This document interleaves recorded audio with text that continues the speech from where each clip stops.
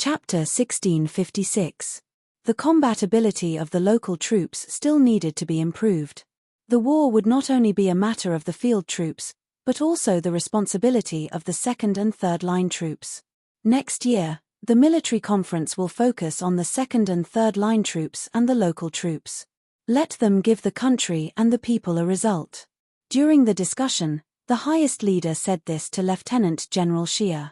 The civil service records would be the focus, and they would only need to bring it up at next year's military conference. On the screen, Yi Qian and Li Jinyan had already reached the enemy's position. There was a row of abandoned warehouses about 11 meters long and 4 meters wide used to store wood. The warehouses were made of mud bricks and had triangular roofs, similar to the warehouses in brick factories. The two of them assisted each other in their operation. When Big Eel's voice came from their earpieces, telling them that he had met up with Scout Sea Anemone, Li Jinyan quickly moved and entered the abandoned warehouse. Half-crouching, he confirmed that the surroundings were safe. He gestured for Yi Qian, who was half-crouching for cover and alert, to move. The two of them moved in a crisscross pattern, moving to the rear at the fastest and safest speed. When a few figures appeared in the night vision mirror, Yi Qian quickly switched to semi-automatic shooting and began to surround the rear. Fire from the front.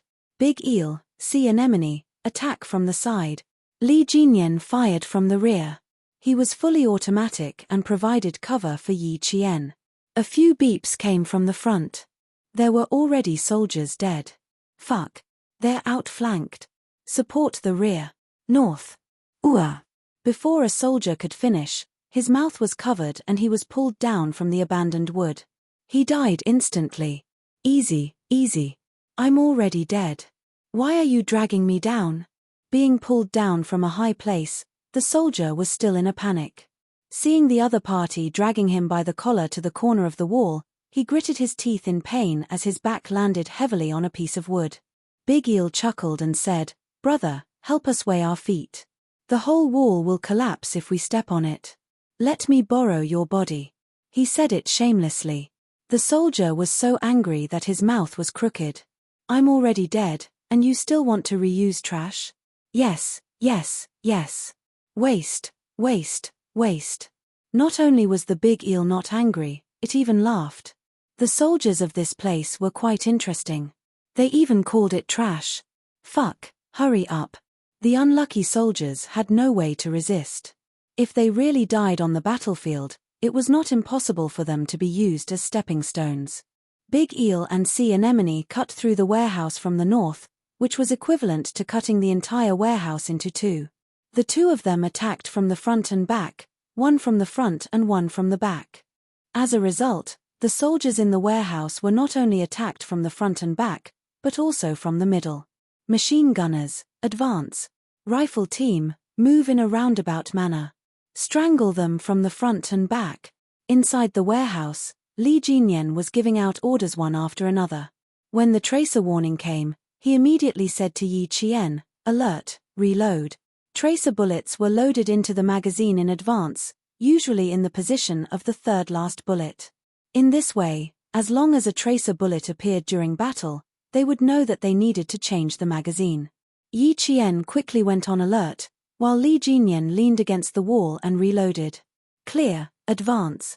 Hearing the sound of a magazine being reloaded, Yi Qian knew that he had finished reloading.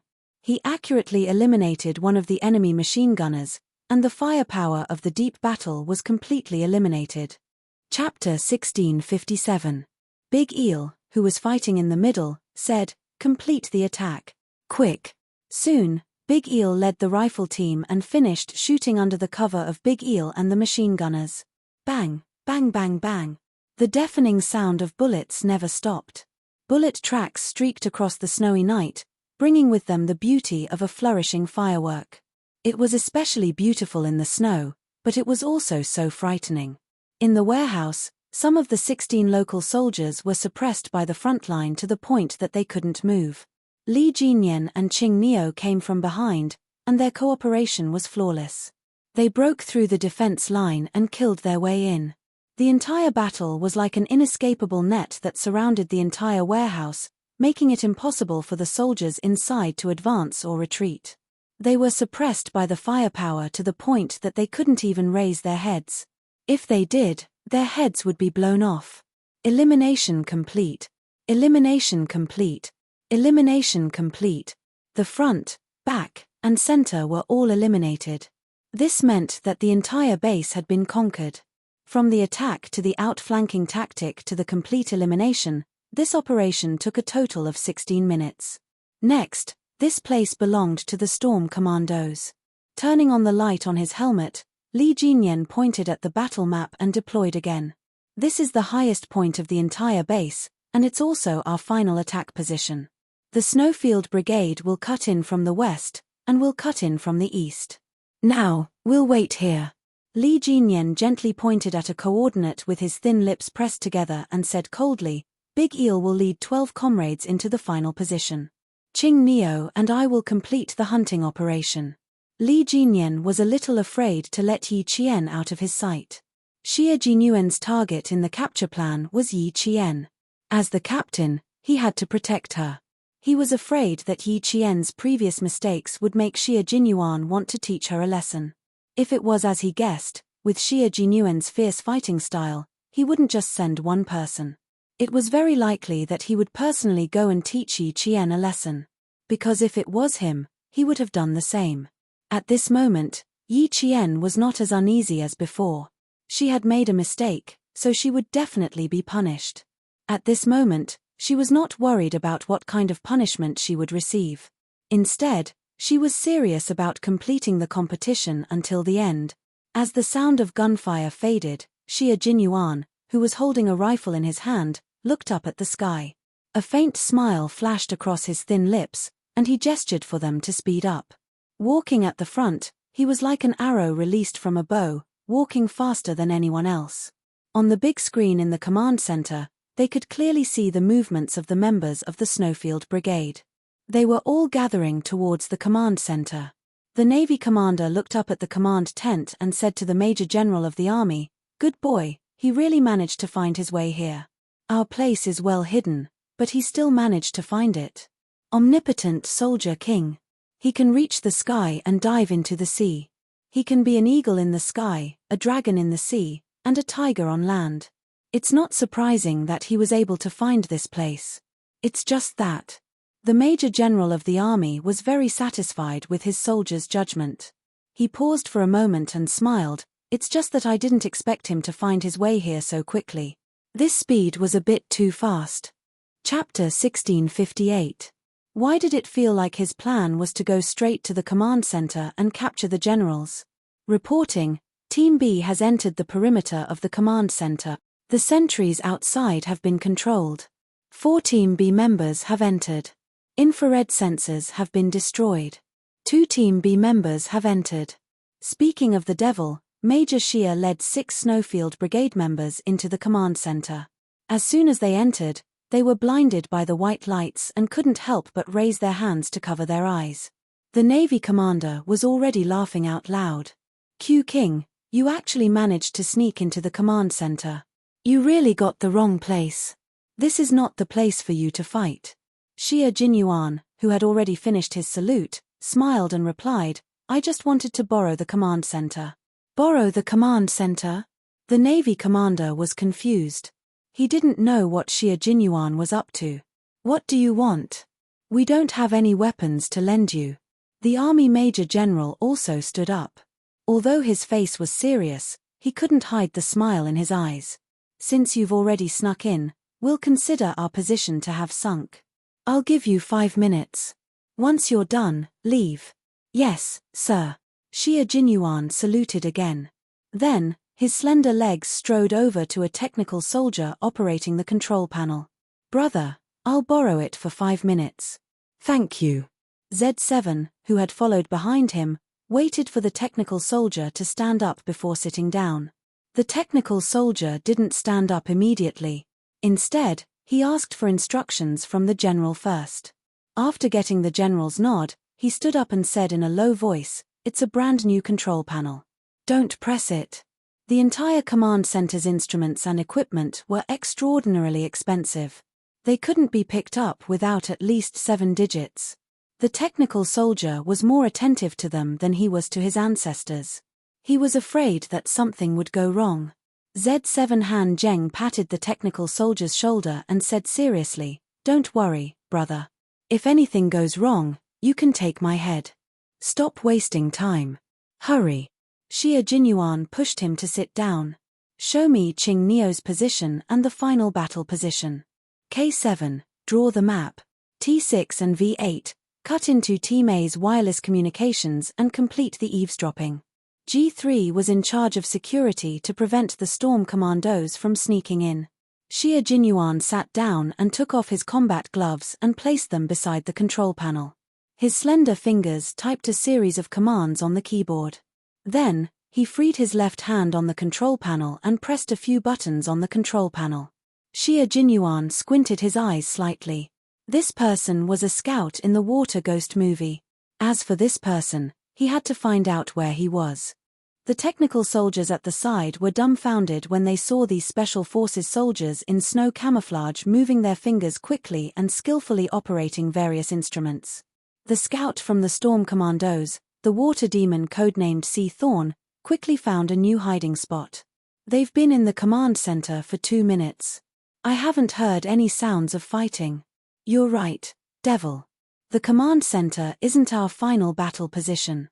Li Jinyan glanced at Qing Neo, who was walking a few steps ahead of him. If they confirmed that this wasn't their final battle position, then Xia Jinyuan would have entered the command center to search for Qing Neo. Chapter 1659. Why would he think that? It was probably just his intuition. Xia Jinyuan valued Qing Neo very much. He had spent so much effort to cultivate her, but in the end, she had committed a grave mistake on the battlefield. Xia Jinyuan would not let Qing Neo off the hook so easily. In that case, should he cooperate with Xia Jinyuan to teach Qing Neo a lesson? Things had been going too smoothly for her, so she should suffer a little. "Devil, this is Q King." Just as Li Jinyan was thinking about whether he should cooperate with Xia Jinyuan, an impossible voice sounded in his earpiece. Li Jinyan's expression suddenly turned cold. Their radio waves had been hacked. In other words, the entire communication channel had been jammed and intercepted.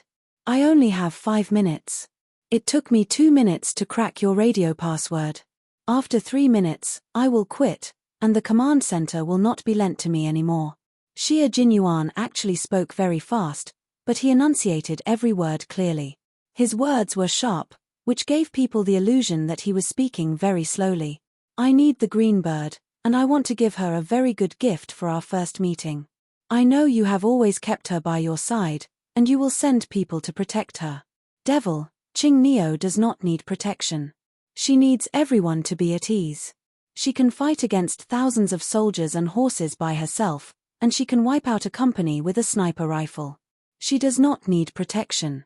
On the contrary, she needs to be taught a lesson. Do you understand what I mean?" His voice was very calm and there was no anger in it. Even the tone of every word was controlled and flat. It was completely impossible to tell that Xia Jinyuan was feeling emotional. However, Li Jinyan knew that Xia Jinyuan, who was usually calm, was really angry this time. The two of them were the same type of people. The angrier they were, the more emotional they were, and the more they controlled their body language, actions, and all other aspects. They would never let others see that their emotions had changed. "I understand," Li Jinyan replied, then calmly asked him, "Is that all?" Xia Jinyuan's laughter came from the earpiece. "This is a big deal, not a small matter. Sorry to disturb you, see you later." He quickly hung up the phone and instructed T6 and V8, "All right, switch back. We're done here." That's right, he was here for this matter. He was here for Yi Qian. The group came and left in a hurry. As for the water Gaol scout, Sea Thorn, who had been discovered, he was nowhere to be seen. Xia Jinyuan walked to the spot where Sea Thorn had been squatting and took a look. His dark eyes narrowed slightly. Demon King Li had said that their scouts could complete missions on land and sea. That was indeed the case. It wasn't a normal mission, but a perfect one. The position where he was squatting was less than 3 meters away from the position where the pigeon was squatting. Judging from the footprints he left behind, The tip of his foot was facing the position where the pigeon was squatting. This meant that he had discovered the pigeon at that time, but did not take action. As for the pigeon, a team member who was good at snow and mountain reconnaissance, he actually did not discover the location of the water gal scout. The pigeon broke out in a cold sweat. He really did not discover the water gal scout less than 3 meters away from him. The Demon King has a lot of talented people under him. He managed to train the entire team in less than 2 years.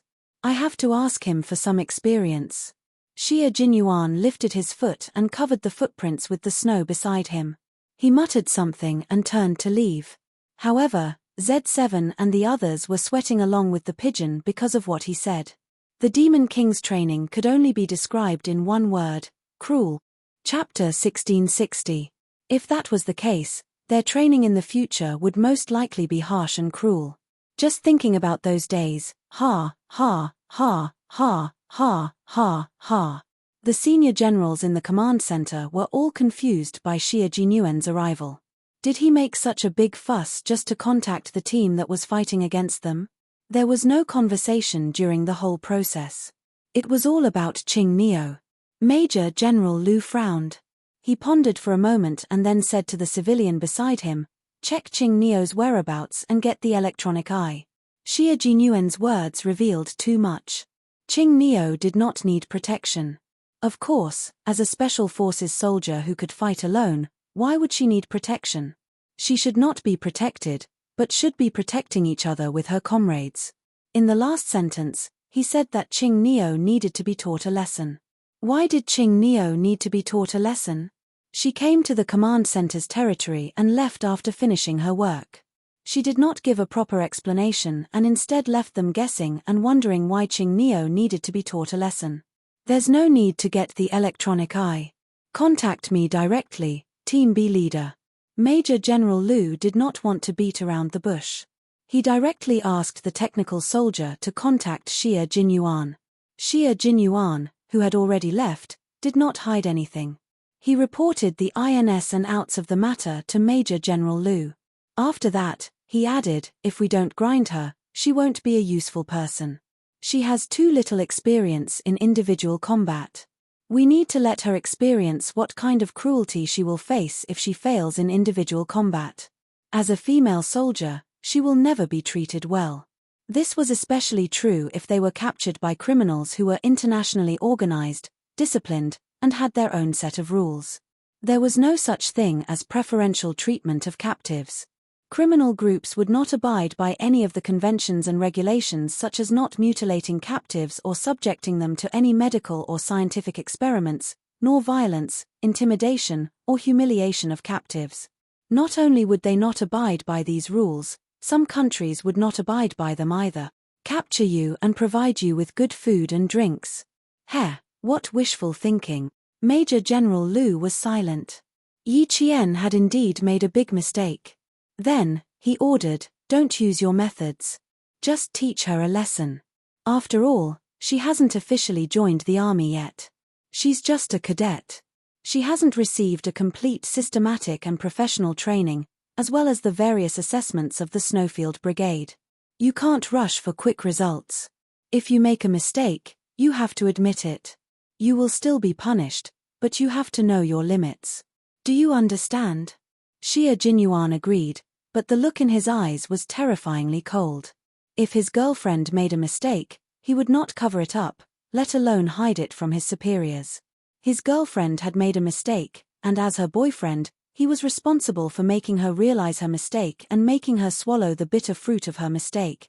There was no such thing as repeated mistakes in his dictionary. The first time it happened, he would mercilessly strangle it to death. There would not be a second chance for it to happen. Yi Qian, who was walking, didn't feel cold at all, but she shivered for some reason. Then, the sense of danger from her previous life came crashing down on her like an avalanche, making her stop in her tracks. "What's wrong?" Li Jinyan keenly noticed her abnormality and asked her directly, "Is there a situation?" Yi Qian pursed her lips and scanned her surroundings. There was nothing out of the ordinary, and she didn't feel like she was being watched. That shiver was a little inexplicable. No, that wasn't right.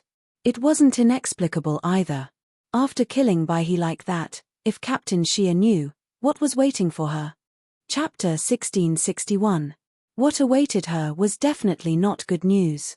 Based on his understanding of him, he would never let her go so easily. Yi Qian lowered his gaze to hide the coldness in his eyes. She was the target of his plan to capture her, and he would never change that. At the same time, he would probably learn from Bai his mistakes and make more careful arrangements for her. Li Jinyan saw this and didn't say anything else. He didn't tell his comrades that Xia Jinyuan had contacted him alone, and he didn't reveal to Yi Qian what was going to happen next. As they got closer and closer to the final position, Yi Qian, who was walking in the middle, suddenly tensed up. Someone's here, hide. With a whoosh, a total of 10 team members spread out and quickly hid. Don't waste your bullets, just take out the 2 sentries. The closer they got to the final position, the more dangerous it was. The Storm Commandos, who also liked to assassinate, would never alert the enemy if they could do it quietly. In many cases, the Special Forces liked to assassinate first, taking out the whistles and zhangzi, so that it would be easier for the brothers behind to enter. The team led by Da Shao had already exchanged fire. The sound of bullets came from the north and escalated in less than 2 minutes. Bang! Bang! Bang! Bang! The gunshots made Yi Qian's eyes light up. There's no movement from the west for now, let's occupy the position first. Li Jinyan, who had snuck up and knocked out a sentry, quickly ordered his team members to occupy the position first while Da Shao was distracted by Da Shao.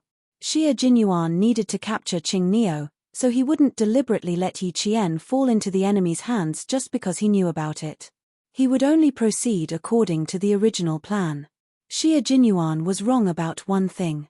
He had never thought of deliberately protecting Qing Neo. That was because they were partners now, and on the battlefield, he had the responsibility and obligation to protect his partner.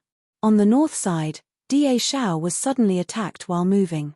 He led 12 team members and immediately hid behind the nearest cover. After confirming the enemy's general direction and position, he immediately led his team members to shoot continuously. While suppressing the enemy's firepower, he sent 5 team members to move forward again. Go around the left side, clear the path for the devil, quick. 11 o'clock ahead, machine gunners and snipers, kill him, right away. The sniper from the same team crawled on the ground, then skillfully rolled and quickly moved to another cover.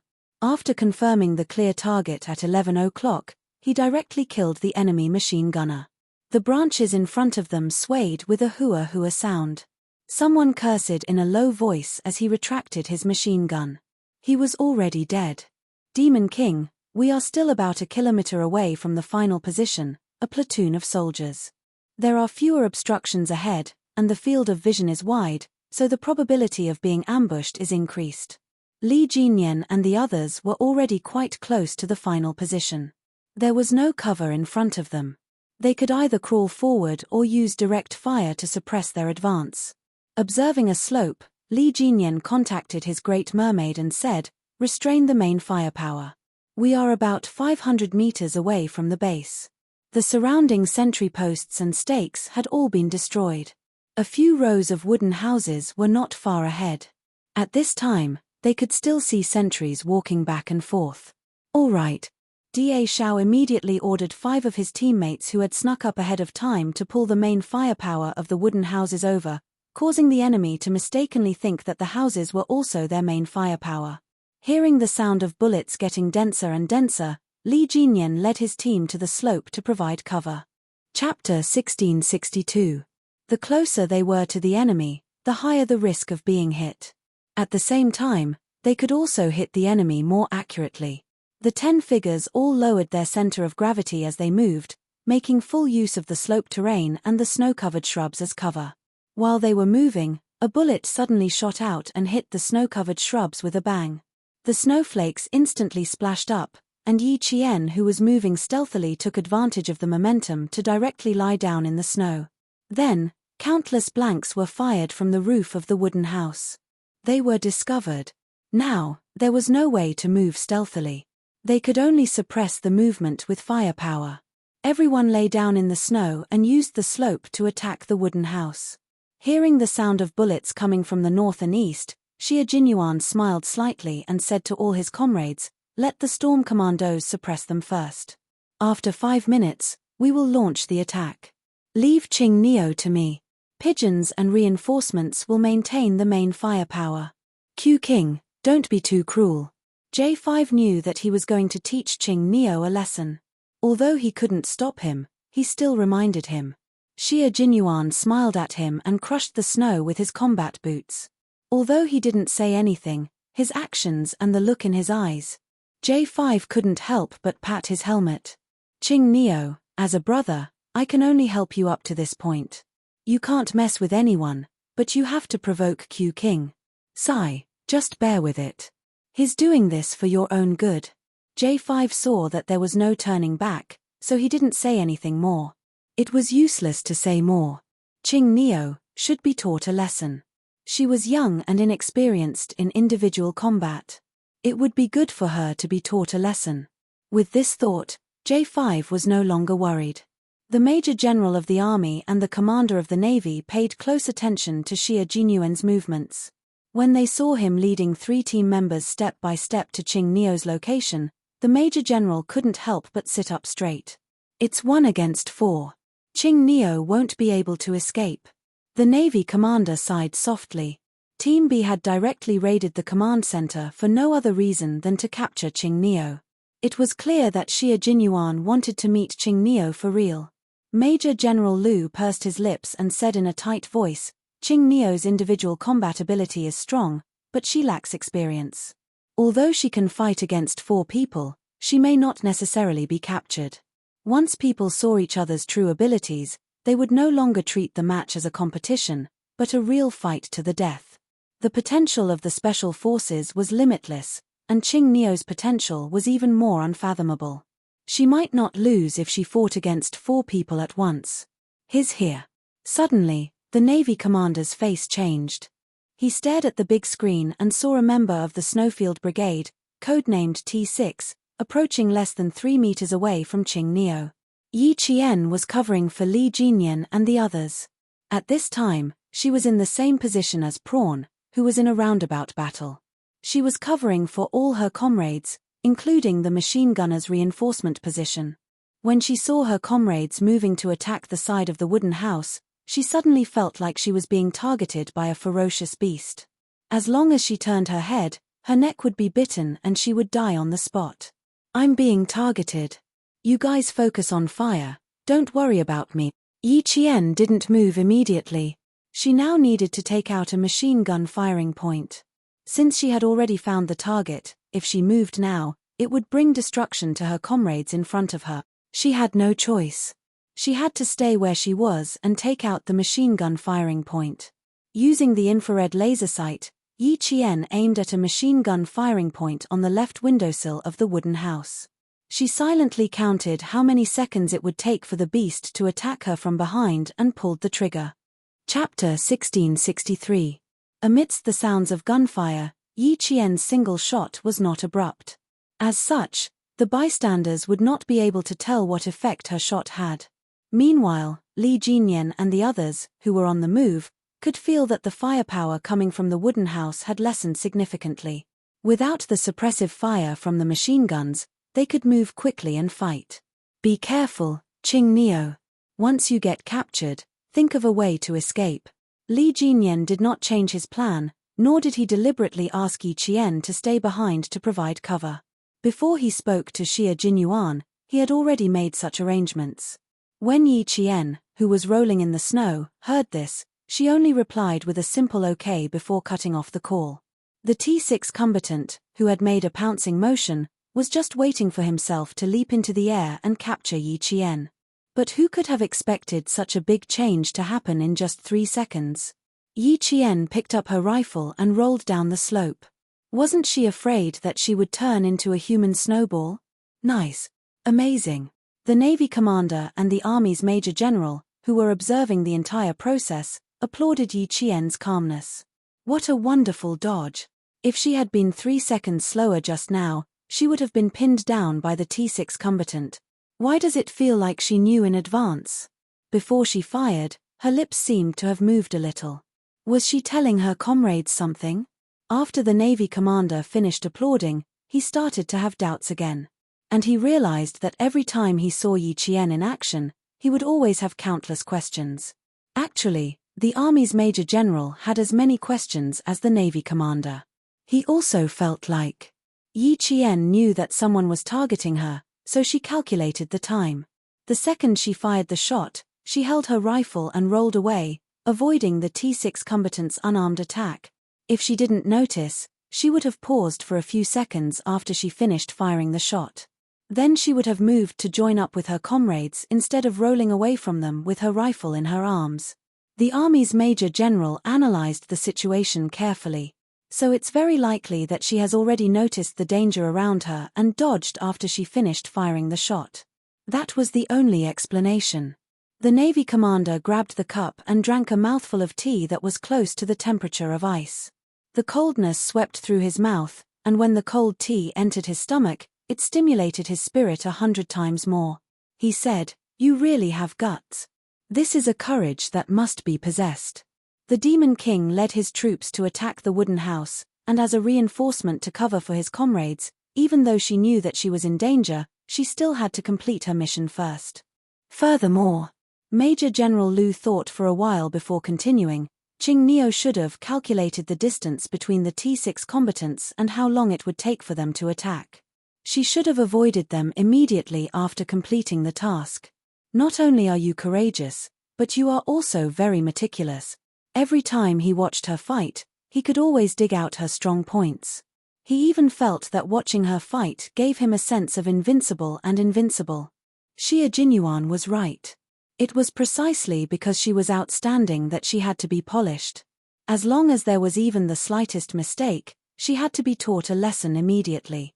Otherwise, when the time came, she would harm herself and lose her life because of a small mistake. At this moment, Xia Jinyuan did not smile because of Yi Qian's reaction. On the contrary, his expression became even more solemn. This was because he understood that since Yi Qian was so outstanding, she could not afford to have any mishaps on the battlefield. Otherwise, it would be a great loss to the country and the military. The young major ordered his comrades in a ruthless tone, T6 combatants, fire blanks and force her to come over. Chapter 1664. Yi Qian knew that they were being surrounded and fired blindly from the top of the slope. It was obvious that they wanted to force her into a certain area. She had to think of a way to escape. Escape, Yi Qian, run downhill. Li Jinyan's cold voice came through the earpiece. He calmly told Yi Qian, avoid open areas, run east. The east was sunny, and the trees were more lush than the shady side. There were also more shrubs, and there was also more cover. As long as they entered a complex area, their chances of escaping would increase. Okay, I got it. Yi Qian, who had already gotten up, ran towards the east. As she ran, she did not forget to voice her suspicions. They are coming directly from where I am. Devil King, cut off communications. I suspect that they have a radar tracker. If I don't contact the team, I will definitely still be entangled with them. Once I escape, I will contact the team immediately. It was possible that they had been tracked by radar. Li Jinyan said calmly, remember, never stay in one place. As you run, think of a way to escape. Cover the distance with your pistols. Don't let them get close. This time, Yi Qian was really fighting alone. It was also her first time fighting alone. Let's see what the final outcome would be. He also did not want to see her captured. At this time, Yi Qian had already cut off communications. As she ran, her brain was thinking at high speed. East, no, I can't run to the east. Everyone knew that the east side was lush with trees. Logically speaking, they would choose to run in that direction. Then, the Snowfield Brigade members would also think the same. In that case, it was very likely that they would ambush her in the east. Thinking of this, Yi Qian did not hesitate and immediately gave up on the east side. Then, she remembered that the Snowfield Brigade still needed to complete the mobile battle with the local troops. They might not be able to send out too many members to capture her alone. There was a wide area and few people. She would have a chance to escape. The east side was not her choice, but she needed to test if there were people ambushing her in the east. She also needed to see how many people were ambushing her. If there were really 3 or 4 people, she had to admit that Captain Shea thought too highly of her. "You're running faster than a rabbit. Q King, come down." The T6 directly fired at the ground, and the empty cartridges splashed snow everywhere. After a series of gunshots, several bullet holes were left in the fluffy snow. When the T6 combatant, who had been chasing after Yi Qian, saw him running east, he slowed down. His reaction was too fast. Just as he rushed over, Qing Neo, who was in the middle of shooting, suddenly grabbed the rifle and rolled down the mountain. It happened so suddenly that he almost fell into the snow. Xie Jinyuan, who was waiting at the front, knew that the little fox was not easy to catch. Because they needed to capture her, they could not directly aim at her and shoot. If they were shot and killed on the spot, it would be meaningless. It had to be a game of cat and mouse. Trying to play petty tricks. She didn't have any tricks up her sleeves. She had to rely on her IQ, reflexes, actions, judgment, and individual combat skills to escape. There was a wide area and few people, so it would be easy for her to escape. But that would depend on whether she had the ability to do so. There was movement in front of them. The hidden pigeon saw a figure running in a zigzag pattern that was not easy to hit. It was followed by the howling north wind. It was Yi Qian. His coming. Get ready. The pigeon reminded Xie Jinyuan, who was about 5 meters behind her, in a low voice. 10 meters to go, 9 meters, 8, 7, 6. As she counted, she fell silent. A few seconds later, the pigeon said anxiously, T6, head south. Chapter 1665. Yi Qian took a detour. Since they were forcing her to head east, she definitely wouldn't allow it. She had heard that there were about 3 people. Captain Shea really thought highly of her. He had sent 3 people to capture her alive. Not the east. Choose the south. The combat map indicated that there was a cliff in the south. As long as she got close to the cliff and used the cliff to hide, she could come up from the north and rendezvous with Demon King Li. Not only could she rendezvous with Demon King Li, but she could also attack the Snowfield Brigade from behind. Be careful of the gun in her hand. It's not a rifle, it's a pistol. Xie Jinyuan reacted faster than the 2 of them. His back was arched, and it was as if he had springs under his feet. He instantly dashed out a few meters. Yi Qian was not pinned down by anyone. There was a combat map in her mind, a topographic map. The body's reaction always followed the brain's orders, and the brain's reaction always led the body to follow. There would never be a time when the brain's reaction and the body's reaction went against each other. This was Yi Qian's reaction and judgment. The combination of these 2 made it so that she did not need to stop to think. She could run, think, and deploy her troops at the same time. Thus, she gave the command center the illusion that she was very familiar with this place. She was so familiar that no matter where she ran, it would be correct and would not lead to a dead end. She has memorized the combat map and topographic map. The Major General whispered to the Navy commander. She can only be so familiar with this place if she memorizes it. Otherwise, she won't be able to find the way out so accurately every time. The Navy commander did not need strong tea to refresh himself. He felt excited just by looking at Yi Qian. Her bright and spirited eyes were reluctant to move away from the screen, for fear that she would miss the highlights if she moved her eyes away. She has seen the combat map and topographic map 3 times in total. If she really wants to memorize them, her memory is quite amazing. Yes, her memory is amazing to begin with. That's why I said that she might not lose in a 1 versus 4 battle. The Major General smiled. Xie Jinyuan wanted to teach Qing Neo a lesson and teach her a lesson. He would have to suffer a little in the early stages. The Major General seemed to have thought of something as a smile appeared on his face. The naval commander, who was so focused on the screen, did not notice that he had seen Yi Qian shake off the T6 and take out his gun to shoot behind him at the same time. This time, she used a pistol instead of a rifle.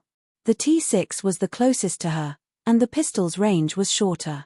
Although the hit rate was lower, the pistol was small and compact and was most suitable for running battles. Shooting at such close range forced the T6 combatant to slow down and seek cover in order to avoid being hit. No matter if it was a pistol, a rifle, a machine gun, a sniper rifle, etc. As long as it was in Yi Qian's hands, she would be able to operate it. Her shooting movements were very smooth, and her opponent would tremble in fear. Flank her, flank her. If we don't flank her now, I'm afraid one of us will be wiped out by her. The T6 combatant dodged the bullets and panted, she's even using the pistols as a rifle. Her shooting was smooth, and there was not much time between each bullet. It was precisely because of this that the T6 combatant was trembling in fear. Xie Jinyuan knew that it would be difficult to capture Yi Qian alive. Otherwise, he would not have personally gone into battle and let the J5 take on the Demon King. When he heard that, he picked up his pistol and fired in the direction Yi Qian was fleeing. Bang! A blank bullet hit a tree to the right. Yi Qian's expression changed slightly and she ran even faster. Her slender figure was really like a rabbit, zigzagging left and right in a zigzag pattern. It made it impossible for the people behind her to aim properly and could only shoot blindly. Chapter 1666. Before the gunshots could fade away, a second, third, and third shot came one after another. Yi Qian, who was already running fast enough, suddenly sped up again. It was as though he had a motor attached to him as he ran. Following that, he looked like a swimmer who had jumped into a swimming pool. His posture was extremely elegant and agile as he jumped over a fallen tree. When he landed, he rolled and hid in the blink of an eye. Take cover. When Xie Jinyuan saw this, he immediately warned the T6 combatant and Pigeon in a low voice. He knew she was going to counterattack. She still had a rifle and a pistol on her. As for the ammo capacity, he did not know. But one thing was for sure, she definitely did not have as many ammo as the three of them. Pigeon and the T6 combatant rolled in the snow to avoid Yi Qian's blind shots. Pigeon, who was half crouching behind a tree, said softly, as expected of Qing Neo. She's quite difficult to deal with. Q King, can the three of us capture her alive? She's too familiar with the terrain. She's been running very accurately without making a single mistake. Although she's running away now, it's as though we're chasing after her according to the escape route we set for her. We're not chasing after her according to the route we planned. It felt like they were being led by the nose. Xie Jinyuan replied, it's only been 5 minutes. You want to capture Qing Neo in 5 minutes? Do you really think we're catching a bird?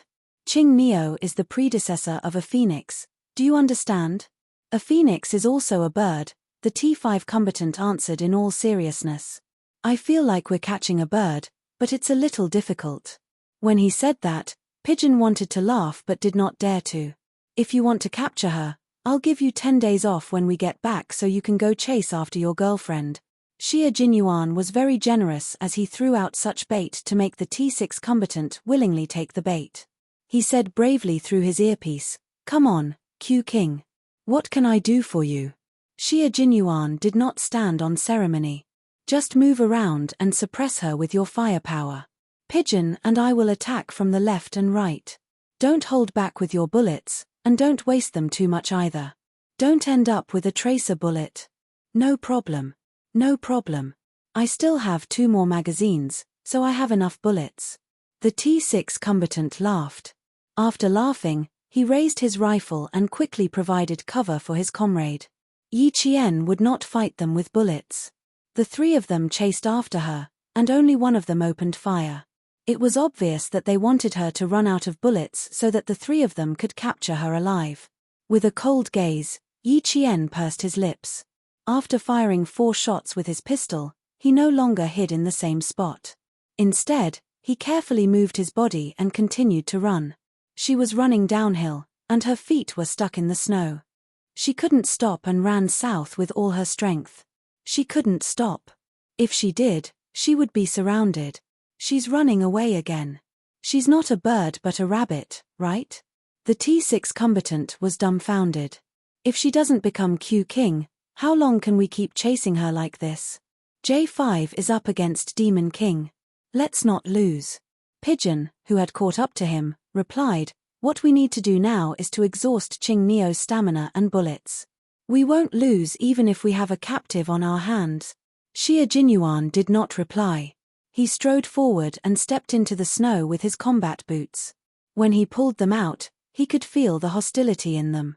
If Qing Neo, who was groomed by a sergeant major and a world-class sniper, was captured by the three of them in less than 10 minutes, then she would not be everyone's pride. She would also have let down old Uncle Jen and Uncle Chen. At this moment, Yi Qian clearly understood that as a Special Forces soldier, he should not confront the enemy unless he had no other choice. If he could carry out an assassination, he must do so. That was the wisest course of action. Chapter 1667. She also understood that when she was fighting alone, she could only rely on herself. There was no way she could count on timely support. Even if there really was support, she was the only one who could save herself when there was no support. Run. She could only run now. Run to the next advantageous position and hide before launching a counterattack. The naval commander who was watching the battle narrowed his eyes. He saw Xie Jinyuan starting to speed up in an attempt to block Qing Neo from the front. Following that, the T6 combatants started firing again from behind while the pigeons cooperated with the entire operation. Occasionally, they would fire to distract Yi Qian so that she did not have time to pay attention to the situation around her. She kept running south. If that's the case. The Major General of the army carefully looked at the battle map on the table and then at the topographic map. He tapped his finger on a spot and understood why Yi Qian was running south. There were cliffs in the south. A place like this that was considered a hopeless situation for ordinary people was a good place for the Special Forces. What did the Special Forces usually train for? Climbing ravines and cliffs were all part of their training. When the Snowfield Brigade was guarding the plateau and building a base station, they would climb the steep mountains that were often covered in snow and were so weathered that even snow leopards would have a hard time climbing them. Qing Neo had traveled through hundreds of thousands of forests in the western province with soldier King Old Chen, so how could she not have climbed cliffs before? She ran in that direction because she knew there were cliffs in the south. She knew that, and so did Xie Jinyuan. He had broken into the command center and pulled out all the electronic cameras. He then connected to the satellite map and looked at the terrain and topography of the entire position before getting his comrades to draw a map. It was clear that he had a plan in mind. After discovering Yi Qian's intentions, he immediately chased after her and cut her off. It had to be said that this match was extremely exciting from beginning to end. The match between Xie Jinyuan and Li Jinyan was exciting. The members of the two teams were also exciting. Now that he was going up against Yi Qian again, it was exciting. On the other side, Li Jinyan and J5 were already engaged in a fight. Both sides moved like ghosts in the forest, quietly descending to each other's side. Then, fist met fist, foot met foot, and when the close combat ended, it meant that one side had died. Li Jinyan looked cold, but when he was hunting, he was surprisingly gentle. He liked to kill from a distance, and as soon as he heard the beep sound, he would immediately turn away, not giving the members of the Snowfield Brigade a chance to search for him. To be called the Demon King and be respected by his teammates, his individual combat ability was definitely terrifying. At this moment, he was already facing the members of the Snowfield Brigade. It was up to the Snowfield Brigade to delay him. Whether it was individual combat or team combat, the members of the Snowfield Brigade were all elites in the Special Forces. They were not afraid to fight the Demon King. Instead, they were all extremely excited, and their eyes shone with a fierce light. He really is the Demon King. He comes and goes without a trace.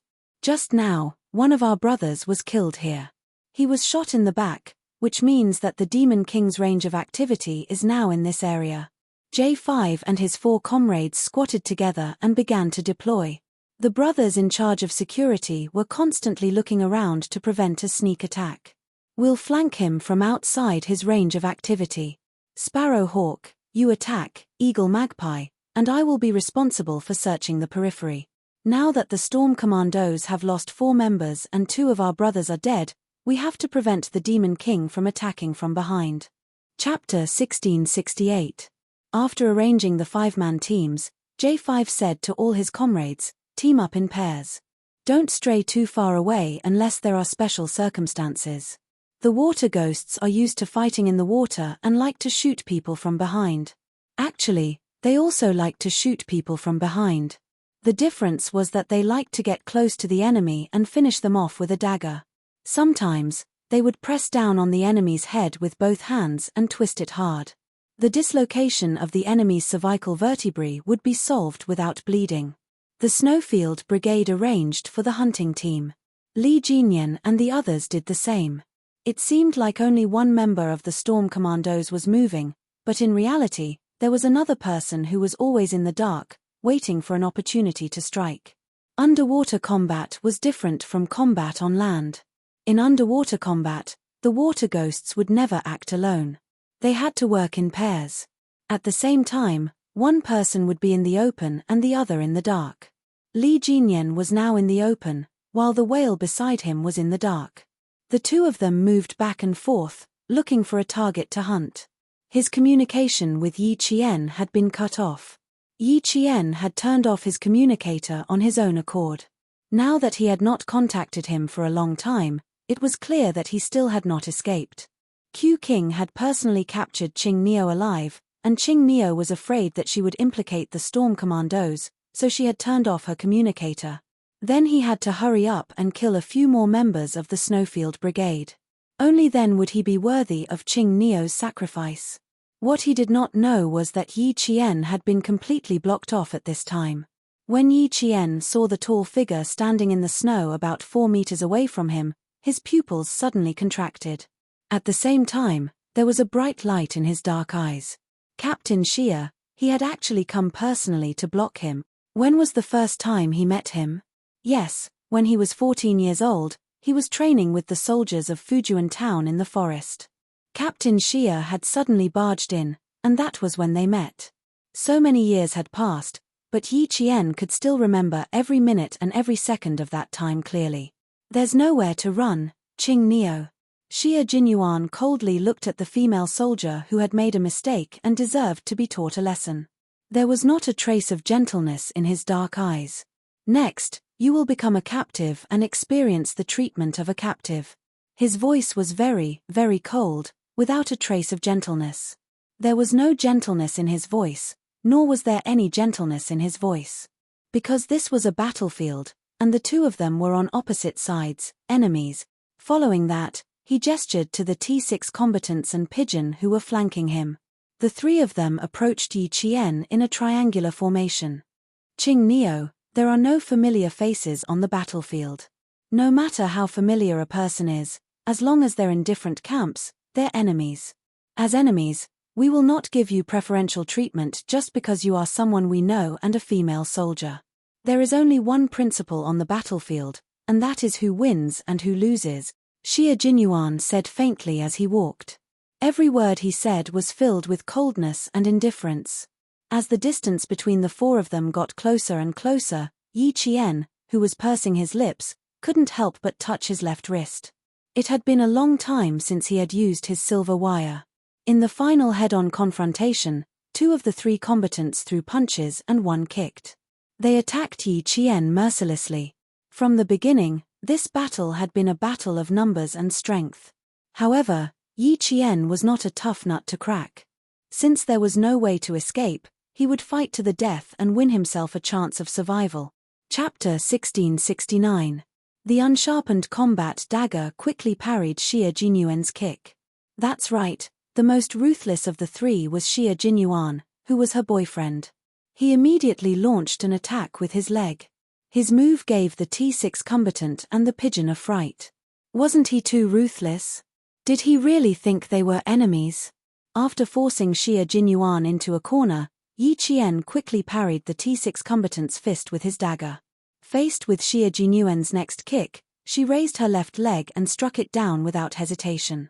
At the same time, she turned her body sideways to ensure that she could dodge and counterattack at the same time. At this moment, her flexibility also played a huge role. With her right leg raised almost to the top of her head, Yi Qian struck Xia Jinyuan's calf with lightning speed. Then she used the force from his leg to turn around nimbly. Just like in a martial arts movie, her entire body twisted strangely to avoid the T6 combatant's fist once again. Xia Jinyuan, who had been kicked in the calf, pursed his lips tightly. When he retracted his leg, he secretly clenched his fist. It was quite painful. The rabbit has turned into a snake. The T6 combatant retracted his fist and attacked again with the pigeon. Yi Qian's first agile dodge made Xie Jinyuan scoff coldly. It was a half-smile that was full of ferocity and cruelty. Compared to the wrestling match he had with Yi Qian when he was 14, Xie Jinyuan was not joking at all this time. He used his own fighting style on the battlefield to force Yi Qian closer. Q King, don't be too ruthless. Are you really planning to beat him to death? The pigeon leaned close to Xie Jinyuan and said in a low voice with a frown, we already have the upper hand when it's 3 against 1. Don't you think you're going too far? Xie Jinyuan moved his wrist and glanced at the pigeon coldly. He said indifferently, what's too far? Haven't we encountered a 3 against 1 situation before? Is a real 3 against 1 like this? A real 3 against 1 would be even more ruthless than this. You could even lose your life at any time. What am I too much of? Oh, Qing Miao should be glad that now we are all soldiers of the same country, wearing the same military uniform, and having a competition between brothers. If we were to face off against each other on the battlefield, would it still be like this? Are you here to tell me that it's too much? You'll only be more ruthless than me and try your best to get rid of the target. The T6 combatant's calf was kicked by Yi Qian. The combat boots were quite heavy, and the toe and heel of the boots were very hard. In addition, Yi Qian had been carrying weights on his legs when he was training with Principal Chen. As such, this kick caused the T6 combatant so much pain that his calf bone felt like it had cracked. When he dodged the kick, he saw Xie Jinyuan, who was the first to be kicked, secretly moving his ankle around. The T6 combatant gloated a little. So it turned out that Q King was also in pain. He had thought that he was not in pain. Don't give her a chance to make a move. Feeling that the pain in his calf had subsided a little, Xie Jinyuan reminded his comrades to prevent them from getting kicked by her again. This was also the first time he had experienced the strength of her legs. Once he got kicked, the pain would be unimaginably painful. When Yi Qian heard that, her eyes flickered as she marked the first target as the pigeon. Before the 3 of them could attack again, Yi Qian, who was holding onto the end of the silver wire, kicked at the pigeon with a murderous aura. In the snow, her figure was as agile as a cheetah as she took the initiative to attack with the ferocity of a beast. Uncle Chen had said that in a desperate situation, the only way to survive was to take the initiative to counterattack. She needed to win a chance of survival for herself, so she had to take the initiative to counterattack. When the pigeon saw this, her expression changed. Chapter 1670. At this moment, Yi Qian had already entered a state of confrontation between himself and the enemy. He was going to use his true abilities to take on 3 people at once. If he had accepted the challenge with the mentality that they were all familiar with each other, the first person he would have killed would have been her. Besides, her target was herself. Feeling a chill in her heart, Pigeon was no longer swayed by personal feelings. At this moment, a hint of a smile flashed across Xie Jinyuan's eyes. Very good. She was able to quickly find a weak spot to attack even when she was surrounded. This meant that she did not panic and had remained calm all this while. In that case, let's see how far she can go. T6, block her path of retreat. The cold and emotionless Major Xie did not even remember that he was still the female soldier's boyfriend. He only had one goal now, which was to teach this female soldier a lesson. Let her remember this lesson. As an all-around ace soldier, how could Xie Jinyuan's close combat skills be bad? Seeing that Yi Qian was using Pigeon as an opening to attack, he threw out a punch to support his comrade. His fist was aimed at Yi Qian's shoulder. Yi Qian ignored his attack and continued to kick Pigeon to the side. While she was dodging left and right, she suddenly grabbed something in her left hand and threw it forward. Something unexpected happened and the battle turned around in an instant. Pigeon felt something cold and soft like silk wrap around the back of her neck. Then she saw Yi Qian tug at it with his right hand. In the blink of an eye, her neck was wrapped tightly by the foreign object. Instinctively, Pigeon tried to pull off the foreign object wrapped around her neck with one hand, but it turned out to be thin and slippery. There was no way she could pull it out with her bare hands. At the same time, Yi Qian's shoulder was punched hard by Xie Jinyuan's fist. Meanwhile, the T6 soldier kicked Yi Qian's knee. The moment Yi Qian, who had been attacked from above and below, let go of the silver wire in his hand, he was knocked to the ground by the two Special Forces soldiers. Even so, Yi Qian did not fall to the ground because of the heavy object. Instead, he quickly propped himself up on his elbows and rolled continuously in the snow. "I've been taken care of." The pigeon removed the thing that was wrapped around his neck. If Yi Qian had not let go of him when he fell to the ground, he would have been knocked unconscious by this thing. It wasn't to the extent of suffocation. He wasn't that easy to deal with. But if they were on the battlefield, Yi Qian definitely wouldn't let go of the opportunity to finish off his enemy. Xie Jinyuan was a little surprised. Not bad, she could still deal with the pigeons under such circumstances. Not only was she calm, but she also knew how to plan. "Not bad, continue," he said in a low voice. He did not wait for Yi Qian, who was covered in snow, to get up. Like a wild wolf pouncing on its prey, he began to attack Yi Qian again. Yi Qian, who had been rolling continuously, was forced into an extremely sorry state by him. When his military boot kicked him in the back, Yi Qian thought he would spit out a mouthful of blood. That kind of pain was even more intense than the pain of getting injured during training. It came at a moment's notice. Even after a long time, he still felt the same pain as when he was kicked. It was as if he had been pressing on the most painful acupoint, and he could not get over it at all. When his brain received the pain transmitted by his neurons, Yi Qian's cerebral cortex was so tense that even wearing a helmet felt like it was a hindrance. It had been 27 minutes since he was discovered. T6 and Xie Jinyuan attacked Yi Qian from the front and back. Both of their fists and thighs landed on Yi Qian's body. They were not randomly hitting and kicking him, but they were all very skillful. Yi Qian couldn't even remember how many times he had rolled in the snow. Every time he rolled and stood up, he would grit his teeth and fight back with all his might. "Still not going to admit defeat?" Xie Jinyuan asked with a smile. His fist was aimed at Yi Qian's face. "Little fox, you dared to use your own life to test Bai He. Now, do you still dare to use the same trick to test her?" Chapter 1671. Admit defeat. Yi Qian, who was enduring the excruciating pain without making a sound, sneered. Admit defeat. She had already lost completely in her previous life. In this life, she could forget about admitting defeat, much less lowering her head. She had already been entangled with them for nearly half an hour, so she did not know how the Infernal was doing. Without Q King around, the Infernal still had a chance of winning against the Snowfield Brigade with his combat skills. Furthermore, Sea Anemone and Sea Thorn were both army scouts, so they would provide a lot of help to the Storm Commandos who were not familiar with fighting in the snow. She could not admit defeat. The Infernal's hunting operation was not over yet. She had to do her best to pin down Q King and give the Infernal more hope of defeating the Snowfield Brigade. She had to think of a way to pin down Q King while also trying her best to get away. Tilting his head, Yi Qian crossed his arms to block Xie Jinyuan's fist that was swinging at his face. He replied with a ruthless expression, "No." Then he raised his leg and kicked at the Infernal's lower abdomen at lightning speed. This kick made the T6 combatant feel pain for Xie Jinyuan. There was a thin diaphragm between the abdomen and the chest. Anyone who knew how to fight knew very well that as long as the opponent was hit there, he would definitely be rolling on the ground in pain. Moreover, Yi Qian's kick was quite strong. He had probably specially trained to make up for the lack of strength in his arms.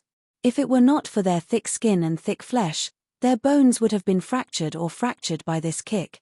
After Q King took such a kick, the T6 combatant felt like his teeth were going to ache. How painful would that be? Fortunately, he only staggered a few steps. He shrugged his shoulders in a very masculine manner and twisted his neck. Without any hesitation, he raised his leg again and kicked at Yi Qian. It was fine if he did not admit defeat, but he had to admit his mistake. He had to take a good look at what a real battlefield was like. What a real fight to the death would be like. Xie Jinyuan's thin lips curved into a smile as he stared at the pair of dark eyes that were glowing with a strange light. However, the coldness in his eyes did not subside at all as he stared at Yi Qian viciously. "You're so beautiful, so good, and so stubborn. How could you make such a low-level mistake?" When he thought of Yi Qian's previous mistakes, Xie Jinyuan's gaze turned even colder. He gestured to T6, and the two of them attacked Yi Qian from the front and back again. When T6's fist and Xie Jinyuan's right leg landed on Yi Qian's body, the pigeons who were watching the battle from close range pursed their lips and couldn't help worrying for Yi Qian. Sitting in the command center, the Navy commander and Major General of the army held their breaths. They were all waiting to see how Yi Qian would escape from this hopeless situation, but this time, it would be difficult. Both of them had used their full strength. If she wanted to escape again, it would be difficult. Before they could think of the word difficult, the two high-ranking officers suddenly clapped their hands and said in unison, "Good. Beautiful." Yi Jian had already wrapped her arms around the T6 combatant's waist and inserted her right leg between his legs. Then she abruptly hooked the T6 combatant's left leg and performed a beautiful Mongolian-style wrestling. She actually tripped the T6 combatant. That's right, he really tripped the 1.8-meter tall and strong T6 combatant. Bam! The two of them fell into the snow together. When the T6 combatant fell, he pulled Yi Qian down with him and shouted at the same time, "Lock it tight." Yi Qian's dagger, which had never left his hand, was moving towards the T6 combatant's neck. When the tip of the dagger was close to the skin of his neck, an extremely sharp kick came from behind her. Together with the howling north wind, a heavy object landed heavily on her back. Chapter 1672. Xie Jinyuan had kicked Yi Qian in the back again. Yi Qian, who had fallen forward, gasped when the T6 combatant's helmet hit his abdomen. Yi Qian, who was in so much pain that he felt like he had been run over by a car, rolled off the T6 combatant and grabbed a handful of snow with both hands to throw at the head of the black figure who was pouncing on him. At this moment, Yi Qian was in so much pain that his vision was a little blurry. The only thing he could rely on was the north wind to keep his mind clear and not let himself pass out from the pain. The T6 combatant got up from the snow while rubbing his neck. That was close. His throat had almost been slit just now. What a terrifying Qing Neo. Her attack was so vicious. However, when a single soldier encountered such a predicament on the battlefield, they were all thinking of taking out as many enemies as they could. Although Qing Neo's attack was vicious, it had to be this way. Furthermore, Q King was pressuring Qing Neo to make her realize the cruelty of the battlefield. Victory could only be won by relying on actual skills and not by making use of so-called sympathy. How could there be any sympathy when it came to meeting a bullet head-on? There was only a fight to the death. Yi Qian grabbed 2 clumps of snow and threw them over. Other than being blinded by the snow for a second, Xie Jinyuan's speed did not change at all. In fact, he did not even pause for a second. On the battlefield, he was a fearless soldier who fought for victory. His right hand had already grabbed Yi Qian's ankle like a fierce crocodile out of the water biting down on its prey. His handsome face was cold and ruthless as he planned to drag Yi Qian upside down across the snow. Right now, he was telling her very seriously and responsibly what a captive would experience. What would the outcome be if she risked her life to test the waters? Q King is probably angry. The Major General narrowed his eyes and stared at the screen with a serious expression. He said in a deep voice, he wants Qing Neo to forever remember that when the day comes when the people she is most familiar with start fighting with each other, her previous actions were undoubtedly suicidal. The correct method should be like what we are doing now. As long as we still have a breath of life, as long as there is a glimmer of hope, we need to rise up. The Navy commander nodded in agreement. That's true, but Qing Neo's performance is remarkable. As long as she can stand up, she will fight back. She's fighting 1 against 3, and they're 3 male Special Forces soldiers. It's quite impressive that she lasted for half an hour. Yes, but it's still a little difficult to escape. Major General Lu did not think that Yi Qian had completely lost. When Xie Jinyuan grabbed her ankle and dragged her along, she was still able to fight back and break free again. It was enough to show how strong her desire to escape was. As long as he didn't admit defeat, he still had a chance to live. The T6 combatant pulled back his fist as he gritted his teeth so hard that a few of his teeth seemed to have cracked. "You have no strength, Ching Neo." Gritting his teeth and shaking his hands, the T6 combatant cooperated well with Xie Jinyuan. He either attacked from the left and right, or from the front and back. Although his face and body were aching from Yi Qian's punches, it did not affect the speed of his attacks. Yi Qian indeed did not have much strength left. She could faintly feel her legs trembling and pain. There was no part of her body that did not hurt. The punches to her chest seemed to have knocked her internal organs out of alignment. "You can admit defeat now, Ching Neo." Xie Jinyuan, who blocked her way out, spoke coldly. His gaze was as sharp as a sword as he looked at the swaying figure. He said coldly, "This is a battlefield. Do you still dare to stretch your neck out?" Chapter 1673. Little fox, your intelligence should be the great wisdom of strategizing and fighting from thousands of miles away, not the petty cleverness of a villain. Yi Qian, whose arm was trembling from the beating, took a deep breath and tried his best to clench his trembling fingers into a fist. Then, he threw another punch straight at the T6 combatant. She did not want to talk to them. She would rather use all the energy she had to talk to fight. They watched as she was knocked down again and stood up again and again. As Yi Qian stood up again and again, the battlefield moved closer to the edge of the forest. Every time Yi Qian stood up again, he would face the two combatants attacking him with an awe-inspiring and fearless attitude. He would grit his teeth and endure the severe pain in his body as he threw punches and kicks. He would fight with extreme calmness. She would escape, and the time for her to escape was getting closer and closer. As long as she reached the edge of the forest, she would definitely be able to escape. Xie Jinyuan's deep black eyes flickered with a faint light. He looked thoughtfully at the forest covered in thick snow, and a cold smile appeared on his thin lips. "Very good, she still hasn't given up on escaping. Most of the time, it wasn't that you didn't have a chance to escape, but that you didn't hold on any longer and just gave up. You gave up on survival and chose death." Xie Jinyuan, who had discovered Yi Qian's plan, pursed his thin lips tightly. His combat boots stomped fiercely in the snow. After suppressing the strange look in his eyes, the young major dealt the final blow to Yi Qian. "Q King, Ching Neo," the T6 combatant and Pigeon shouted. Seeing their familiar figure fly out like a kite with its string cut and fall heavily into the snow, the two combatants' hearts trembled. Pigeon had already run over. Before she ran off, she did not forget to glare fiercely at her captain. Wasn't this a little too ruthless? Even if there was a plan to capture her, it shouldn't have been this ruthless. "Q King, are you crazy?" the T6 combatant scolded in a low voice. "You could have captured her just now, so why did you have to kick her at the end? Aren't you afraid of seriously injuring her?" Xie Jinyuan's eyelids trembled as he watched the pigeon run towards the figure that had yet to get up and was about 3 meters away from him.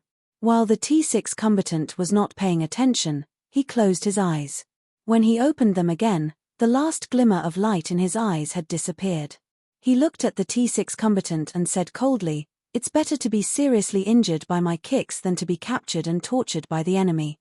More than any of you, I don't want to see her seriously injured, and I don't want to see her beaten into the snow and motionless. But I'd rather be the one teaching her a lesson now, not. There was a hint of hoarseness and bitterness in his cold voice. It was low and heavy, like bitter gourd juice and coptis. It was bitter, astringent, sour, and forbearing. It instantly made T6's heart ache. He looked at his captain and then at the figure who had yet to stand up. He loosened his clenched fists and took a deep breath. "Can we end this now? Can you take her back now? Was it over? Could he take her back now?" Without really capturing Yi Qian, Xie Jinyuan glanced coldly at the T6 combatant and walked forward with his long legs. "Ching Neo, Yi Qian, how are you? Are you all right?" Pigeon had already run to Yi Qian's side. Just as he was half kneeling and reaching out, his hand froze. Chapter 1674.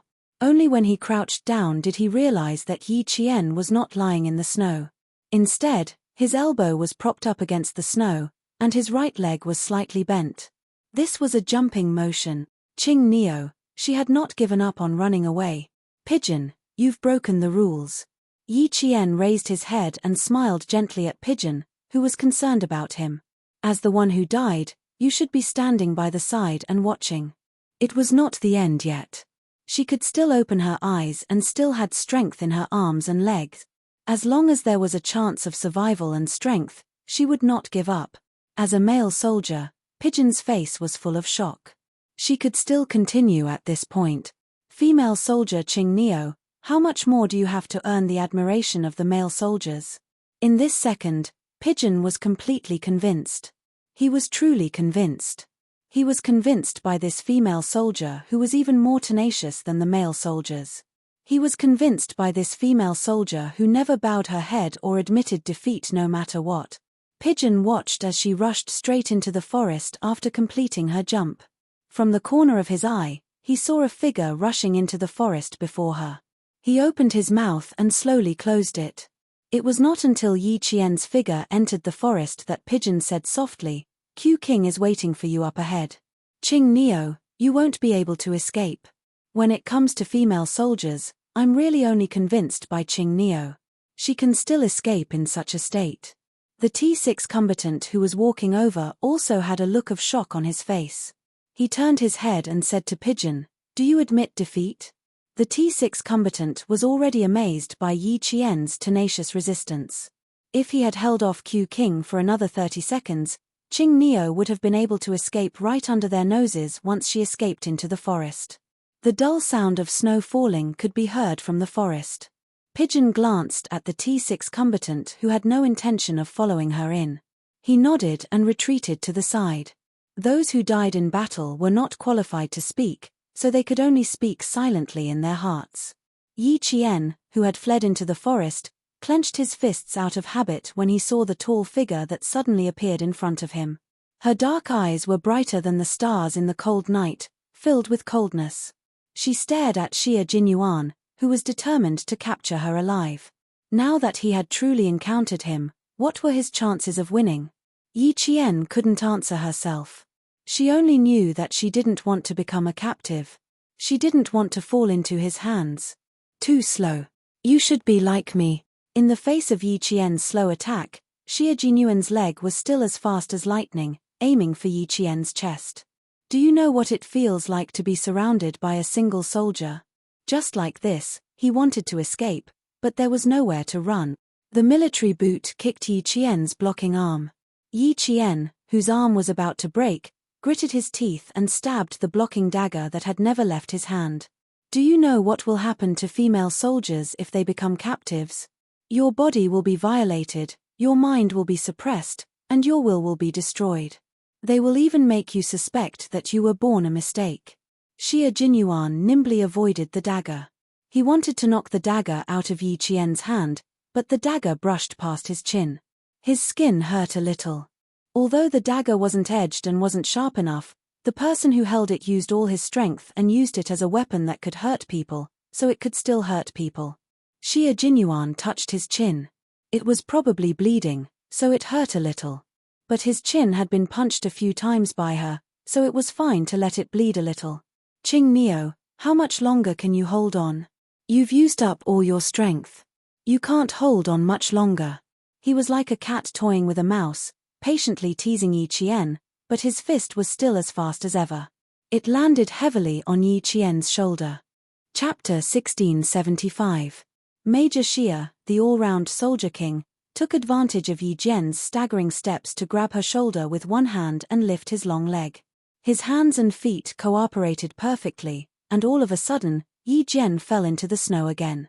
After a bout of dizziness, Yi Jian, whose entire face was covered in snow, could be said to be in the most embarrassing state she had ever been in. It was also the most miserable time she had ever been in. In your current state, do you still have any way to escape from my hands? Are you trying to use your little tricks?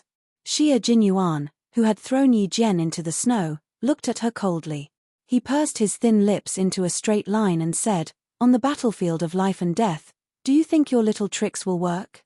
He was forcing her to realize the cruelty of war. He was forcing her to experience nirvana through her own blood and tears. Her nose was filled with snow. Yi Jian could only use her mouth to take in deep breaths. Other than enduring the pain in her chest, she could only endure it. It's useless. There's no such thing as little tricks on the battlefield. She answered him loudly. She forced her voice out of her chest and through her throat. It tasted like blood as she answered him. Her answer was not the end. The torture continued. Sensing the hostility and anger emanating from him, Yi Qian knew that this time, Xie Jinyuan was determined to teach her a lesson. In the past, he had seriously and responsibly told her that they were lovers and comrades in arms. If she made a mistake one day, he would never show mercy to her just because she was his lover. On the contrary, he would only be stricter and harsher.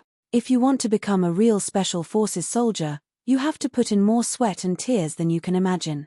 And the lesson you have learned and the blood you have shed is also more than you can imagine. Before Yi Qian had even entered the Snowfield Brigade, she had already tasted Xie Jinyuan's harsh punishment.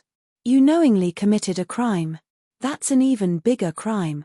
Xie Jinyuan shouted coldly. He pulled her up from the snow by the back of her collar. However, before he could do anything else, Yi Qian stood up and resisted again. She twisted her body to one side and grabbed his wrist that was holding her collar. She had realized her mistake and was being punished for it. She accepted it, but it did not mean that she would give up resisting. Right now, the two of them were on opposing sides. She lowered her head and used the flexibility of her waist to slip under Xie Jinyuan's wrist. Then, she twisted her body. In this way, it was Xie Jinyuan who tightened his grip. In order to prevent his arm from being twisted, he had no choice but to let go. Xie Jinyuan was so tenacious and strong that he was overjoyed. He knew that his little fox would not give up even in a desperate situation. As long as there was a chance to escape, she would grab it. She had made a mistake and deserved to be punished. He was more than willing to see how she would correct her mistake. My lover, my comrade, I will watch you carry your gun and leave. I will also wait for your safe return. I will look forward to it and hope for you. I will wait for you to return covered in blood. I will wait for you to appear in my line of sight again covered in smoke. I will hold your hand again and hug you again. Xie Jinyuan watched as his lover struggled to escape from his hands again. A faint smile appeared on his thin lips. Xie Jinyuan, who had not used up too much of his energy, attacked more fiercely each time. In the end, he had one hand on the back of Yi Qian's neck and the other hand clasped Yi Qian's hand behind her back. He cruelly pressed Yi Qian's face against the cold and rough bark of the tree. Then, it was the real end. Chapter 1676. Qing Neo, I told you very clearly that you would become our prisoner. He pressed his hand against the back of Yi Qian's neck and pressed his body against hers. His thin lips were close to Yi Qian's ear, and his voice was cold as he said, Now, do you still want to run? Do you still have the strength to run? Do you still have the guts to use the same method you used on Bai He again? The first part of his speech was all to pave the way. The most important part was the last sentence. Yi Qian struggled a few times but was unable to break free. She didn't waste any more energy and calmly replied, No, I already know that I was wrong. Qing Neo, you dare to use such petty tricks to deal with Bai He. You've disappointed too many people. Xie Jinyuan didn't loosen his grip, but instead pressed down harder on Yi Qian's neck. Fortunately, Yi Qian was wearing a helmet. Otherwise, his facial features would have been distorted by Xie Jinyuan's pressure. Uncle Chen didn't teach you to do that. Uncle Jen didn't teach you to do that. I didn't do it. The army didn't do it. No one did it. And you could have won against Bai He, but you used such a method. Do you know that on a real battlefield, the enemy loves to send you to your death like this? He was right. She could have won, but she used the stupidest method. This time, he was so ruthless to teach her a lesson. Did I go easy on you just because I know you? Did I go easy on you just because of our identities? No, because I'm a soldier. As long as I'm standing on the battlefield, even if it's father, son, lover, friend, or brother, as long as we're on opposite sides, there's no such thing as mercy. I won't stop just because the other party is testing me. Qing Neo, remember your identity. You're a soldier. He lowered his voice and said each word clearly in her ear. Yi Qian, whose face was in pain from the abrasion of the tree bark, closed his eyes tightly and took deep breaths rhythmically. That's right, when one day the people who were most familiar with each other became enemies, there would be no mercy. There would only be a fight to the death. Yi Qian's chest heaved up and down rapidly as he gasped for air. The cold wind that poured into his dry throat was like a knife scraping through his eyes. His throat was tight with pain. He quietly listened to Yi Qian's lecture and humbly accepted such a strange criticism. Bring out the ruthlessness you showed to your enemies. Major General Lu pressed down on the rim of the teacup with one hand. He used a little too much force, and the rim of the teacup was imprinted on his palm. Qing Neo's resistance is admirable.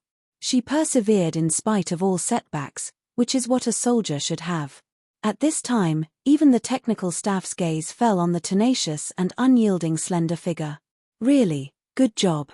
Soldiers should be like this. Yi Qian did not know that her resistance had once again won the favor of the high-ranking military officer.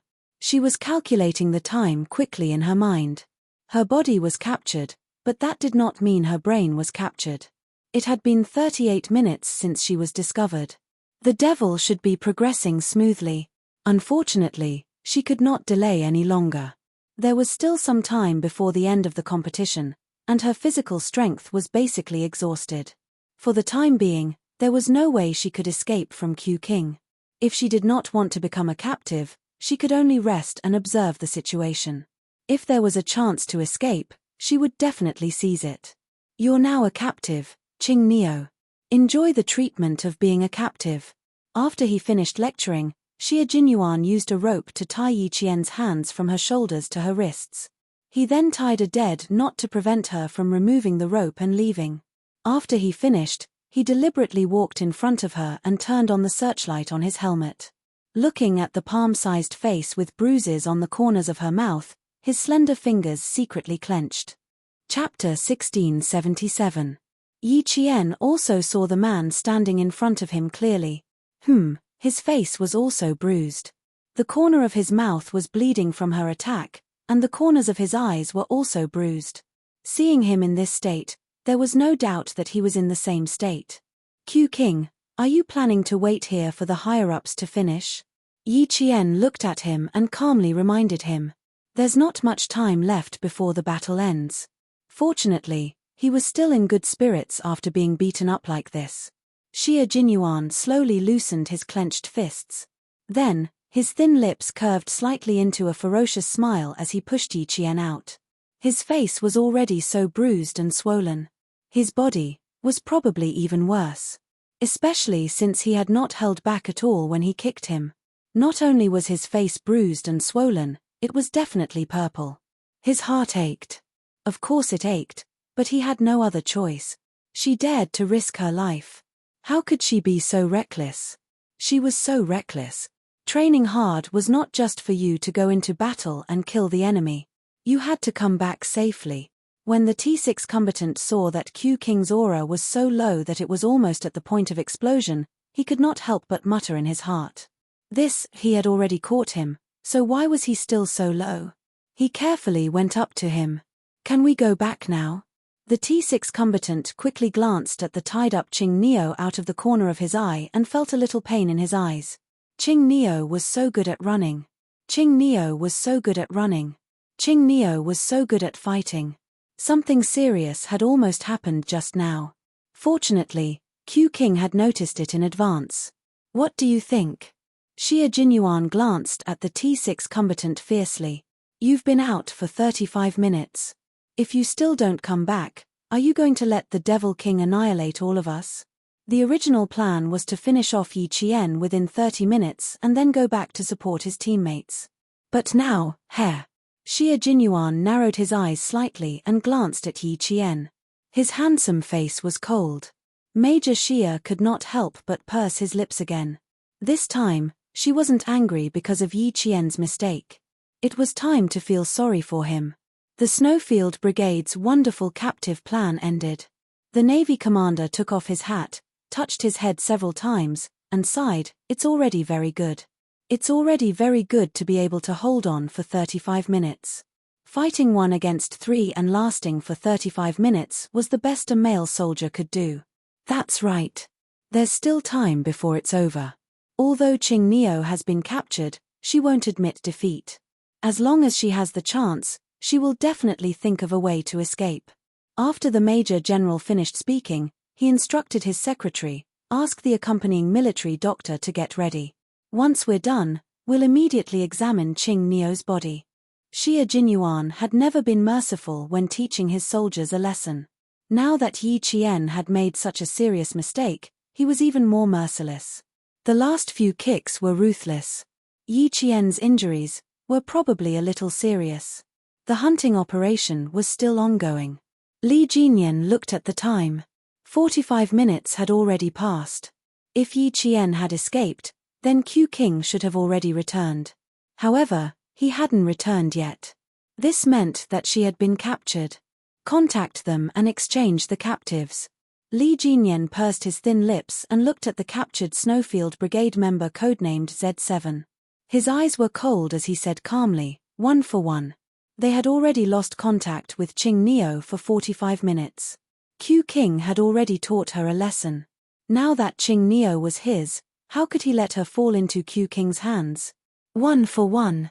The captive plan had ended in a draw. Z7 Han Zheng heard this and immediately said, "Devil, you should just kill me." It was too embarrassing. Killing him directly was better than being a captive. Chapter 1678. His request was ignored.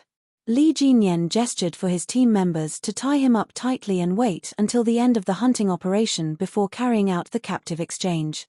At the military headquarters, Commander-in-Chief Xia had lost count of how many cups of water he had drunk. Whenever he saw his son beating up Yi Qian so viciously, his heart would pound so hard that he felt like he was going to have a heart attack.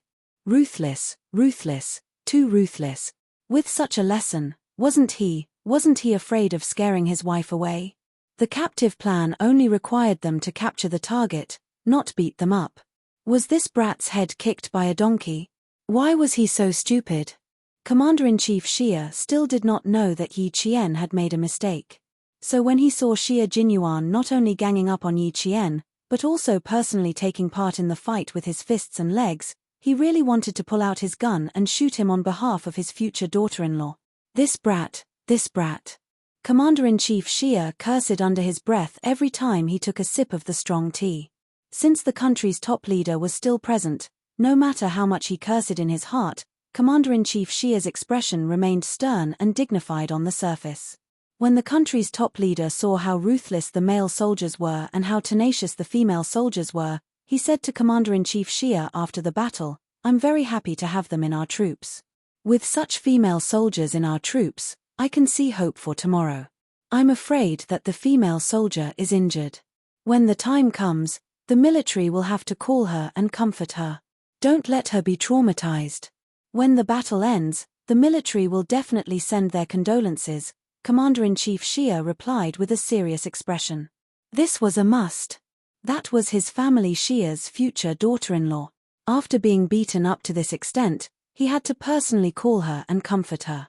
He also had to give Xie Jinyuan a harsh scolding. He wanted to beat Yi Qian up and make him run away. He was not done with him. The entire competition was nearing its end. In the snowy forest, the two teams began their final battle to the death. Yi Qian and Z7 Han Zheng did not participate in the battle, but as captives, the two of them were not content with their lot and were constantly thinking of ways to escape. Unfortunately, the guards were too strict. Until the end, the two of them did not manage to escape. It was Xie Jinyuan who gave Yi Qian his first captive. The speed at which the red and green dots representing the two teams disappeared increased in the latter half of the night. By the end of the battle, 12 of the 22 members of the Snowfield Brigade still remained, while the Storm Commandos only had 8. The result was obvious. The wireless communication was no longer divided into two groups, A and B, and Major General Lu did not wait for the kings of the two teams to meet and exchange prisoners. He directly cut into the channel and ordered Xie Jinyuan, "Bring Ching Neo to the command center for a physical examination." Family Xia was really ruthless at that time. Qing Neo must have been seriously injured. At this moment, K7, who was guarding Yi Qian, spoke into everyone's ears. Qing Neo has a fever. She was given a strong antipyretic, but she's allergic to the medicine. There's a rash on her neck and wrist. The two teams' wireless stations went silent. Then, Major General Lu shouted, "What are you waiting for? Send her to the hospital." On the other side, Xia Jinyuan ran over like a whirlwind. "Bring her here. Quick. Allergic to the antipyretic. This is going to be serious." Yi Qian did not know that she was allergic to the antipyretic. Before she took the medicine, K7 even specifically asked her if she had any history of allergies to drugs. She answered with certainty, no. She did not have any allergies in her previous life, but she really did not know that she would have any allergies in this life. She originally wanted to take 2 pills, but K7 said that it was not necessary, so she only took 1. Fortunately, she only took 1 pill. If she had taken 2 pills, she did not know what would have happened. Chapter 1679. Allergy to drugs was one of the most common symptoms. Yi Qian's flushed skin was one of the most common symptoms. In her previous life, she had taken antipyretics before, but there were no symptoms. Who knew that in this life, she had never thought that taking antipyretics would cause an allergic reaction. "My head doesn't feel so good." Yi Qian, who was burning up, touched her forehead. She didn't wait for the military doctor to come over. She left K7 this sentence before she fell asleep. She didn't know what was happening in the outside world. K7 later recalled that his mind went blank for at least 3 seconds. He thought Yi Qian had gone into shock due to anaphylactic shock. K7, who had always been cold and aloof, who everyone in the team thought had transcended the mortal world and become immortal, panicked at this moment. Fortunately, he was mentally strong and didn't panic to the point of not knowing what to do. The first thing he did was to check Yi Jian's pupils and report Yi Jian's situation to the team. When the Major General of the Army and the Navy commander heard that Yi Qian's condition was bad, they didn't just send the military doctor over. They immediately contacted the helicopter team to send Yi Qian to the hospital. The members of the Snowfield Brigade and Storm Commandos all had serious expressions on their faces. However, they couldn't all rush to Yi Qian's side. Li Jinyan led the team to the rendezvous point after the competition. Xia Jinyuan, who was running down the mountain, didn't even reach the bottom of the mountain when he saw the searchlights in front of him turn on. K7 was holding his head and his hands were hanging limply. Yi Qian was running from bottom to top, stepping on the thick layer of snow. Yi Qian. This scene made the unyielding Special Forces soldier's eyes burst out in anger. His usual calm expression was like a complete piece of white paper that was suddenly torn in half. He was no longer the elegant and noble young major who always behaved elegantly. K7, who was running with all his might, heard a familiar voice from above that made him lose his cool. His tense expression relaxed a lot. The two of them were much faster. Then, he saw the captain, who was usually calm and composed, suddenly stumble and roll all the way down from a high place. K7 pursed his lips. Now he knows how to be anxious. Why didn't he pay attention to Yi Qian's condition when they were fighting? Xia Jinyuan, whose knees were weak, rolled down the mountain in a way he had never done before. He only stopped when the impact slowed down a lot. At this time, Xia Jinyuan was in a mess. Covered in snow, he got up and jumped from the slope. He ran a few meters and stood in front of K7. "Do you want to faint or sleep?" Xia Jinyuan's voice, when he spoke, his voice was cold. Xia Jinyuan was Yi Qian. Was Yi Qian was Yi Si was Yi Qian's Yi? K7 didn't immediately pass Yi Qian to him. Instead, he walked past him and reminded him coldly, "Pat off the snow on your body." His comrade's reaction made Xia Jinyuan calm down. He quickly patted off the snow on his body and put on his helmet. He rushed to K7's side and carefully carried Yi Qian. Xia Jinyuan lowered his head and saw her lifeless face. He then saw the bruises on the corners of her mouth. He pressed his lips even tighter. High fever, allergic reaction to drugs, flushed skin, shortness of breath. Preliminary diagnosis: skin allergy and respiratory allergy. K7 glanced at his captain coldly and said in a deep voice, Q King, you were really ruthless this time. You must have beaten her up a lot. Q King, the capture plan didn't say you had to be this ruthless. Even K7 felt that he had gone overboard. Chapter 1680. Xia Jinyuan focused all of his attention on Yi Qian. He carried her and rushed up the mountain again. He needed to reach the helicopter landing point and ensure that Yi Qian boarded the plane and went to the hospital for treatment as soon as possible. Xia Jinyuan did not tell all of his comrades about the mistake Qing Neo Yi Qian made. At that time, he said that his favorite thing was to catch a live Qing Neo. J5 guessed that Qing Neo might have done something wrong. Now, K7 did not understand Q King. J5's voice came from the earpiece. K7, Q King wouldn't punish Qing Neo for no reason. Ask him what happened later. It seemed that Qing Neo had been punished so badly by Q King that even K7 could not stand the sight of her. For a moment, J5 also had mixed feelings. How was this going to end? If he sent Qing Neo to the hospital, how was he going to face Qing Neo when she woke up? The members of the Snowfield Brigade fell silent because of J5's words. That's right, as the captain, Q King wouldn't punish Qing Neo for no reason. If any of his comrades had been punished by Q King, it must have been a fatal mistake. Then what fatal mistake did Qing Neo make? Everyone thought of this and looked at each other. Then, their gazes fell on the other captain of the entire team. The devil should know the reason, right? Because the communication between the two teams was merged, the members of both teams could hear J5's words. Therefore, the comrades of the Storm Commandos all looked at the devil. They knew that Q King was not a cruel person. Just like the devil, there was a reason for everything he did. Then, why did Qing Neo get punished? This was the common question in the hearts of the 39 members of both teams. They did not get an answer even after Yi Qian was sent to the helicopter. Xia Jinyuan did not say anything, and Li Jinyan did not say anything either. There would be a summary meeting later, and any questions would be answered at that meeting. Major Xia, one of the parties involved, accompanied Yi Qian to the helicopter. In the cold cabin, the accompanying military doctor quickly performed a simple examination on Yi Qian. After removing Yi Qian's helmet, the military doctor could not help but gasp when he saw the bruises on Yi Qian's face that could not be covered. You beat him up like this. He's going to have a concussion. The military doctor couldn't help but grumble. He wanted to say a few more words, but the young major's cold gaze swept over him, and he swallowed the words that were about to come out of his mouth. Xia Jinyuan seemed to have calmed down, but his fists were still clenched. When he saw that the military doctor was still in the mood to speak, his gaze turned cold. Please check the patient before you speak.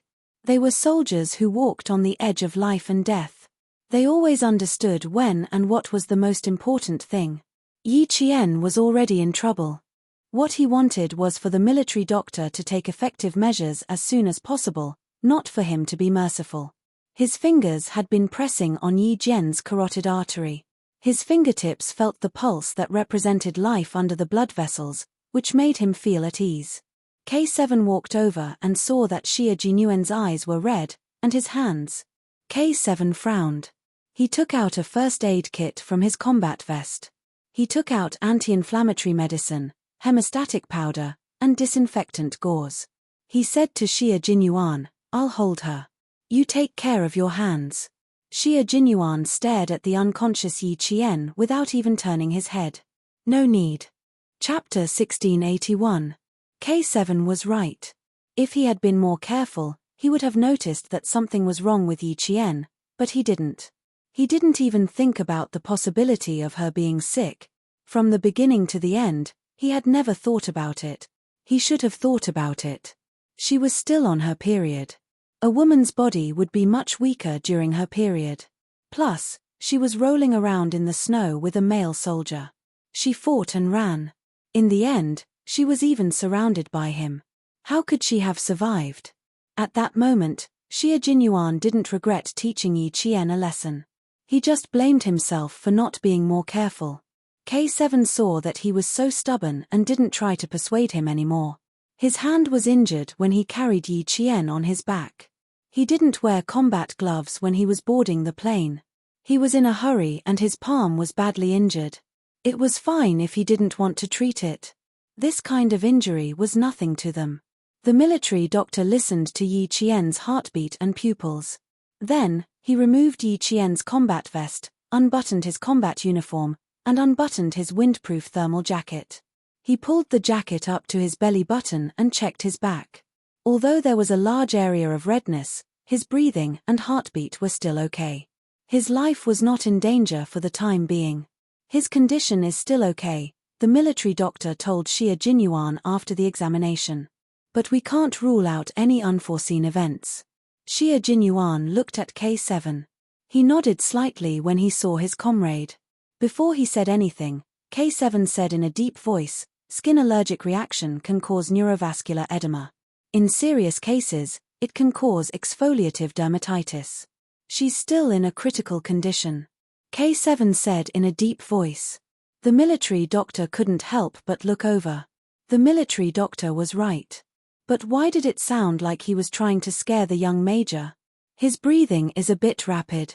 He might have asthma, alveolitis, pulmonary fibrosis, and damage to his nervous system. In serious cases, he might even die. The military doctor was very sure that the officer in charge of medical treatment was just trying to scare him. The female soldier's skin allergy was not wrong, but it was not as serious as he said. Moreover, the rash on the female soldier's neck was much fainter than before. It could be seen that the situation was stable and did not worsen, but it was not ruled out that there would be unforeseen events.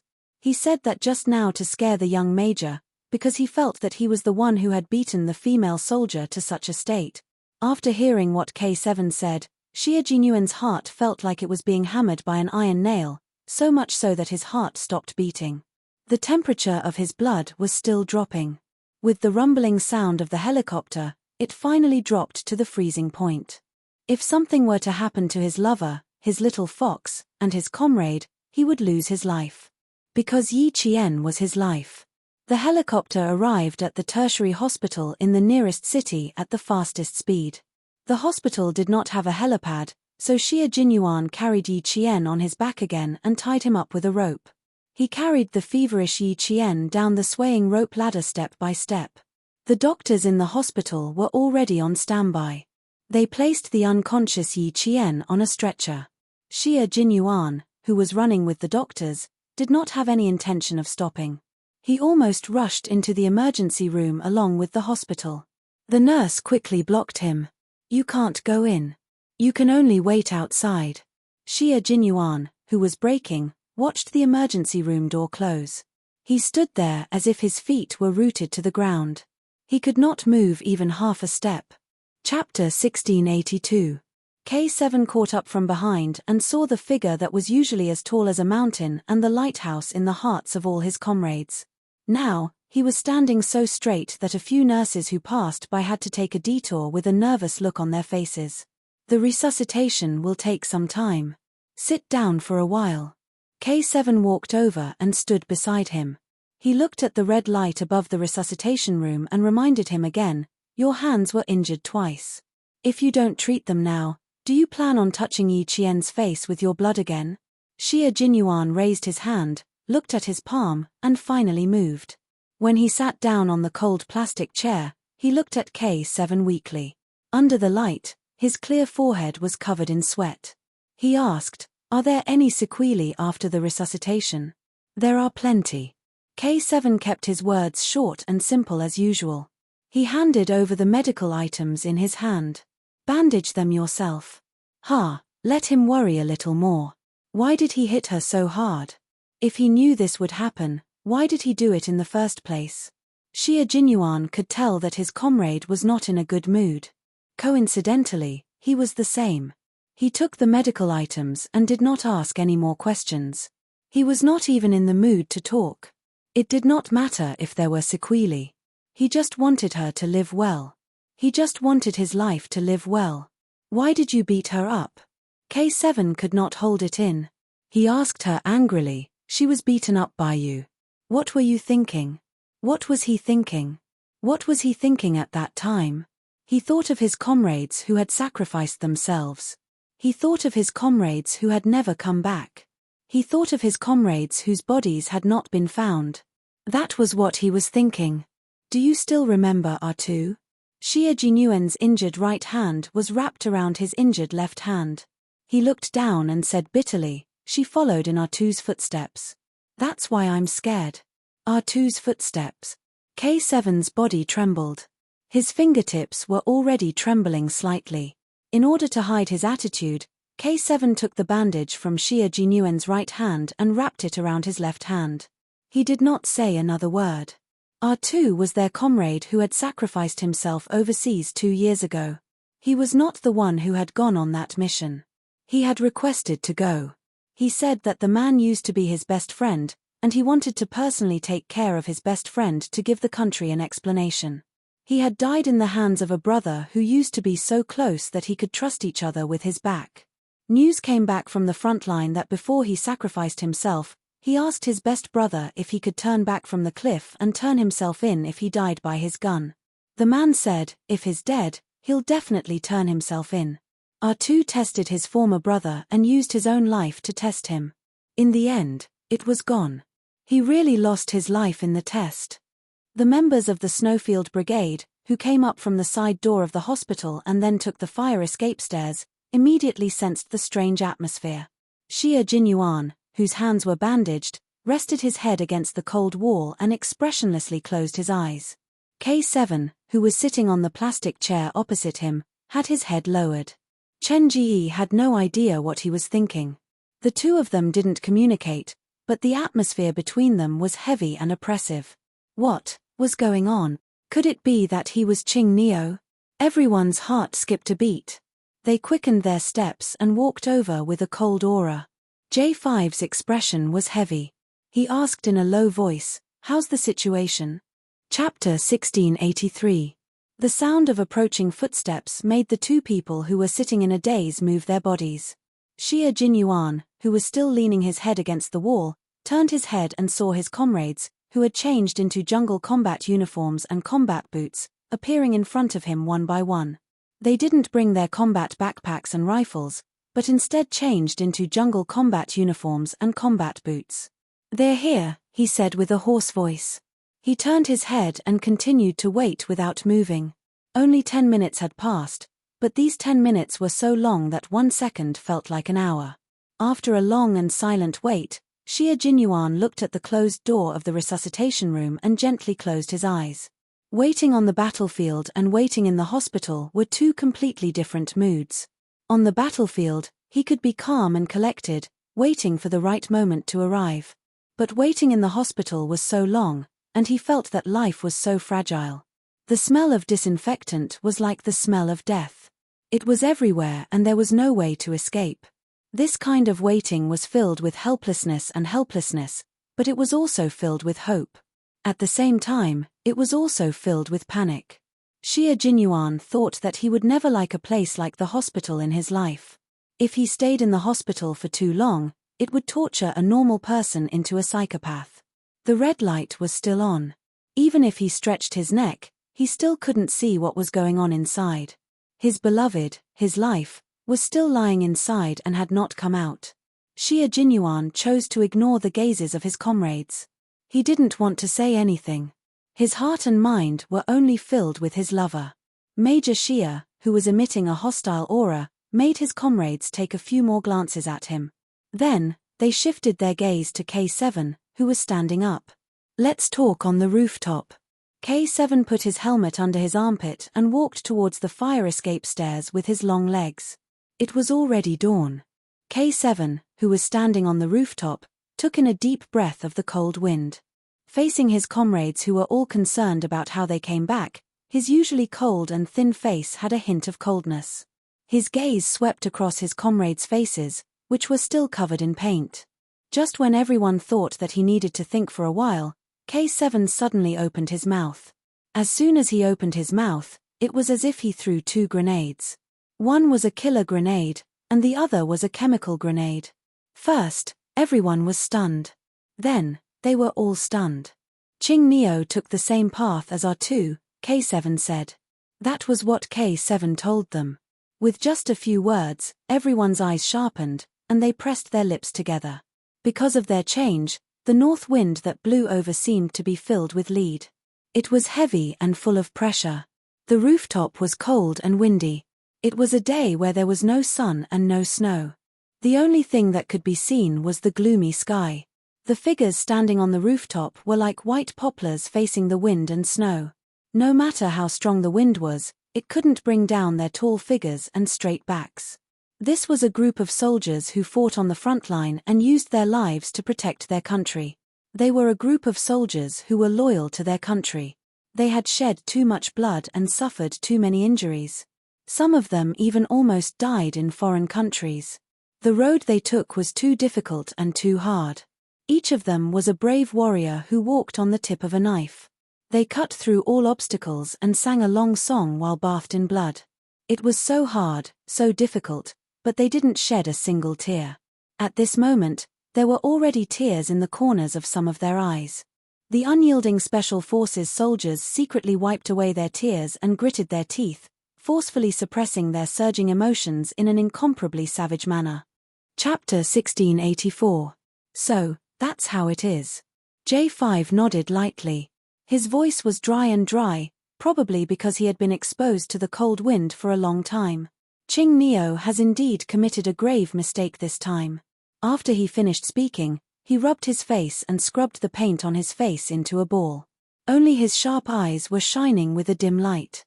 This time, I support Q King's decision. Putting aside Ching Neo's gender, she is a soldier like all of us, a soldier who puts her life on the line. Now that she has violated the principles of being a soldier, it is normal for her to be punished by Q King. This time, I stand on Q King's side. He did not do anything wrong. I will send you all away and wait for your return. Brothers, this is the team motto passed down by word of mouth in the Snowfield Brigade. Our two sacrifice is a wake-up call for us. We will never allow something like this to happen again. J5's words made the members of the Snowfield Brigade nod slightly. Putting aside their emotions and using the logic of a soldier to deal with the problem, Q King was indeed not wrong. This was because they did not want to see their comrades leave only to be met with the grievous news of being separated forever. How is Ching Neo's condition?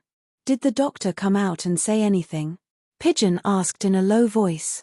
He had watched the entire process of Ching Neo being beaten up. At that time, Q King's ruthlessness had made him a little scared. Kick after kick, punch after punch, he did not hold back at all. He used all of his strength. He even suspected that there were signs of fractures. Her skin is allergic due to the fever medicine. Her body is flushed. Her breathing and heartbeat are normal, except for the high fever. K7 only wanted to scare Xia Jinyuan. Facing his comrade's questions, he answered truthfully, it shouldn't be a big problem. After he finished speaking, he remembered that he had not told Q King the truth. Hearing that it should not be a big problem, the members of the Snowfield Brigade sighed in relief. Then they heard K7 say, but I was a little angry at that time, so I scared Q King. Now, I'm afraid that he still thinks that Ching Neo is in big trouble.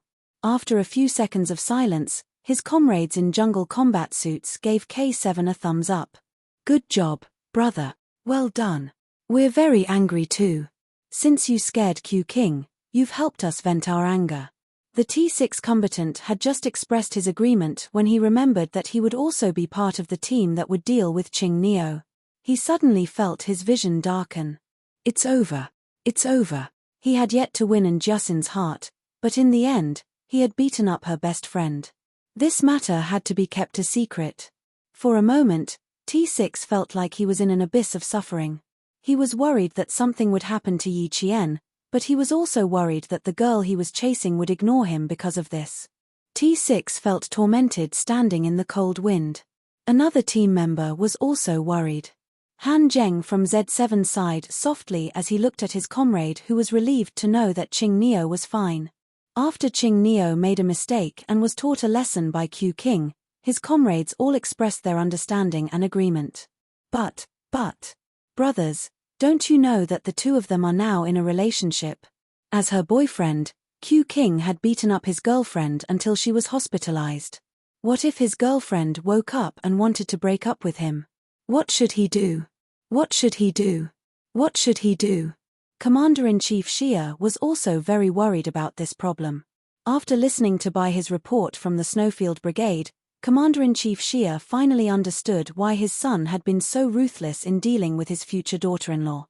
Chapter 1685. After thinking about it for a while, Commander-in-Chief Xia decided not to think about it anymore. From a soldier's point of view, his son did not do anything wrong. But from the perspective of his family and his future father-in-law, this matter could really be serious. Commander-in-Chief Xia felt that his son would have a headache over this matter if his girlfriend, his future wife, was sent to the hospital. Let him have a headache then. When his future daughter-in-law woke up, he would call her to ask about her. He would also tell her that since that kid was so ruthless, she should not spoil him. She could do whatever she wanted with him. But there was a condition: don't mention anything about breaking up. Commander-in-Chief Xia was afraid of this matter. His son had to understand more about it. After all, his relationship with his ex-wife had affected his son's views on marriage. He used to say to him, "If worst comes to worst, I'll just be a general without an army and never get married." Now that there was finally a girl that his son would stick to like a piece of plaster, if they broke up, he was really worried that his son would be single for the rest of his life. Moreover, he had a very good impression of Yi Qian. He did not want there to be any twists and turns in their relationship. He did not want others to take advantage of the situation and steal his future daughter-in-law away. As both a father and a mother, Commander-in-Chief Xia was worried sick at this moment. He made up his mind to call Yi Qian as soon as she woke up and put in a few good words for his son. At this moment, Xia Jinyuan was a little confused.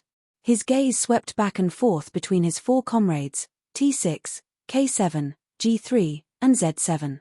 He held a tissue in his hand and wiped off the last bit of paint on his face before saying, "No way, it's not that serious, right? Are you guys trying to scare me and avenge your personal grudge?" The four of them were in the bathroom removing the paint on their faces. When their faces were revealed, Z7 voiced out their worries. "You're so ruthless. What if your girlfriend wakes up and wants to break up with you?" Major Xia was dumbfounded when he heard this. He did not even think about this. Z7, Han Zheng, was a playboy before he joined the team. He was in the 5th grade of primary school and fell in love until he went to military school. Based on his more than 10 years of love experience, this was very possible. There's nothing impossible, only things you can't think of. Q King, you have to be mentally prepared. Based on his past experience, Han Zheng looked sympathetic. "I've been in love more than 10 times, so I'm considered half an expert. Everything I say can be used as evidence." T6, K7, and G3, who had never been in love before, looked at Z7, Han Zheng, who of view. What did he just say? Been in love more than 10 times? Did he want to be beaten up by the few of them who had never been in a relationship before? Kid. Of course. Xia Jinyuan didn't believe it. He had grown up in the same compound as Han Zheng. When Han Zheng was wearing open-crotch pants, he always wanted the female soldiers in the compound to hug him. He talked about his glorious history every day and bragged about how many women he had had. How could he be in a relationship with those casual women? Being in love cost him money to buy a house within the 2nd ring road of Beijing. He was using money to buy fun. How could that be considered being in love? When Han Zheng saw his expression, he knew that he did not believe him. However, he was not angry. Instead, he chuckled and gloated. "Don't doubt me. I've been in love so many times and had so many girlfriends. Which one of them hasn't been doted on and spoiled like a princess?" Chapter 1686. You, on the other hand, beat her up until she was hospitalized. I think Yi Jian must have been frightened by your ferocious and merciless attitude. She must have gotten a high fever from fear. Bro, you should be mentally prepared. T6 added appropriately, although I don't have the experience of harming more than 10 girls like he did. Watch your words, Han Zheng interrupted. What did he mean by harming more than 10 girls? He had never harmed girls before. Everything he did was consensual. Although I don't have the experience, I have to admit that Scourge has a point. Other people spoil their girlfriends like princesses, but for you, you beat her up until she was hospitalized. Bro, if I were your girlfriend, I would also throw up my sleeves and quit. I'm scared.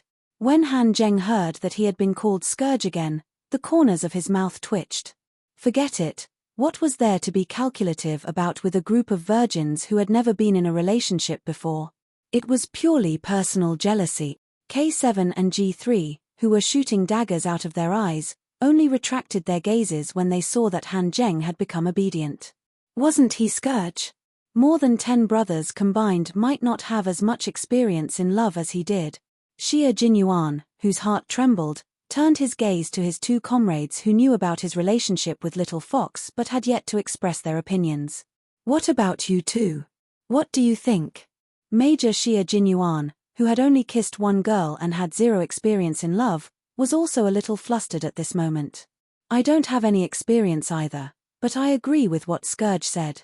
As for you, you are the first boyfriend I've met who can beat his girlfriend to the point that she had to be hospitalized.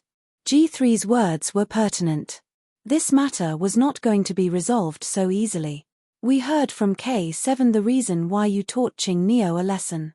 As a soldier, logically speaking, we agree with what you did. Xie Jinyuan heaved a sigh of relief.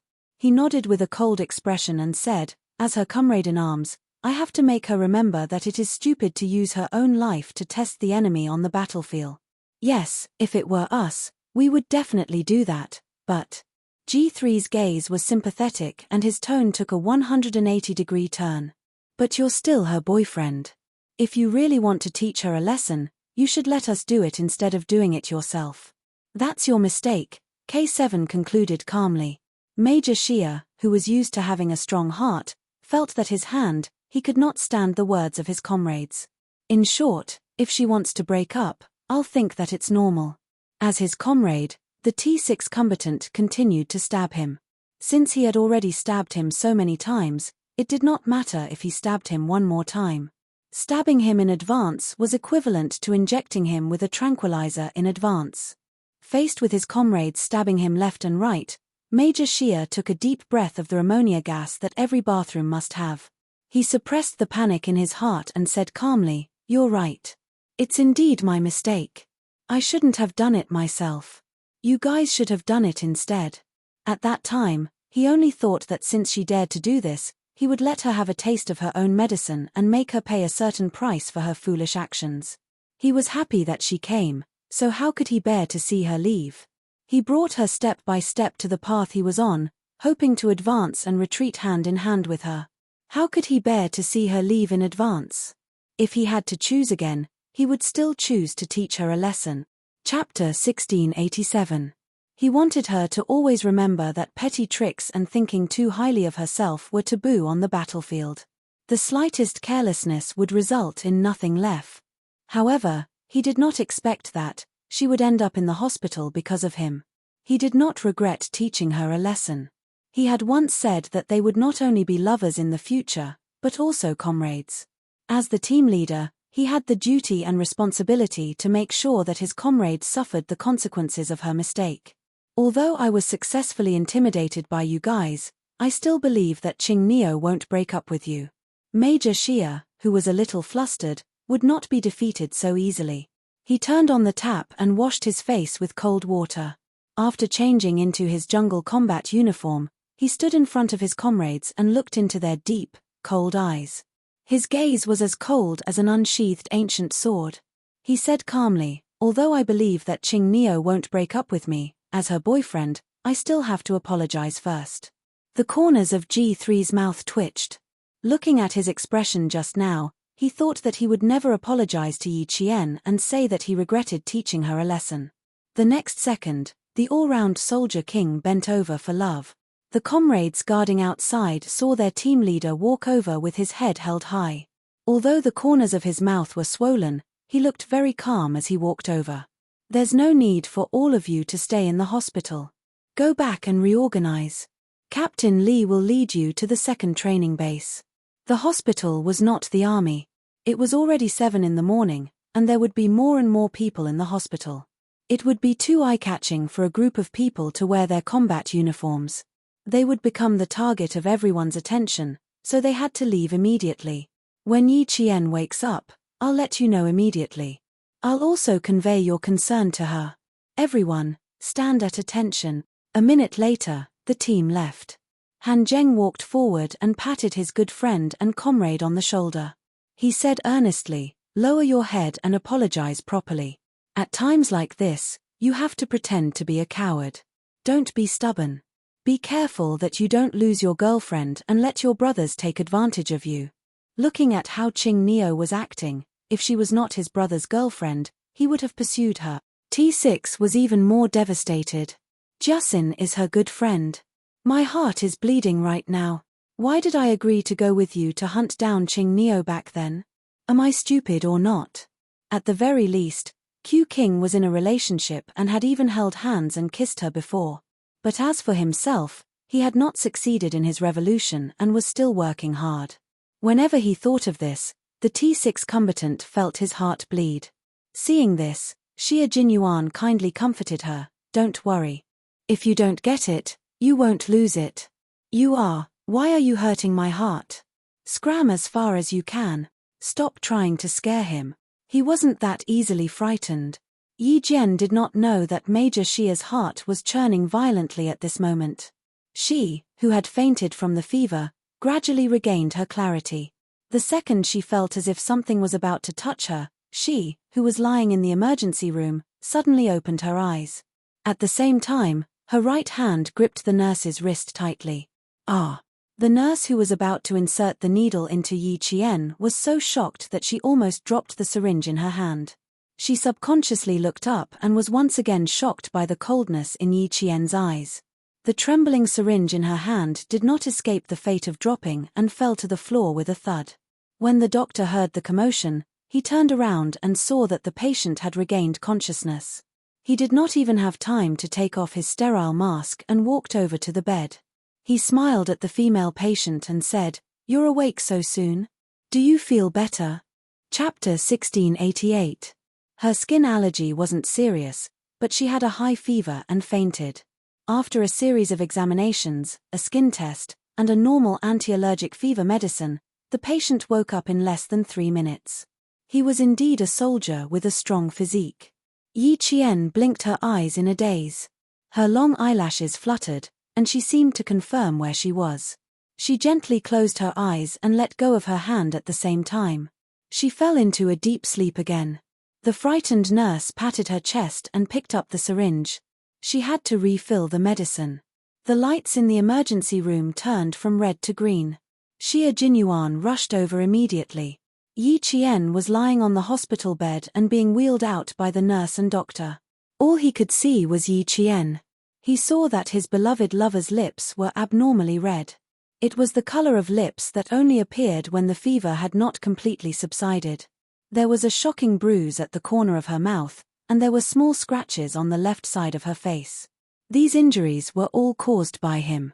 They were all caused by him.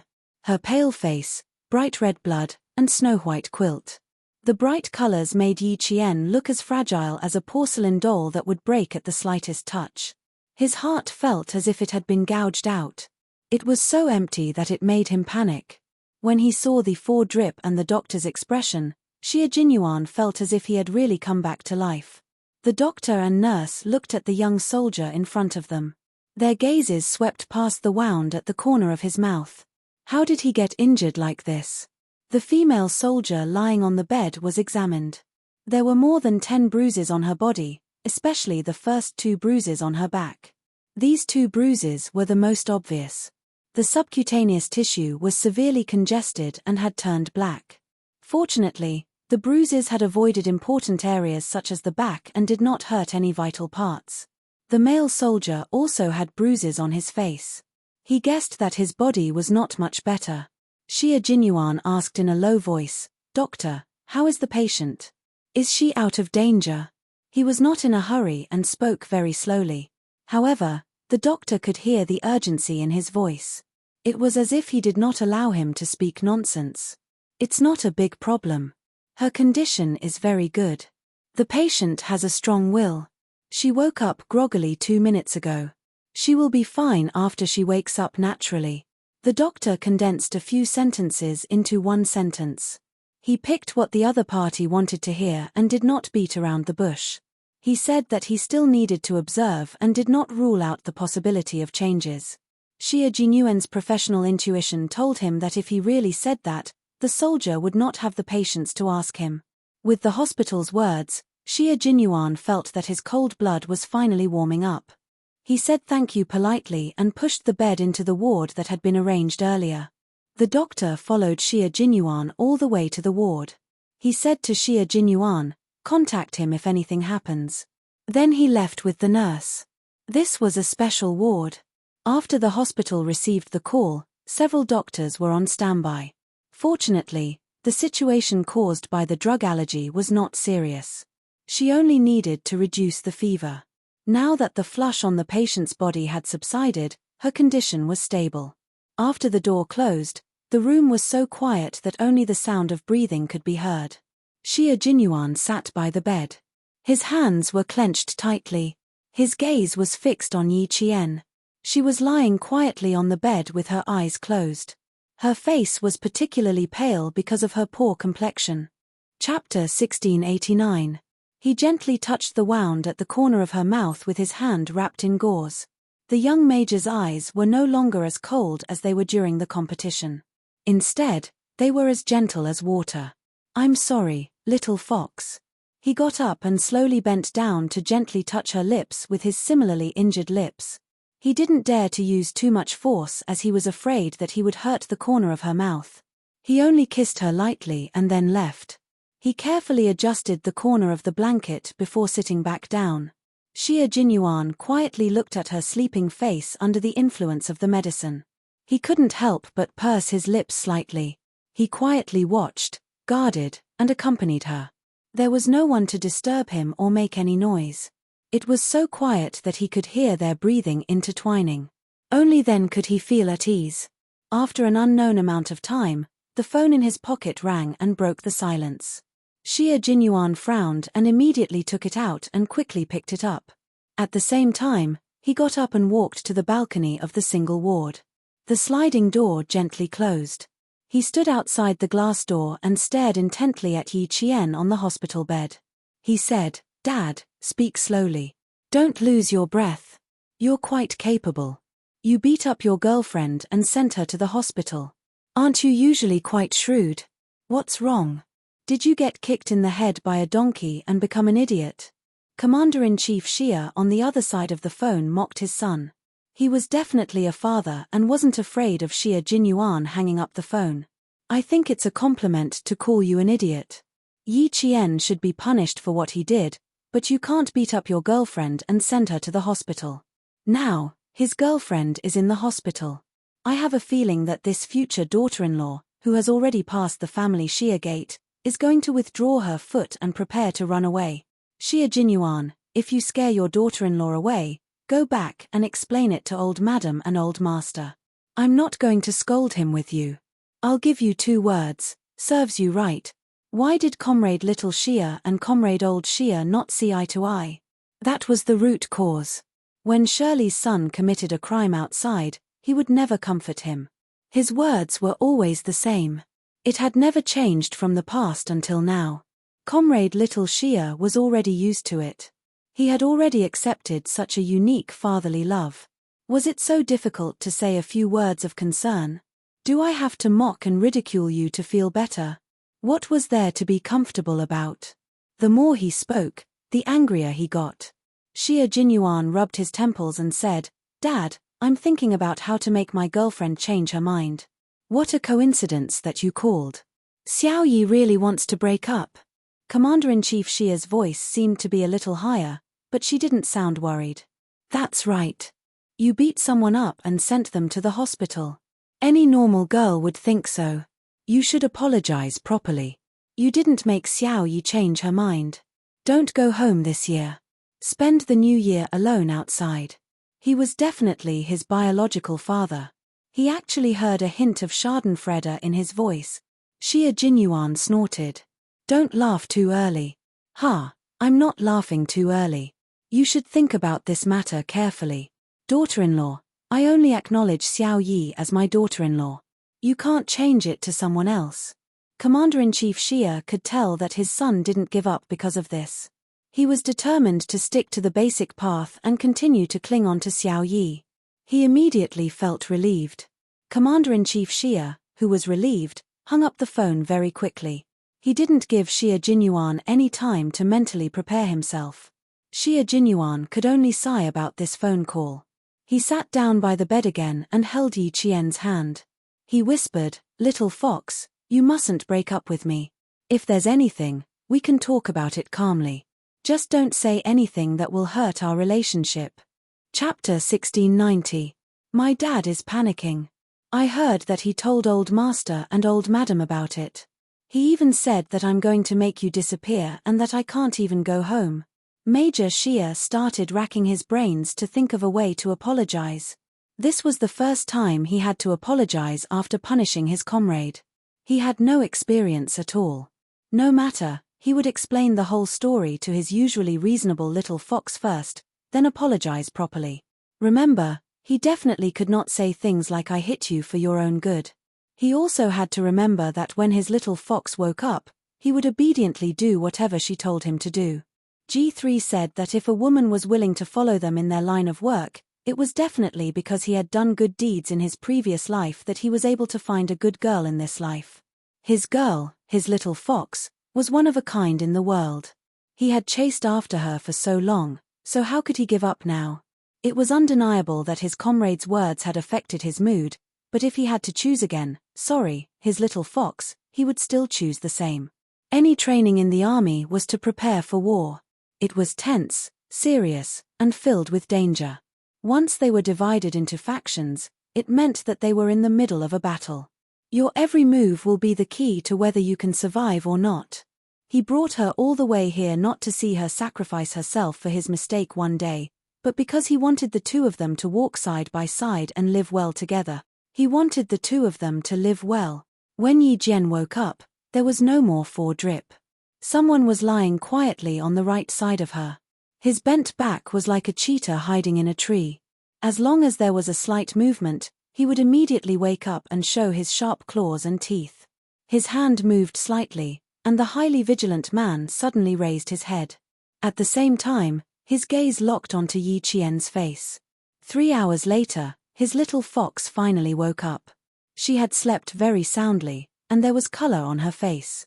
Her seductive red lips were much lighter, and it was obvious that she was much more energetic after waking up. "I'll go get a glass of water." He let go of her hand and carefully placed it under the blanket. When he got up, he lowered his head and gently kissed her forehead. "Lie down properly.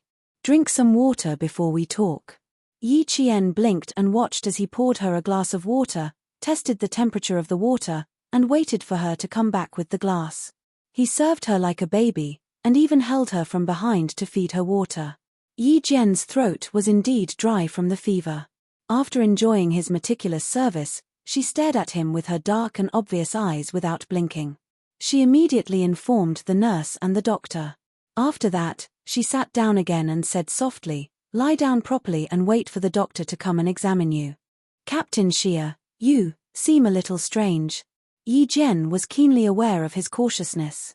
She could not help but ask, "Don't tell me you have some big move waiting for me?" Hearing this, Xia Jinyuan held his breath. She was really scared. The doctor knocked on the door. He said in a low voice, "Let's wait for the doctor to finish his examination and leave. And don't think too much. You need to rest well now." The doctor rushed over and asked the nurse to take Yi Qian's temperature. Then, he checked her arms, neck, back, and other areas to see if the rash had subsided.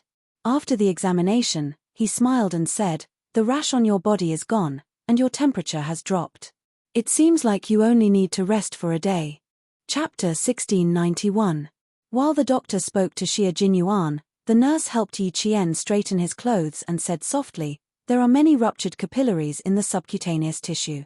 You can use ointment and massage to promote blood circulation and remove blood stasis. There are 2 serious injuries on your back. Use ointment as soon as possible. The nurse was reminding him out of kindness. Yi Qian didn't think much of it, but Xie Jinyuan felt a little awkward. The injuries on his back were caused by him. Xie Jinyuan asked the doctor if there were any taboos and if there was anything else he needed to pay attention to. After confirming that there were no more questions, he sent the doctor away. After the doctor and nurse left, the ward became quiet again. Xie Jinyuan, who was locking the door, paused slightly on the handle. He sighed softly and turned around. It made him feel like he had died a heroic death. It was exactly 11 o'clock p.m., time for lunch. Xie Jinyuan poured a glass of warm water and placed it at the bedside. He said softly to Yi Qian, "You must be hungry. What do you want to eat?" "I'll go to the cafeteria to get some takeout." He was indeed hungry. Yi Qian smiled and said, "Something light, like porridge or something like that will do." "What else do you want to eat?" "Steamed buns and dumplings are all fine." Xie Jinyuan felt that his words lacked confidence. He had lived for more than 20 years, and this was the first time he had been so careful. He was afraid of angering the girlfriend he had spent so much effort to pursue. This kind of cautiousness mixed with an indescribable sweetness and faint anticipation made his emotions so complicated that he didn't know how to sort them out. But there was one thing he was sure of. At this moment, he had to be honest. If his girlfriend said she wanted the stars in the sky, he definitely couldn't take the moon and bring it back. Major Xie, who had zero experience in love, excelled in his EQ and IQ. Without anyone teaching him, he learned the correct way to behave as a boyfriend when he angered his girlfriend. Seeing him like this, Yi Qian felt even more uneasy. He had a feeling that he still had a big trick up his sleeve. He shook his head and said, "The corner of my mouth hurts a little. Let's just eat the porridge. I can swallow it without chewing." Upon hearing this, Xie Jinyuan felt his heart skip a beat. The corner of his girlfriend's mouth hurt because of him. The major, who was starting to feel guilty, quickly said, "Okay, I'll go down now." Then, he took out his phone from his pocket. "If there's anything, feel free to contact me. Or, press this bell and ask the nurse to come over." Yi Qian watched him stride out of the ward with his phone in hand. His suspicions grew. He really felt like there was more to come. The match had already ended, and the Storm Commandos had lost due to the disadvantage of having 4 members. Could it be that the loser was going to be punished next? And as a captive, would he be punished even more severely? Running with weights? Jumping off a tall building? Capture the king cobra alive? Crawling on the uneven rocks while wearing a short-sleeved shirt? That shouldn't be the case. The second training base wasn't even close to the sea. Yi Qian went through almost all of the cruelest training in her mind. As she thought about it, she felt her lower abdomen tighten. Her bladder was so full that she needed to go to the bathroom. Yi Qian, who was covered in injuries, could totally get out of bed on her own. When she reached the bathroom, she was still thinking about what kind of punishment was waiting for her. She had persevered through all of the cruel training that flashed through her mind. Another punishment wouldn't be too much of a problem. At most, she would feel a little tired. Chapter 1692. But there was something wrong with Captain Xie. He was being too careful with her, as if he was trying to make up for something. Yi Qian, who was washing her hands with her head lowered, did not realize that Xie Jinyuan was being so careful because he was afraid that she would break up with him in a fit of anger. After all, she had never thought in that direction. She also did not think that his actions during the competition were wrong. She was indeed wrong. She had used her cleverness to win and used her own life as bait. That was no ordinary mistake. It was only right for her to be taught a lesson by Xie Jinyuan, who was the team captain. Yi Qian, who was deep in thought, looked up and saw herself in the mirror. Her face was bruised, and the corners of her mouth, eyes, forehead, and the left side of her face were all injured. It was a little scary. She raised her hand and gently pressed the corner of her mouth. Out of the corner of her eye, she saw the light on the phone beside her flashing. Then the phone vibrated. Someone was calling. This was Xie Jinyuan's personal phone. Yi Qian hesitated for a moment, but still reached out to pick up the phone. When she opened the phone, Yi Qian's heart started to beat faster. The caller ID was Old Man Shia. Old Man Shia was Commander-in-Chief Shia.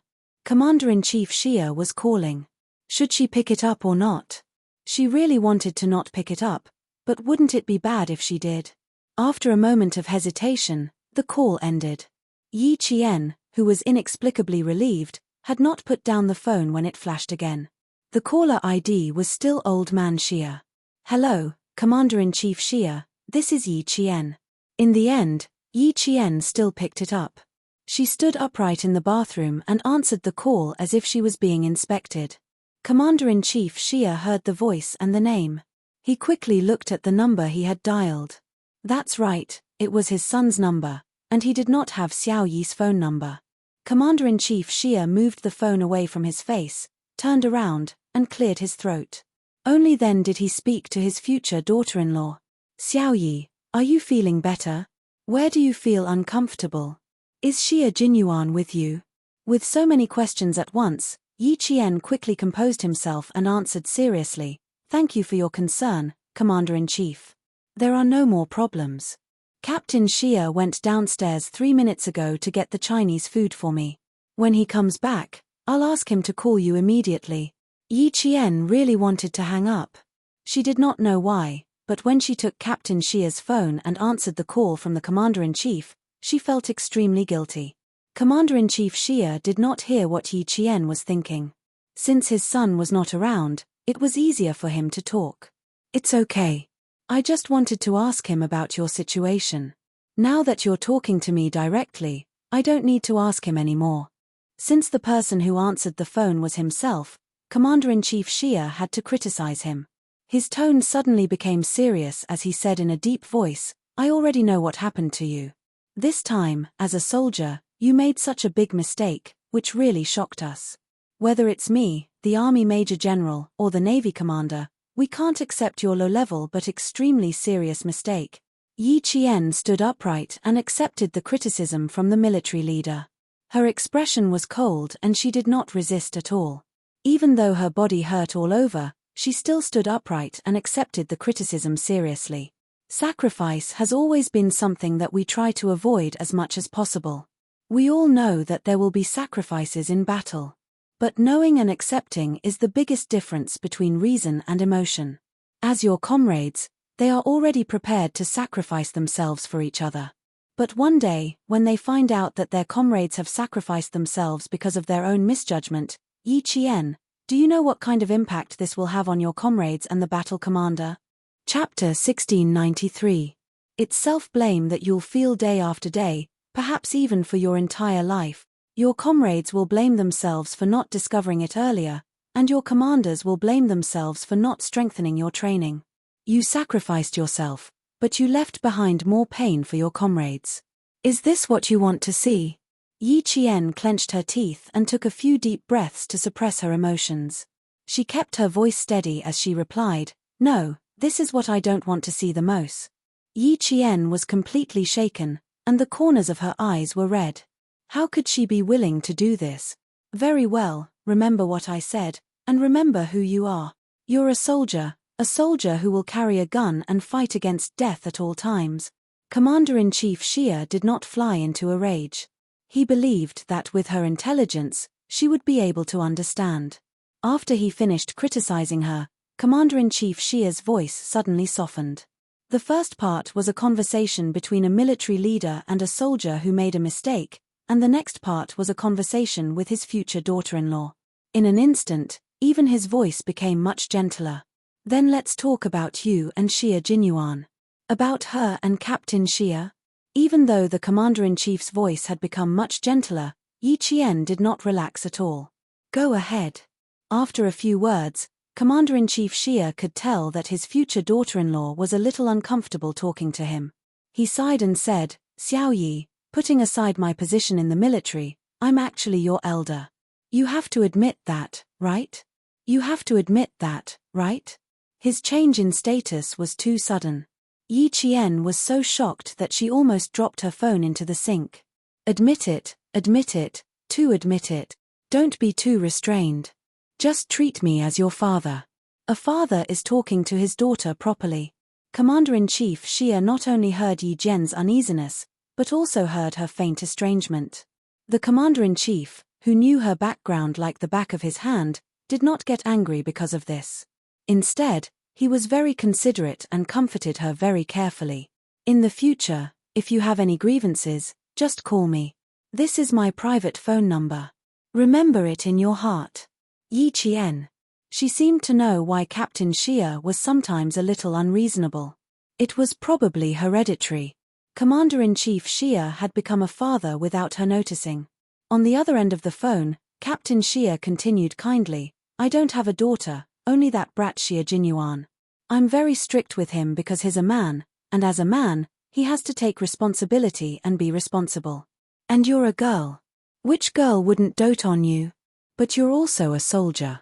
I can't really treat you like a delicate daughter, but I'll definitely treat you like a daughter who needs my care, who needs me to stand up for you when you're wronged.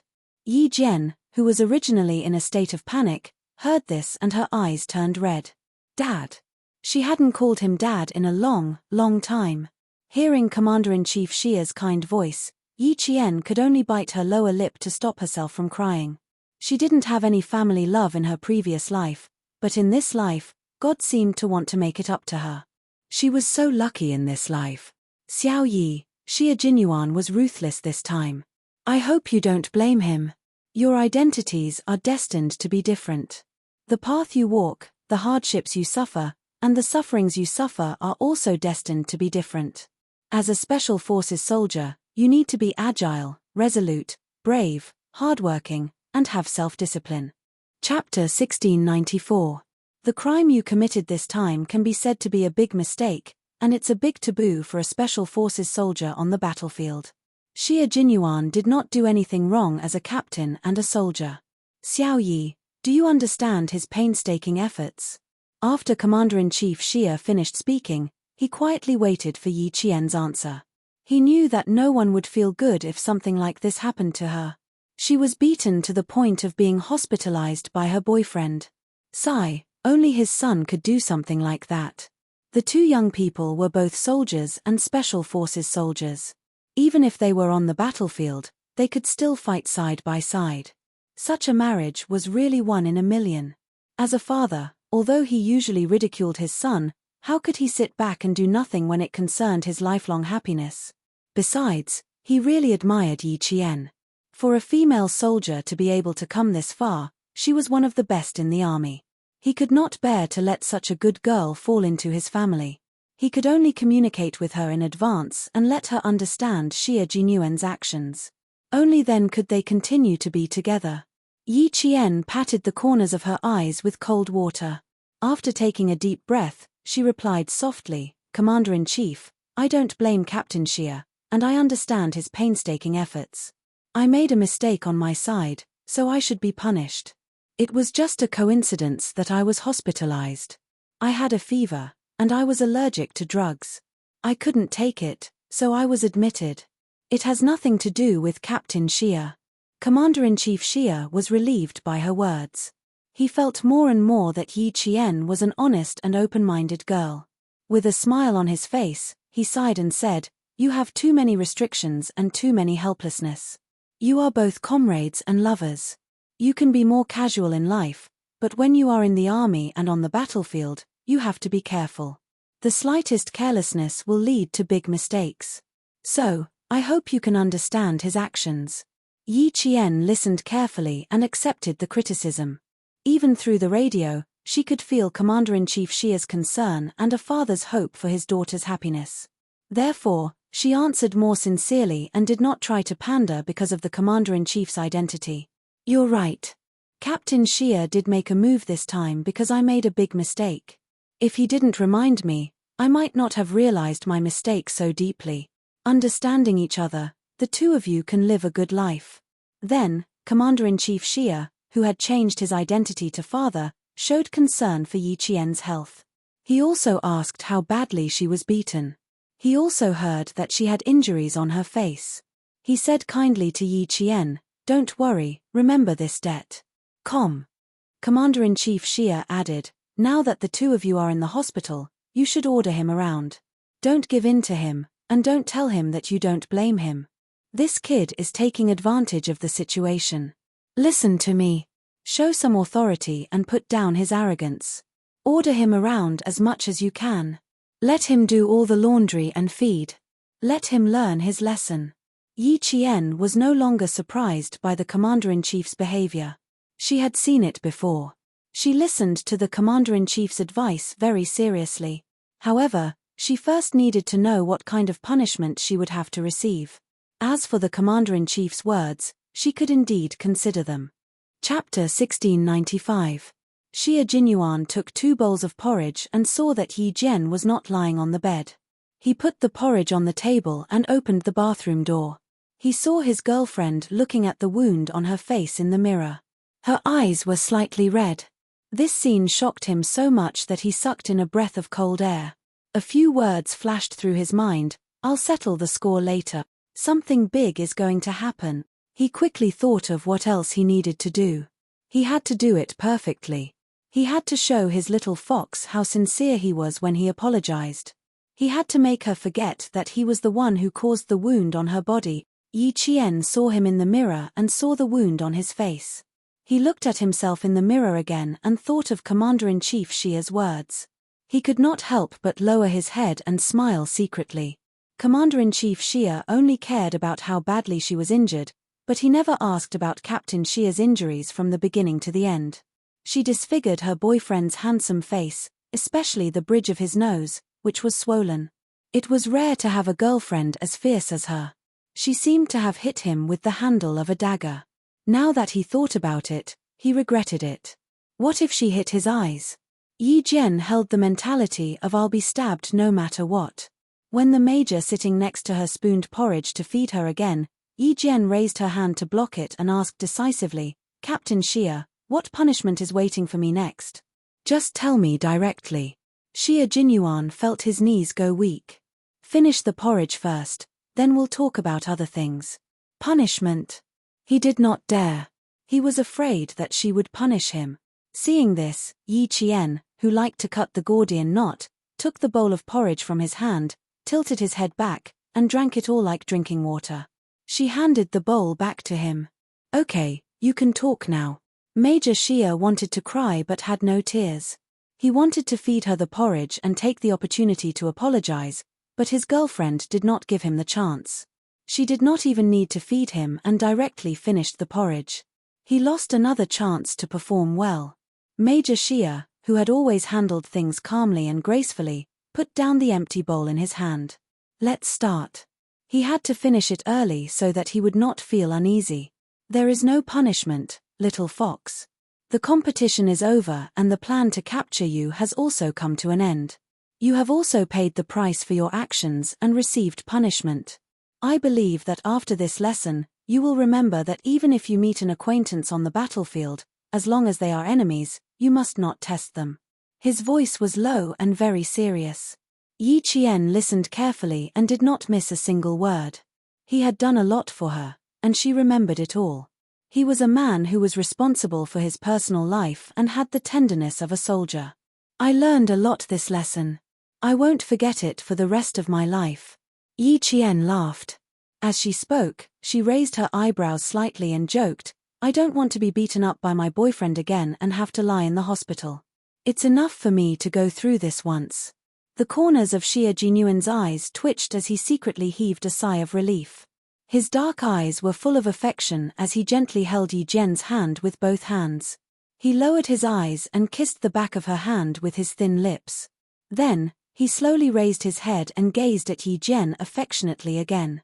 His voice was low and he spoke in an exceptionally gentle voice, I need to apologize to you. I only want to apologize to you because of my identity as your boyfriend.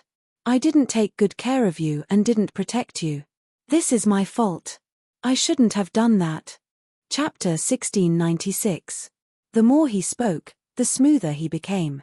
Major Xia was a man who dared to take responsibility for his actions.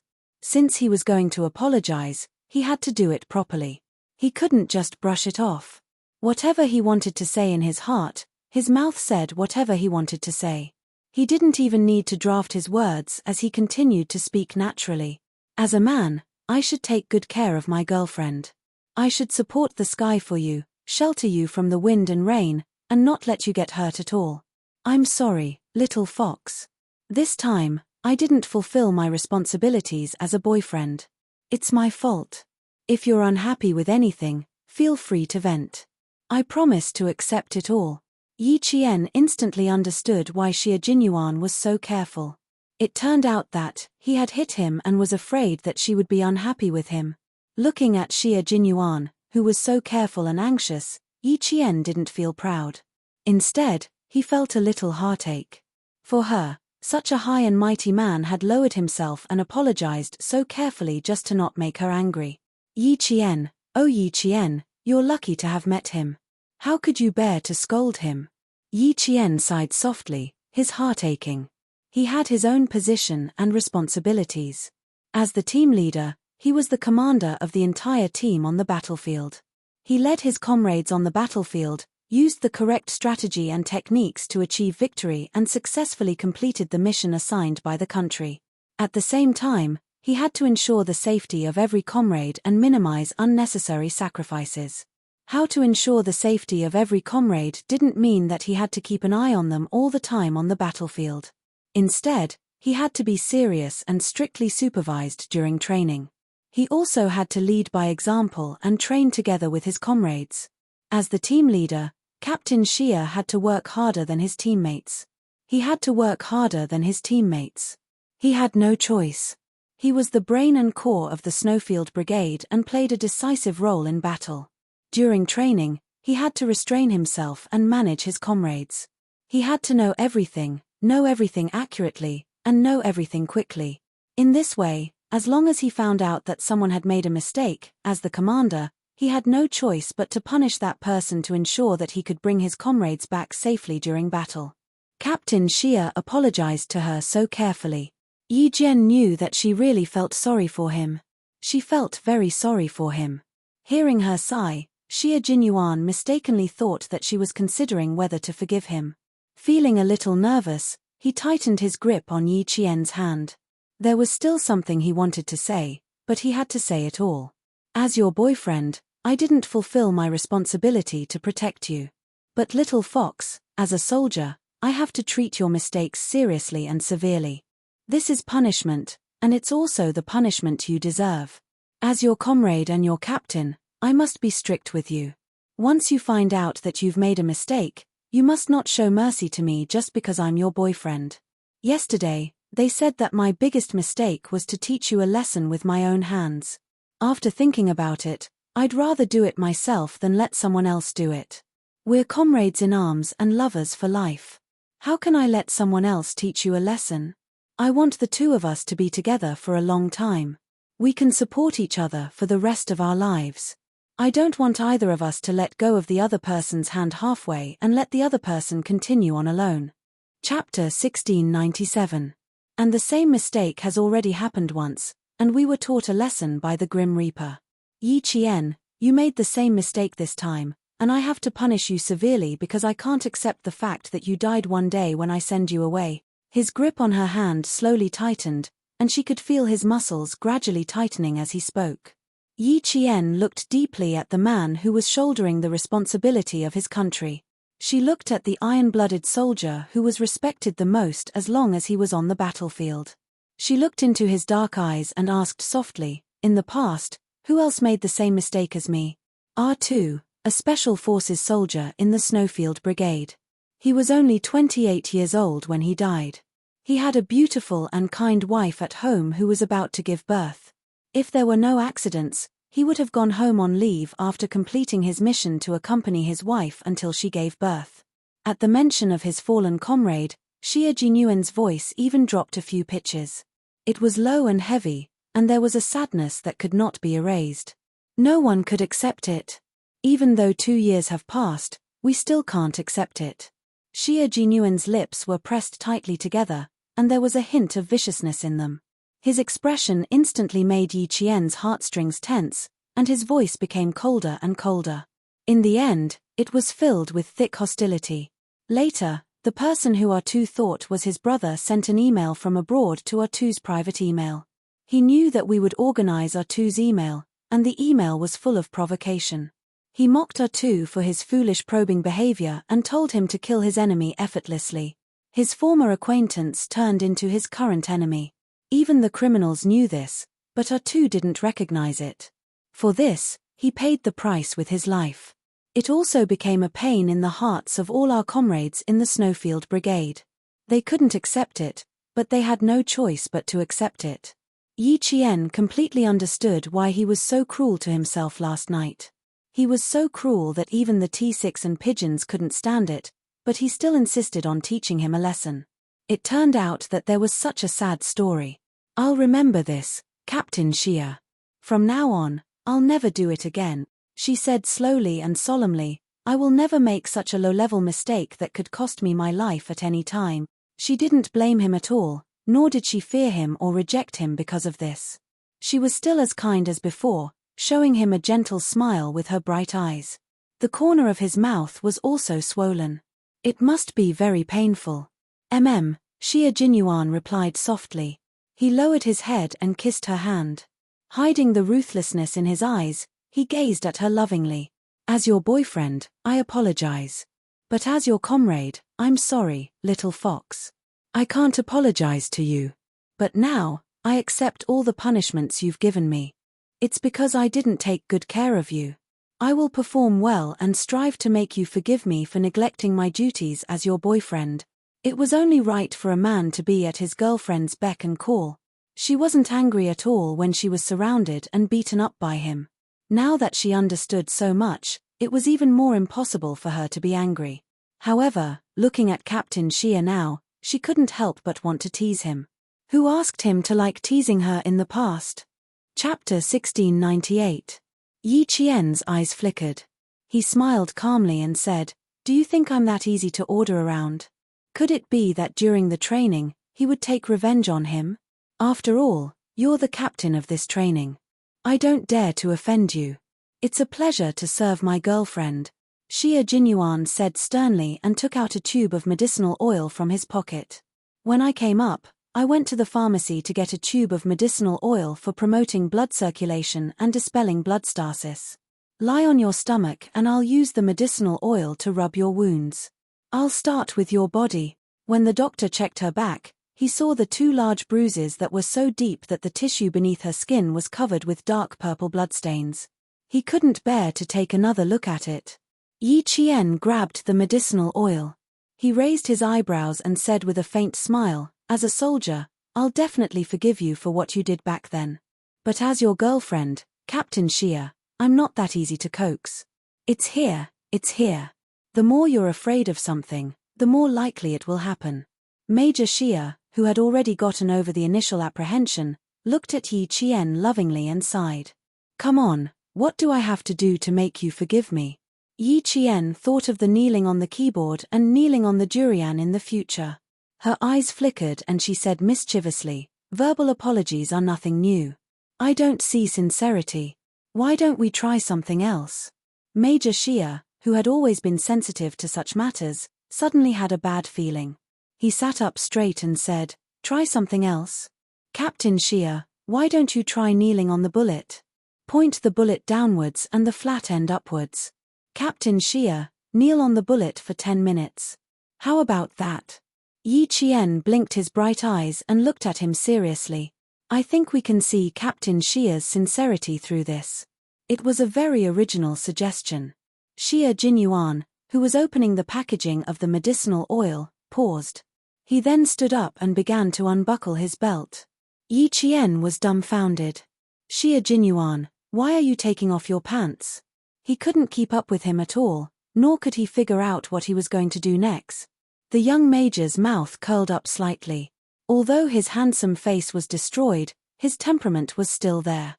He was still that noble and elegant young major. "It's easier for you to check if I take off my pants. Also, don't you think it's more challenging to kneel in front of bullets with bare arms and legs?" "That's a good idea. I've never thought of this before. Next time, when my brothers make a mistake, I can use this move. All of you, kneel before the bullets." Major Xia, who had taken off his pants, was wearing a pair of warm pants issued by the army. When he saw Yi Qian about to throw him down with a pillow, he couldn't help but chuckle.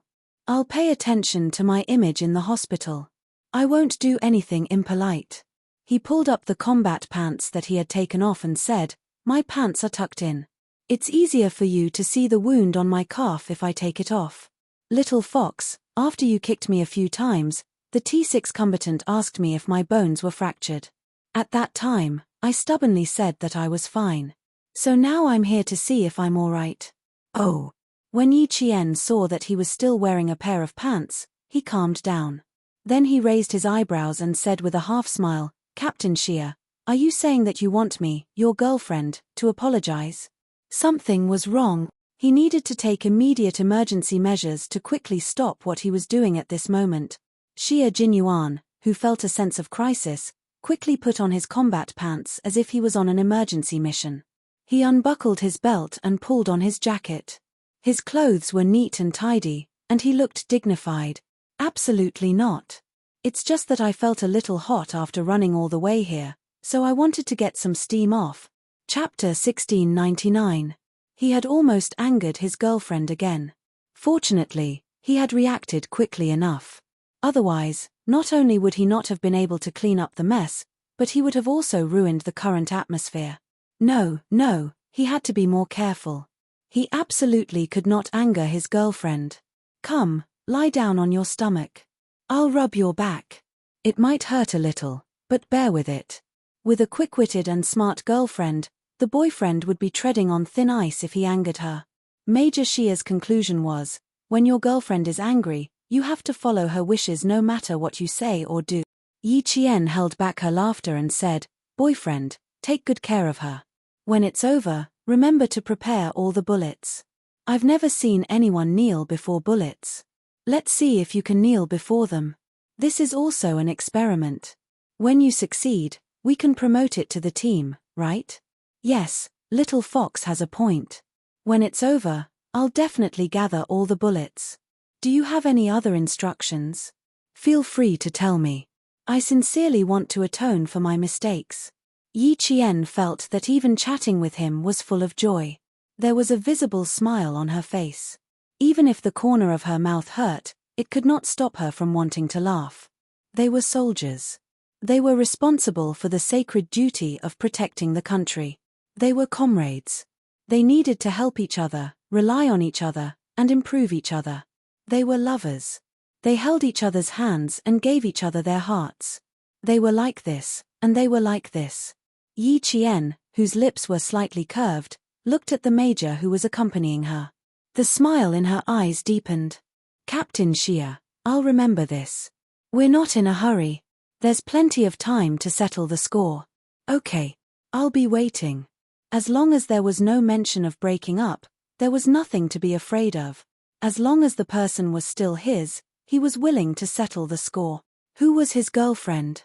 Han Zheng was right. He had to pamper her like a princess. However, Yi Qian did not want him to rub her back. She held his bandaged hand and frowned in confusion. How did your hand get bandaged? It shouldn't be both of your hands. She did not know how the wound on his palm came about. It's nothing. I accidentally scraped myself when I was hugging the tree and scraped my skin. I was afraid that you would get angry when you woke up, so I quickly wrapped it with a piece of gauze and pretended to be pitiful in front of you.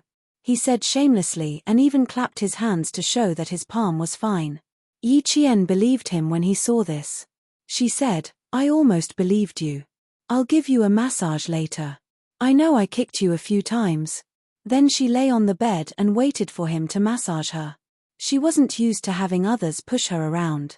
It was better to let her boyfriend do it. Xia Jinyuan lifted her shirt and saw 2 palm-sized bruises on her snow-white skin. He tightened his grip on the glass bottle and his eyes darkened. These 2 kicks were indeed ruthless. He removed the bandages from her hands and looked at her palms. Xia Jinyuan poured the cold medicine on the back of her hands and rubbed them with the back of his hands until they were hot. Then he placed the back of his hands on her and said gently, bear with it. The area is a little big. We need to push the bruises away. Okay, I can take it, Yi Qian said disapprovingly, but it made Xia Jinyuan's heart ache. He was the one who was ruthless, but in the end, he was the one who felt sorry for her. He had not fully adapted to the switch between being her comrade and boyfriend. Chapter 1700. Yi Qian, who was lying on her stomach, pursed her lips and smiled. He was indeed very, very good to her. Having lived 2 lives, she understood what it meant to be insincere and what it meant to be sincere. In her previous life, Yi Ying had played a game of cat and mouse with her. Instead of ending her life, Yi Ying had teased and oppressed her. Every time she found a job, Yi Ying would find ways to make her suffer. Sometimes, she wouldn't even get her salary and had to pack her luggage and leave. She had met many bad people and many good people. Because of this, she knew how to be grateful and grateful. She also knew the value of sincerity. She knew that Captain Xia blamed himself, but she wasn't angry. It wasn't because she was magnanimous or giving in, but because she understood. She had never loved anyone and didn't know how to love, but people needed to understand each other and put themselves in their shoes. His identity, her identity, as soldiers, they needed to understand each other even more. However, if he dared to lay a finger on her in real life, it wouldn't be as easy to talk to as it was now. However, she agreed with the commander-in-chief's words. Captain Xia was indeed someone who climbed up the ladder. They couldn't let him off so easily. How could they punish him? Other than kneeling on a bullet, she couldn't think of any other good ideas. During training, Captain Xia had helped her wash her clothes. Every time after training, he liked to tell her in front of all his comrades that he had something important to tell her to look for him. When she found him, he would pull her to a more secluded place and immediately become extraordinarily gentle. He would be busy massaging her legs and shoulders. He put his sincerity in front of her. To her, it was so precious that she couldn't bear to trample on it and take it for granted. As he pushed the ointment away, the pain from the kick gradually turned into a burning sensation. Slowly, her entire back began to heat up. As he pushed with the back of his hand, the heat from her back began to flow to her limbs and slowly gathered in her brain. Yi Qian closed her eyes in satisfaction and muttered, "I want to sleep for a while." Sleep. Have a good sleep. Major Xia, whose eyes were dark because of the injuries on her body, lowered his head and his thin lips landed an extremely gentle kiss on her slender and sexy waist. "I'll always be here. I'll always be by your side. Sleep well, my baby." With Xia Jinyuan by her side, Yi Qian felt at ease. She even fell asleep peacefully. Even with her eyes closed, her expression was relaxed. She fell asleep in less than a minute and slept exceptionally soundly. Xia Jinyuan, on the other hand, could not calm down for a long time. He could not even forgive himself. His comrades in the Snowfield Brigade still did not know that their captain had overcome the great calamity. T6 was asking the experienced lover Han Zheng, "Will Qing Neo really break up with Q King? I'm not completely sure. After all, Qing Neo is different from other girls, but it's possible." Han Zheng analyzed based on his experience. "Based on my experience, it's 50-50ths. She couldn't resist Q King's delightful mouth. With how naive Qing Neo was, she would probably be coaxed into changing her mind." When T6 heard that, he heaved a sigh of relief. Jiasin was also a well-mannered girl. If she found out that he had hit Yi Qian, there would definitely be a 50% chance that she would forgive him. With that thought, T6 immediately relaxed. He even relaxed as he leaned against the back of his seat. That's good, that's good. Let's see how Q King performs. As long as Q King coaxed Yi Qian, his matter would not be a big deal anymore. Chapter 1701. Something doesn't seem right with you. You looked like you had a lot on your mind ever since you came out of the hospital, but now you don't look like anything's wrong. Why? Are you that afraid that Qing Neo will dump Q King? Han Zheng was puzzled. Shouldn't he be like K7, G3, and himself, all waiting for the day when Q King would be dealt with by Qing Neo instead? T6 looked at this scourge who had already ruined more than a dozen girls and said coldly, "A well-fed man doesn't know the suffering of a starving man. You've already had more than a dozen girlfriends, and your taste is so wide that even a virgin like me can only look on in your dust." As soon as he finished speaking, a team member sitting in the aisle of the plane gasped and stared at Han Zheng. More than a dozen girlfriends. That's a little too capable. None of us have girlfriends. Huh, it's true that I've never had a girlfriend before. T6 was not afraid to expose his veteran status to show off how fickle his scourge comrade was. I'm not ashamed of it. In fact, I'm proud of it. Han Zheng chuckled. Damn, this was not a topic he should be talking about, not a topic he should be talking about. In the future, he would definitely not talk about such topics. It would only cause public anger. Keep up the good work. Spring is coming, and so is your spring. Across from Han Zheng, his comrade patted T6, who had never been in a relationship before, and comforted him very righteously. When you get a girlfriend, you can proudly tell her that she's your first love. T6 nodded. He was already prepared to fly over to find his future girlfriend after this training session. As for how Q King and Qing Neo were getting along, T6 did not want to think about it. He should focus on his marriage instead. G3, who was sitting 2 seats behind, said to K7, I don't think it's likely that Qing Neo will bring up a breakup. She's very calm when dealing with matters and won't alienate Q King because of this. She'll understand Q King's intentions. Qing Neo is rational, while Q King is rational. If there's any misunderstanding, they'll sit down and talk it out. A breakup is not going to happen. K7 said expressionlessly. He glanced at G3, who was analyzing seriously. Also, what I said in the bathroom was just to scare Q King. Don't take it seriously. G3 was stunned. K7? Was the person sitting next to him still K7? Was he a K7 that didn't eat the food of mortals and lived a merciless life like a deity? Not only did he bluff Q King once, he even tried to bluff him a second time. And then, he actually believed him. Sleep. K7 put the cap on his face and ignored his stunned comrade. Under the cap, K7's lips curled up. After the Qing Neo days, life in the military was finally a lot more interesting. The matter of Major Xia dealing with Qing Neo seemed to have come to an end just like that. Only the people involved knew. The settling of accounts after autumn had yet to begin. Commander-in-Chief Xia, who was on the phone with his future daughter-in-law, was finally relieved. His future daughter-in-law was reasonable and didn't argue with his son.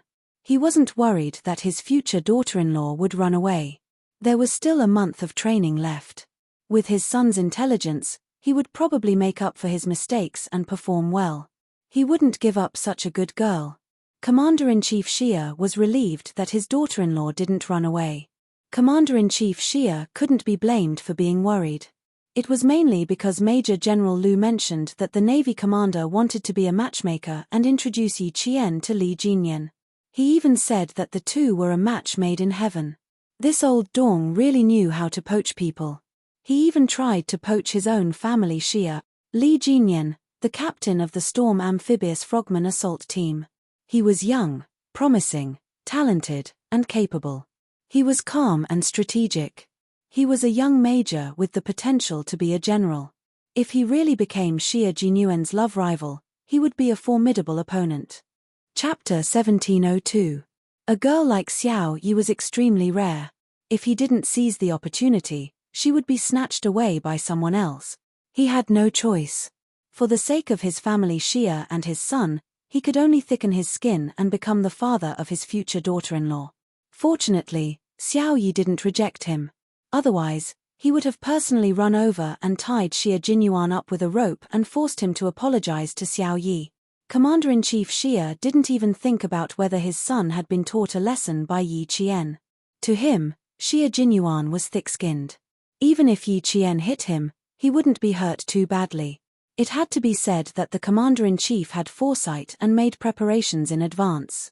At this moment, the commander-in-chief was talking to Li Jinyan, who was sitting next to him.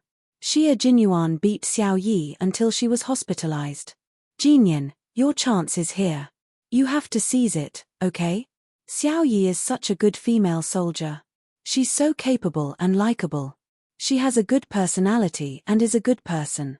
She's not worse than the male soldiers in all aspects. You're not young anymore. It's time for you to start a family. I won't introduce other female soldiers. They can't handle the messy matters in your family. Xiao Yi is good. She's from the special forces like you. If anyone in your family dares to be rude to her, we'll settle it with force. Let's see who dares to be impudent. And you don't have to worry. You're not afraid that your wife will be bullied. Don't tell me that you don't like Xiao Yi. I don't believe that you won't be tempted by such a beautiful female soldier standing in front of you." After saying a bunch of things, the Navy commander felt that he had reached the main point. He was just waiting for this soldier, who was excellent in all aspects, to answer him. He looked at Li Jinyan with a serious expression, as if he had to hear an accurate answer. The members of the Snowfield Brigade sat in front of him with stern expressions. Fortunately, they were separated by their own people.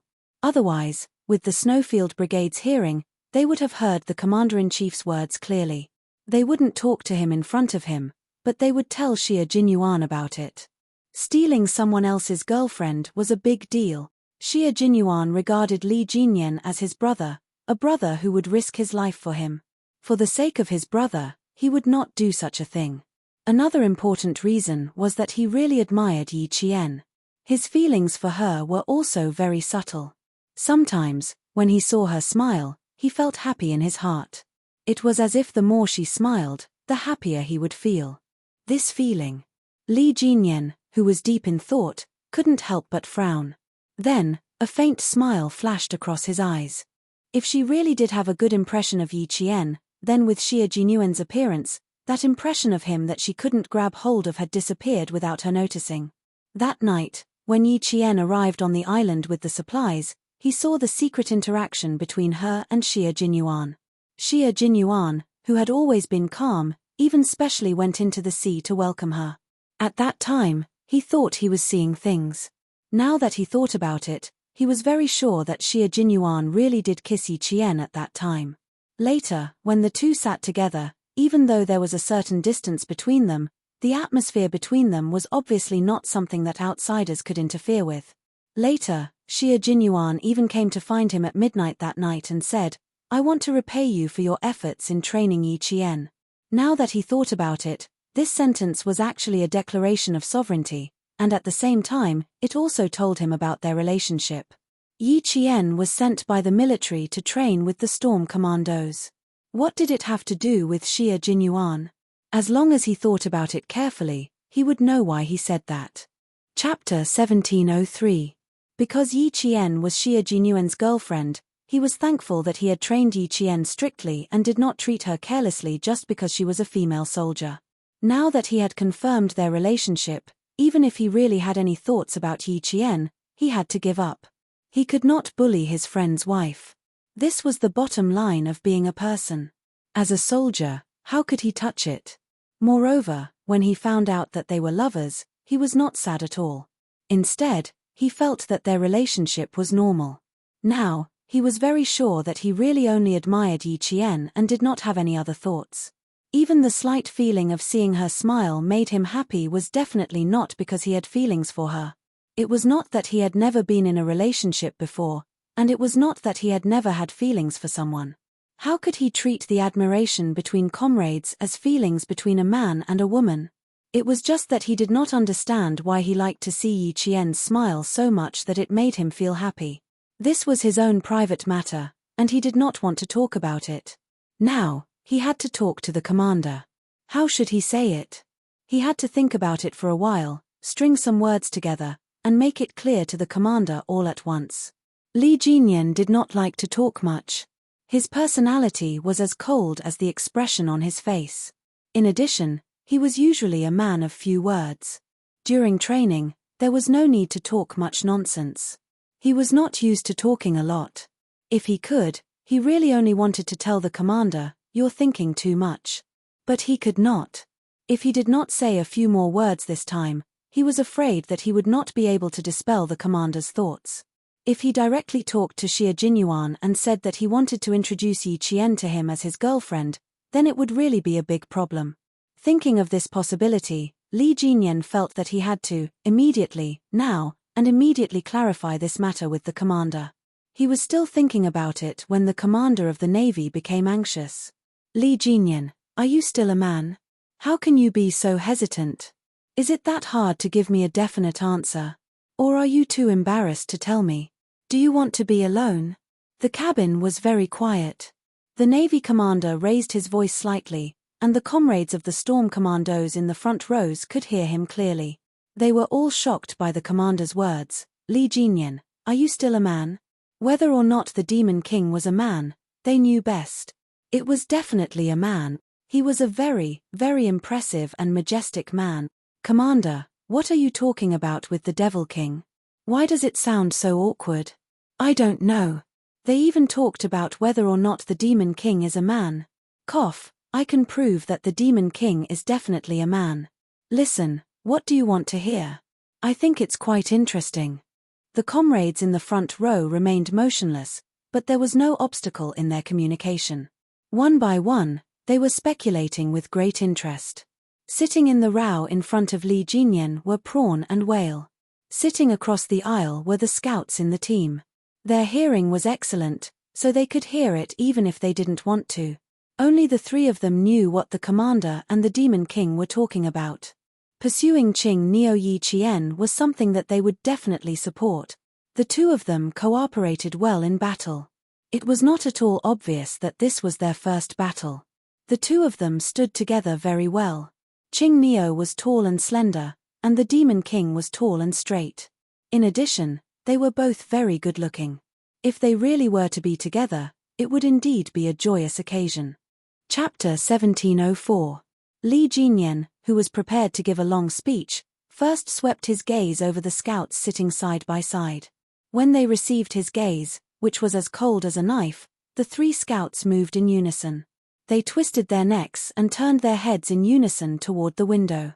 The Devil King had discovered that they were eavesdropping. After shocking the scouts, Li Jinyan said in a low voice, "Commander, I know you're doing this for my own good, but I really don't have any romantic feelings for Yi Qian.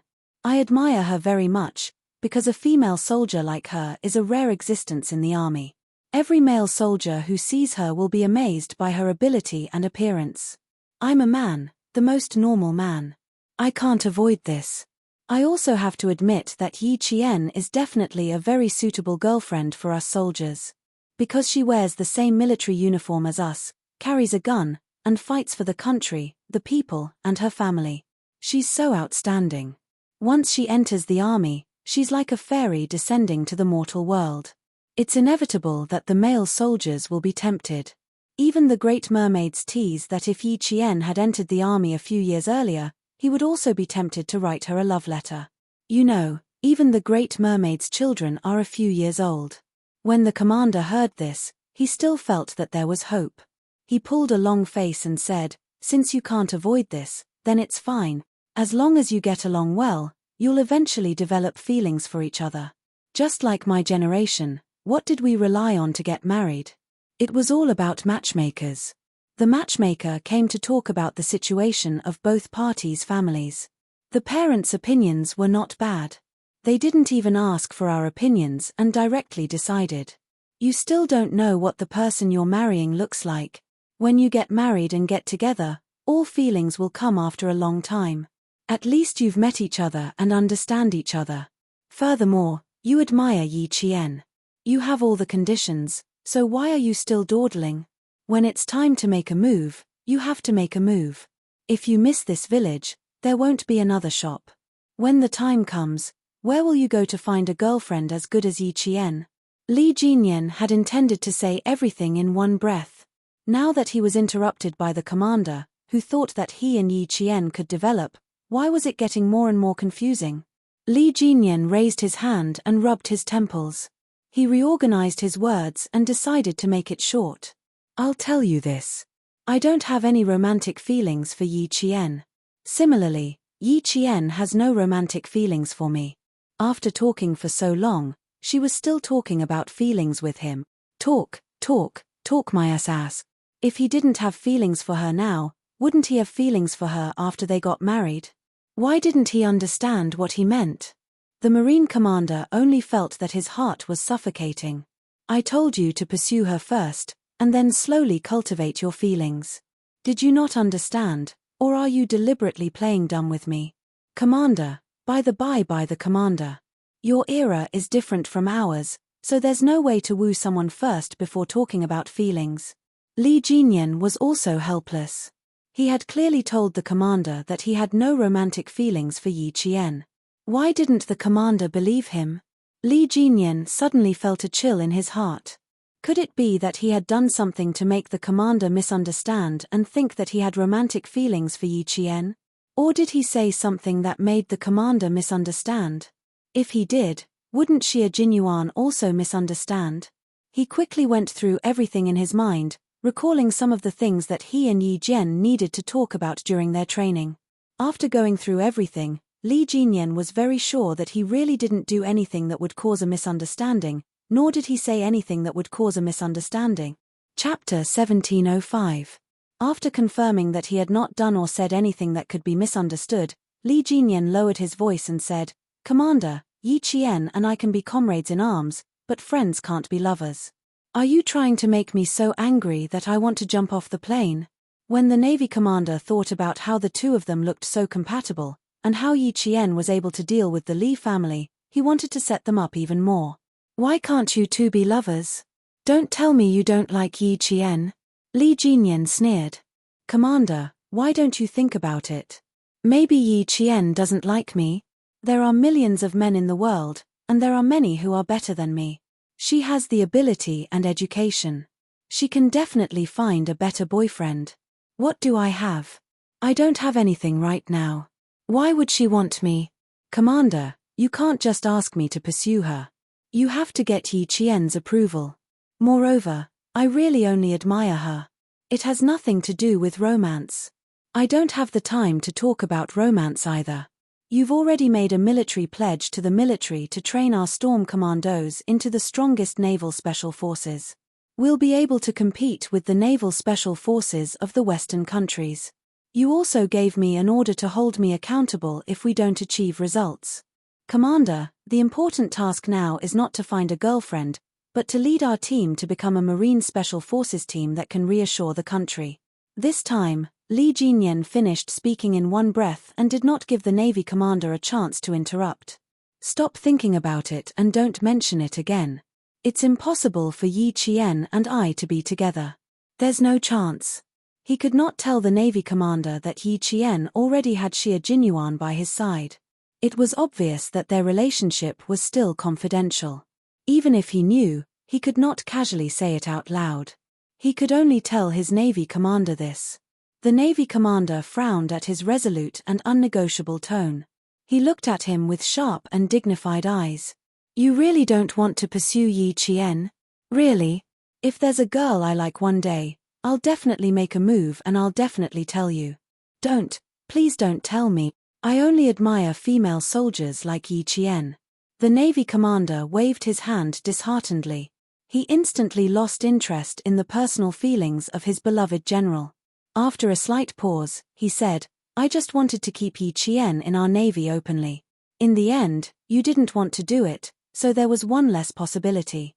By the way, did you ask her? Have you considered staying? She clearly told me that her goal was to enter the Snowfield Brigade. She only wanted to be a member of the Army Special Forces. She didn't consider the Navy." Li Jinyan didn't hide it anymore. Since the commander asked, he would answer truthfully. It was better than thinking about it. He didn't want to have any misunderstandings with Xie Jinyuan. Now that everyone was at peace, he wanted to make things clear in advance that might hurt each other's feelings. He wanted to get rid of any bad things that might happen between them. No misunderstandings, no indifference, and in the future, they would still be comrades who could put their lives in each other's hands. The Navy commander sighed repeatedly. This wouldn't work, and that wouldn't work. There really wasn't a single possibility. Old Yang, I really admire you. I really admire you." Seeing this, Li Jinyan changed the topic. "Next up is the desert training and altitude training. Commander, I'm worried that the members will suffer from altitude sickness. I plan to prepare more altitude red medicine. We also need to carry oxygen tanks with us, just in case." Chapter 1706. When it came to training, the Navy commander no longer cared about the things that made him feel regretful.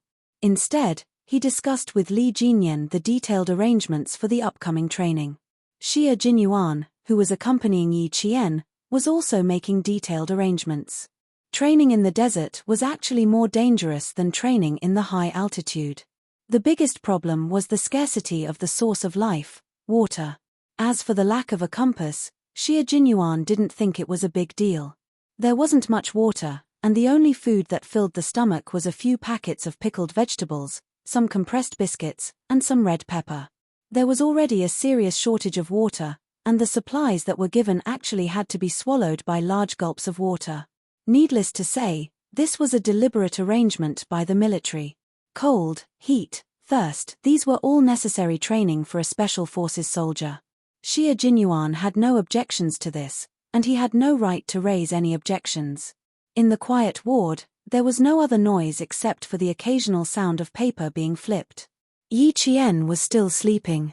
She had been overloaded with training during this period, and after 5 consecutive days of competition, Yi Qian was on her period. Even though she had good physical strength, her body was still in a state of fatigue. She needed to recover her energy in order to better participate in the upcoming training.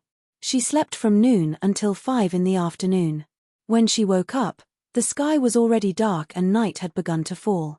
Yi Qian, who opened her eyes, didn't disturb Xie Jinyuan, who was working.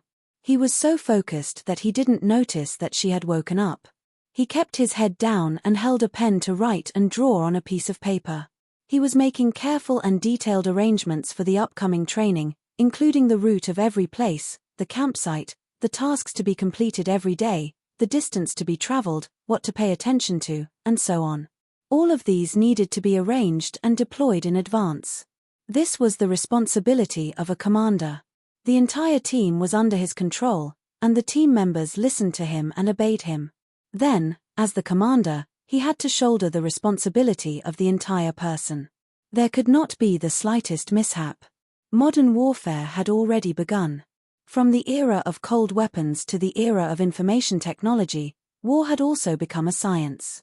It required scientific operations, reasonable arrangements, and strict organizational procedures and operational mechanisms. As the core of the Snowfield Brigade, Xie Jinyuan had put in much more effort than any other member. Although Yi Qian hadn't officially joined the Snowfield Brigade, she knew how hard Xie Jinyuan worked. He was always at the most dangerous places, always at the forefront of the most difficult and tiring tasks, advancing and retreating with his comrades. He didn't have any special treatment because he was the captain. She was fascinated by this serious and responsible Xie Jinyuan. Perhaps he had encountered some difficulties, his originally handsome face suddenly, his side profile, which made him look even more like a soldier's dignified.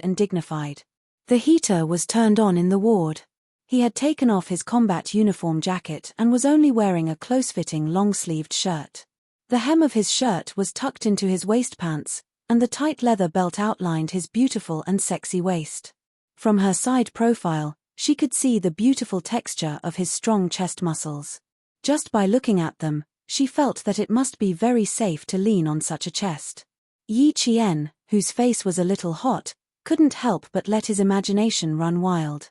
He quickly looked away and sideways to look out the window. It was unknown when it started to snow outside the window. The heavy snowflakes were like goose feathers. They were like fairies given by the heavens to the earth, which could drive away all the darkness and all the evil, and bury all the unfortunate and painful things in the pure white snow. Chapter 1707. It was such a quiet ward. It was so quiet that both her body and mind were completely relaxed. Her mind was empty of all distractions, and her mood was tranquil and distant, far away from all her worries. Yi Qian, who was smiling, did not see the man, who was working seriously, look up. His deep, dark eyes were filled with a gentleness that could make one sink into it. He gazed deeply at her, pressed his lips together, and then lowered his head to continue with his work. Snowflakes fluttered outside the window, but the ward was as warm as spring. One of them was sitting, and the other was lying down. Neither of them disturbed the other, but they were both thinking about each other. They enjoyed the tranquility of the winter and spent the rare time alone together. Time ticked by. Yi Jian, whose neck was a little sore from twisting, once again looked at the man who was still working seriously with his head lowered. She saw that the corners of his mouth, which had been pressed tightly, had lifted, revealing a naturally elegant smile. His smile was so infectious that even Yi Qian could not help but cover her mouth and laugh. The man holding the pen suddenly smiled and sighed. He turned his head and caught Yi Qian's gaze. He raised his slender eyebrows slightly and revealed a dangerous yet elegant smile that Yi Qian could not be more familiar with. "Little fox, I can't concentrate on my work when you look at me like that. It seems that my appearance has won the favor of the little fox. She's mesmerized by it for a while, then mesmerized by it for a while. How is it? Are you satisfied?" Yi Qian, who was caught red-handed, did not feel awkward. He imitated him and raised his eyebrows, nodded, and answered seriously, "Not bad. You're handsome enough. Most importantly, you have a classy aura. You're a feast for the eyes. Being handsome on the outside is one of my strengths. I'm also very handsome on the inside, but you'll have to dig deeper to discover that." The thick-skinned major accepted the compliment without hesitation. He did not forget to add a few more layers of gold. "Handsome on the outside and handsome on the inside. Are you satisfied with a boyfriend like me?" His mouth was full of nonsense. He could go as far as the sky. But it was also very interesting. Yi Qian liked this kind of lively, and intimate conversation very much. Only in this way did he feel that his life was so fresh and full of inexhaustible vitality. After her fever subsided, Yi Qian's pink lips curled into a smile. Her bright eyes sparkled like spring water as she looked at the young major who was just as happy as she was. Yi Qian said, "I'm quite satisfied for now, but I've neglected my duties from time to time. It's okay, boyfriends all need to be trained slowly. I'll train Major to be the person I like." "That would be my pleasure." Xia Jinyuan was a male chauvinist, but not the kind of feudal male chauvinist who had to respect her husband. Rather than saying that she had trained him, it was more appropriate to say that he had willingly changed himself for her. It was a joyous thing to change oneself for the people one loved. Seeing this, Yi Qian hugged his quilt and laughed even more happily. Her sparkling eyes sparkled like a sly fox, which made Xia Jinyuan feel that even her hair was so cute. She didn't have the guts to train a major. She was so happy that her eyes curved into crescents. Xia Jinyuan felt as sweet as honey in his heart. He raised his hand to look at his watch and couldn't help but frown. It's already so late. He hurriedly tidied up the papers and notebooks on his feet and said to Yi Qian, "You must be hungry. I'll go to the cafeteria to get some barley porridge, longan, and red date porridge. The doctor told me that you can only have porridge today. I'll add more rice, oil, and salt tomorrow." Chapter 1708. High fever caused the metabolic enzymes in the body to become inactive, which led to a loss of appetite. Only porridge and soup did not cause nausea, and could stimulate the patient's appetite and increase their intake of nutrients. Xia Jinyuan followed the doctor's instructions strictly. At the same time, he also accompanied Yi Qian to eat porridge. He packed up the papers and notebooks. Yi Qian's gaze fell on his hands, and his brows furrowed. His hands had been replaced with new sterile gauze. If it was really as he said before, that it was just a few small cuts, they did not need to be bandaged at all. Also, Yi Qian seemed to have thought of something, and his originally relaxed expression suddenly tensed up. Also, when he used the ointment to massage her back, he used the back of his hand, not his palm. Thinking of this, Yi Qian pulled the blanket away and got out of bed. Xia Jinyuan was faster than her. She had just grabbed the corner of the blanket when he walked over with his notebooks. "Don't get out of bed. We'll leave the hospital at 11 tonight and head to the second training base. Lie in bed and rest for a few more hours." The fever had subsided, and the redness caused by the drug allergy had also subsided. If there were no problems after 12 hours of observation, she could be discharged. They did not have much time to waste. The training schedule could not be changed because of personal reasons. If Yi Qian was not allergic to drugs, they would not have sent a helicopter to the hospital for emergency treatment. Being sick during training was a common occurrence for them. Yi Qian grabbed his wrist and looked at him with clear eyes. "It's very serious, isn't it?" "A little. I didn't wear combat gloves when I was climbing the helicopter ladder, so I got abrasions from the rope. Looking at her expression, Xie Jinyuan knew that he could not continue to hide the truth, so he told her how he got injured. Yi Qian was relieved when he told her the truth. It's very hot to train in the desert. You need to treat it as soon as possible to prevent it from festering. Don't worry. Lie in bed obediently. I'll go to the cafeteria. He lowered his head and kissed the tip of her nose gently. I'll be back soon. Take these notes with you. I'll get the doctor to take a look. Put the notes under your pillow. All the training materials were classified as military secrets, and all the itineraries were classified as military secrets. Apart from the relevant personnel, no one else was allowed to read them. Yi Qian counted a total of 16 sheets of paper. There were diagrams, notes, and detailed deployments. There were also 2 notebooks and a map of the desert. With a rough idea in mind, he hid all the information under his pillow. Seeing this, the smile on Xie Jinyuan's handsome face deepened. She had always been very meticulous, and it was very reassuring to let her handle things. After Xie Jinyuan left the ward, Yi Qian, who was wearing a blue and white striped hospital gown, immediately got up from the bed and took out his military backpack from under the bed. He untied the rope and took out his combat clothes. If she were to leave at 11 o'clock at night, she would have to pack up and leave at around 10 o'clock. However, she liked to prepare in advance, so she could pack up now. The doctor who came in with 2 nurses saw that the patient who was supposed to be lying on the bed was wearing the same uniform as the male soldiers. She stood by the bed as straight as a pine tree, looking valiant and spirited. It was impossible to tell that she was still sick. When the 2 nurses saw Yi Qian in her military uniform, they felt that it was very rare. In 1999, female soldiers were still rare, and it was the first time that the 2 nurses had seen a female soldier like Yi Qian, who was as beautiful as Hong Kong and Taiwan celebrities. He's so handsome. He's so cool. He's so spirited and good-looking. His facial features look like they've been painted. He's so beautiful. Chapter 1709. The 2 nurses covered their noses as they whispered to each other. They looked at Yi Qian with starry eyes. The more they looked at him, the more excited they became. Their faces were flushed. The doctor turned his head and signaled the nurses to be more reserved with his eyes. He then said to Yi Qian, "Are you ready to be discharged?" "No, you still have 4 hours of observation. You can only be discharged after 4 hours. Thank you, doctor. I'm just tidying up. I feel much better after a day of sleep. I don't feel as heavy as before. My body feels very light." Yi Qian sat by the bedside and said to the doctor who was listening to his heartbeat, "I want to ask if I'll be allergic to fever medicine in the future." In her previous life, she had been in medical school for a long time.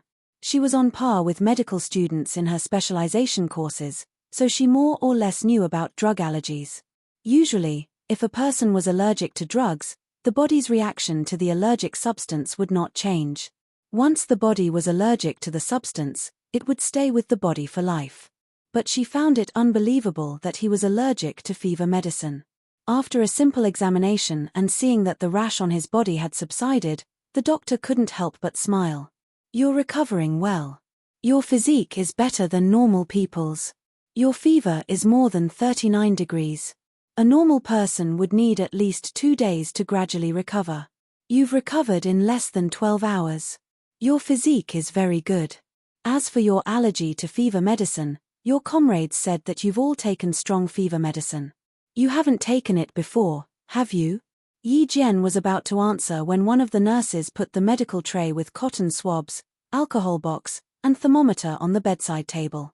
Then she reached out to pick up the pillow. Yi Jian, who had her back to the nurse, turned around and pressed the pillow with her hand naturally, as if she had eyes on the back of her head. She smiled and said, "You can just stand and take the temperature. You don't have to lie down." Oh, okay. The nurse didn't think much of it. She was a little embarrassed that Yi Qian suddenly spoke to her. Yi Qian smiled at the nurse again before answering the doctor, "No, it's my first time taking it." "Is it because the medicine is too strong?" She frowned as she tidied up her clothes. If she was allergic to fever medicine in the future, it would be a little troublesome. It wasn't the first time she had a high fever during a battle. It might happen again in the future. Xie Jinyuan pushed the door open and entered. He heard the doctor speaking to Yi Qian with a gentle smile. Don't use it too much in the future.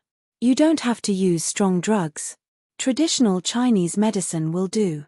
Excuse me, is my comrade having a fever again? He didn't even put down the bowl of porridge in his hand.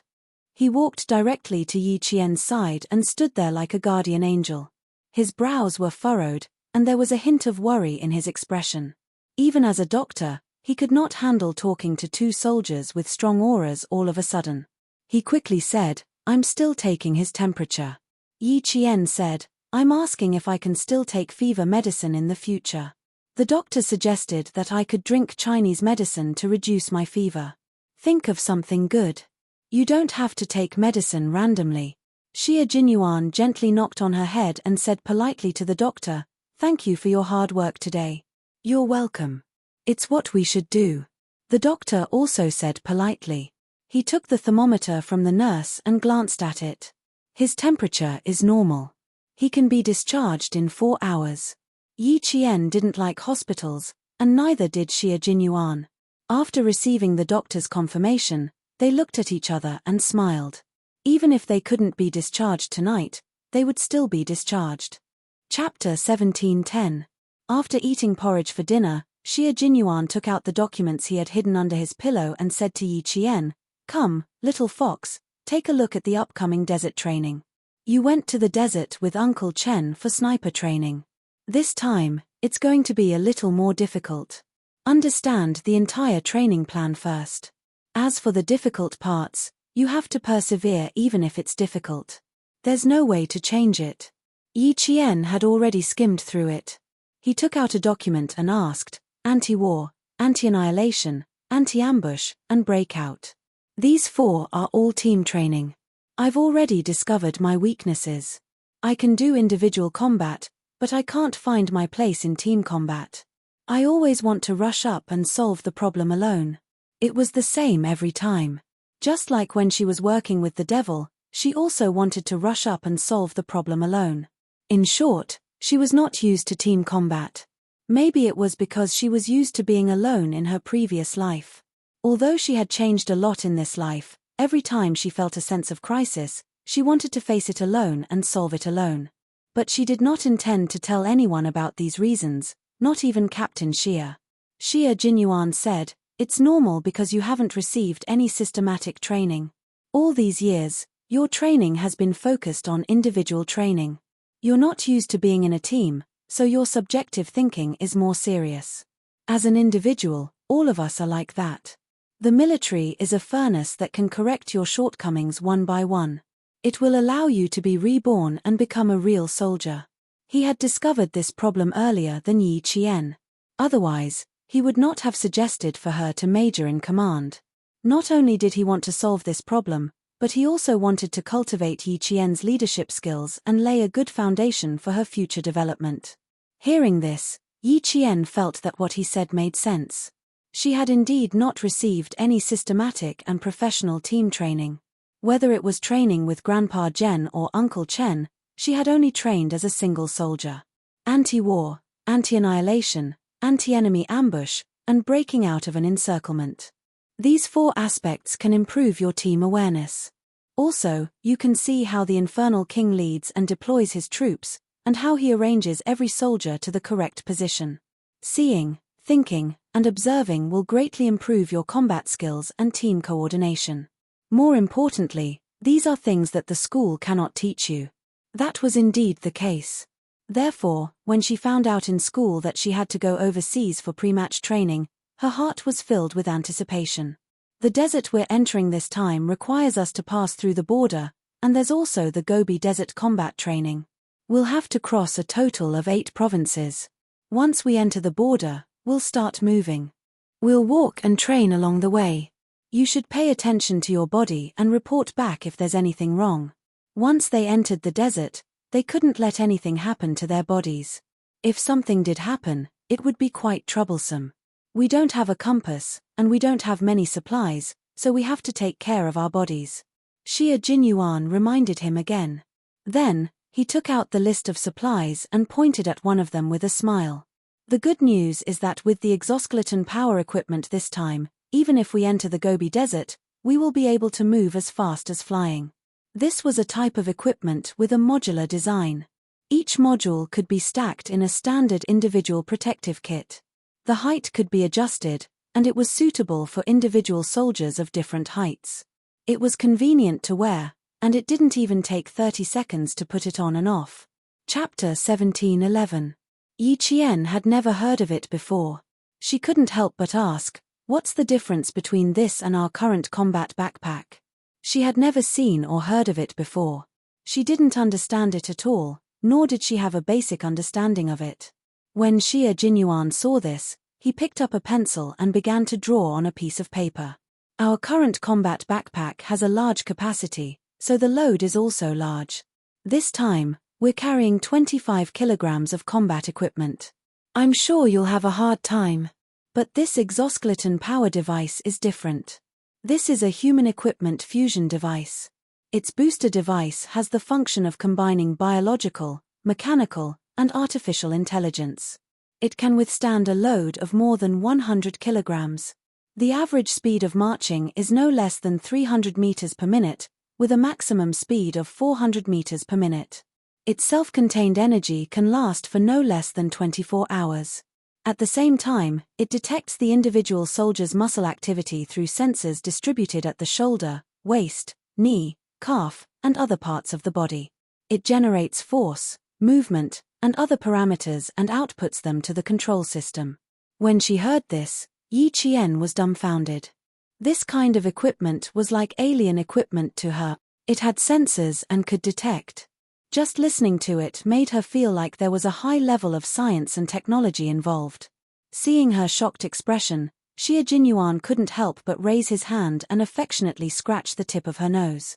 He smiled and said, "I haven't explained everything yet and you're already so shocked. When I'm done, won't you be so shocked that you'll think that this kind of equipment doesn't exist?" "I wouldn't think that this kind of equipment doesn't exist, I just think it's very rare." Yi Qian looked at the simple drawing he made. She looked left and right, but couldn't see anything special about it. Xie Jinyuan sneered. "I'm also surprised every time I see it. But this kind of equipment isn't only secretly researched by our country. It's the same for Western countries as well. This batch of equipment is the first batch we'll use. After we're done, we still need to write a report to list the areas that need to be improved. It'll take at least that many years for the technology to mature." He waved his bandaged hand in front of Yi Qian. His slender fingers made a number, which made Yi Qian hold her breath. "It'll take at least another 10 years. That's too long. Hasn't it already been developed? A missile or a man-made satellite doesn't take that long." Yi Qian couldn't believe it. How was it possible that a device would take 10 years to mature? In her previous life, when she entered the 21st century, the US revealed many secret weapons in their wars against Iraq and Afghanistan.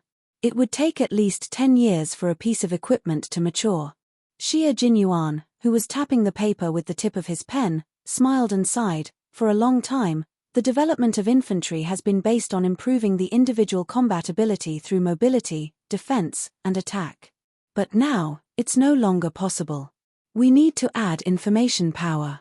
With the increasing number of combat equipment, there are countless weapons that can be carried by individual soldiers. Each of them has its own specific function and adaptable combat environment. Take grenades for example. According to their uses, they can be divided into anti-personnel, anti-tank, incendiary, smoke-emitting, illuminating, anti-riot grenades, as well as practice and training grenades. Anti-personnel grenades can also be divided into two types: defensive, fragmentation, and offensive, explosive. Projectiles can also be divided into two types: hand-thrown, gun-fired, and multi-purpose, hand-thrown, gun-fired, and grenade launchers. Chapter 17:12. All of these will need to be used once we enter a large-scale battle. How to make it easier for the infantrymen to carry them has always been the main research direction that the equipment experts have been working on. Think about it. As the environment continues to evolve and the variety of weapons continues to increase, the experts at the Equipment Research Center can't only research one type of equipment that is suitable for the present. They need equipment that can adapt to the present, the future, and the future. This is actually a trial version of a semi-finished product. During the process of using it, we need to carefully observe and familiarize ourselves with each function. At the same time, we need to provide our own opinions. After all, this is specially developed for the mobility of the infantryman. Our opinions are very important. More than 10 years of research on one type of equipment. Yi Qian, this is the process of storing military strength. Once the technology is successful and put into use by the entire army, it will be a huge leap in our individual combat capabilities. Yi Qian fell silent after hearing this. The gap between her and Captain Xia was constantly reflected. Her analysis of the national situation and military strength was far behind his. Even though her sniping skills were now better than his, her overall ability was still not on par with his. If she wanted to catch up to him, there was just too much she needed to learn. She was also glad that she had his company. Because of him, she didn't become complacent. Because of him, she always knew what she was doing and understood that there was no end to learning. Then he went on to talk about some of the essentials of the desert training in detail. As he slowly spoke in a low voice, time passed little by little. They talked until it was almost 10 o'clock before Xia Jinyuan put down the pen in his hand and began to destroy the papers on the hospital bed. The dozens of papers had to be torn up piece by piece. As Xia Jinyuan tore them up, he asked Yi Qian with a smile, "Do you have any thoughts on the desert training? Or why do you want to do desert training?" Yi Qian thought for a while and said, "In the 9th chapter of Sun Tzu's Art of War, it is mentioned that the combat areas are divided into scattered areas, light areas, and intersecting areas. It is believed that the army can only effectively carry out combat operations if they master the combat methods in different environments. As a tri-amphibious special forces unit, the Snowfield Brigade must be familiar with different combat areas and environments. When we were rescuing K7, I noticed that everyone was very familiar with the terrain of the highlands. Although there were people leading the way, you were the one who suggested the direction to go a few times. The right time, the right place, and the right people are indispensable. Without any of them, we will lose without a doubt. The battle environment can be summed up in the right place. The environment has a great impact on the combat ability of the entire army. In the West, take Napoleon as an example. His army was stopped in the cold winter of Russia. In the Battle of Red Cliff, the army led by Cao Cao suffered a huge defeat because they were not familiar with naval warfare. These heroes could have ruled the world, but they were defeated because they were not familiar with the environment. On the other hand, the British Army went straight to the Atlantic Ocean without any pre-battle training and actually won the Falklands War. This was because they had been undergoing difficult and high-intensity training in the complicated sea conditions all year round. In the end, they won when no one was optimistic about their chances. Grandpa Jen once told me, "Training in the desert is easy, training in the desert is hard, but training in the desert is hard. Training in the desert is tough, but the better we adapt to the extreme environment, the better we can deal with all kinds of complicated environments." I think this is the ultimate goal of the military's arrangement. It's to tell us that there are no shortcuts to combat experience, combat standards, and combat techniques. Only through hard work can we not be defeated. Chapter 17:13. Uncle Jen taught Yi Qian how to deal with people, and Principal Chen taught Yi Qian all sorts of skills. In that case, Xia Jinyuan taught Yi Qian how to reach the top. As long as the two of them were together, Xia Jinyuan would guide Yi Qian very seriously, meticulously, and tirelessly. He broadened her horizons, made her look further, and refined her mental state over and over again. Xia Jinyuan loved Yi Qian, there was no doubt about that. But his love was not just to take Yi Qian under his wing, but to hold her hand and tell her how dangerous the outside world was. He would teach her how to face and deal with danger. What he hoped for was actually very humble. He only hoped that every time his lover left, she would return to his side safely. Yi Qian had a clear mind. The more time she spent with him, the more she could understand Xia Jinyuan's thoughts. Therefore, She would listen to everything he said very carefully and remember every word he said. Because she knew that what he said was what he taught her, and what she needed. It was exactly 11 p.m. when they left the hospital. With their sense of time, they would rather leave earlier than later. When Xia Jinyuan contacted his team, the members of the Snowfield Brigade and the Storm Commandos happened to be collecting supplies. He contacted Li Jinyan and did not ask about anything else. He directly asked where the two teams were. Li Jinyan was standing next to the Navy commander. He suddenly turned sideways and moved the phone from his left ear to his right ear. This was because the Navy commander was standing on his left. "We're at the transit station. We're waiting for the two of you to gather and head to the border." "A call from Xia Jinyuan? Ask him how Yi Qian is doing." The Navy commander, who did not notice the little trick, was still concerned about Yi Qian's health. Although this was just a selection, he really hoped that Yi Qian would be able to participate in the competition. "Tell Xia Jinyuan to take good care of Yi Qian. Don't send him to the hospital again." Well, this incident had almost become Major Xia's dark history. Everyone knew that he had beaten up Yi Qian and sent him to the hospital. Xia Jinyuan couldn't help but touch his forehead when he heard the Navy commander's words from the other end of the phone.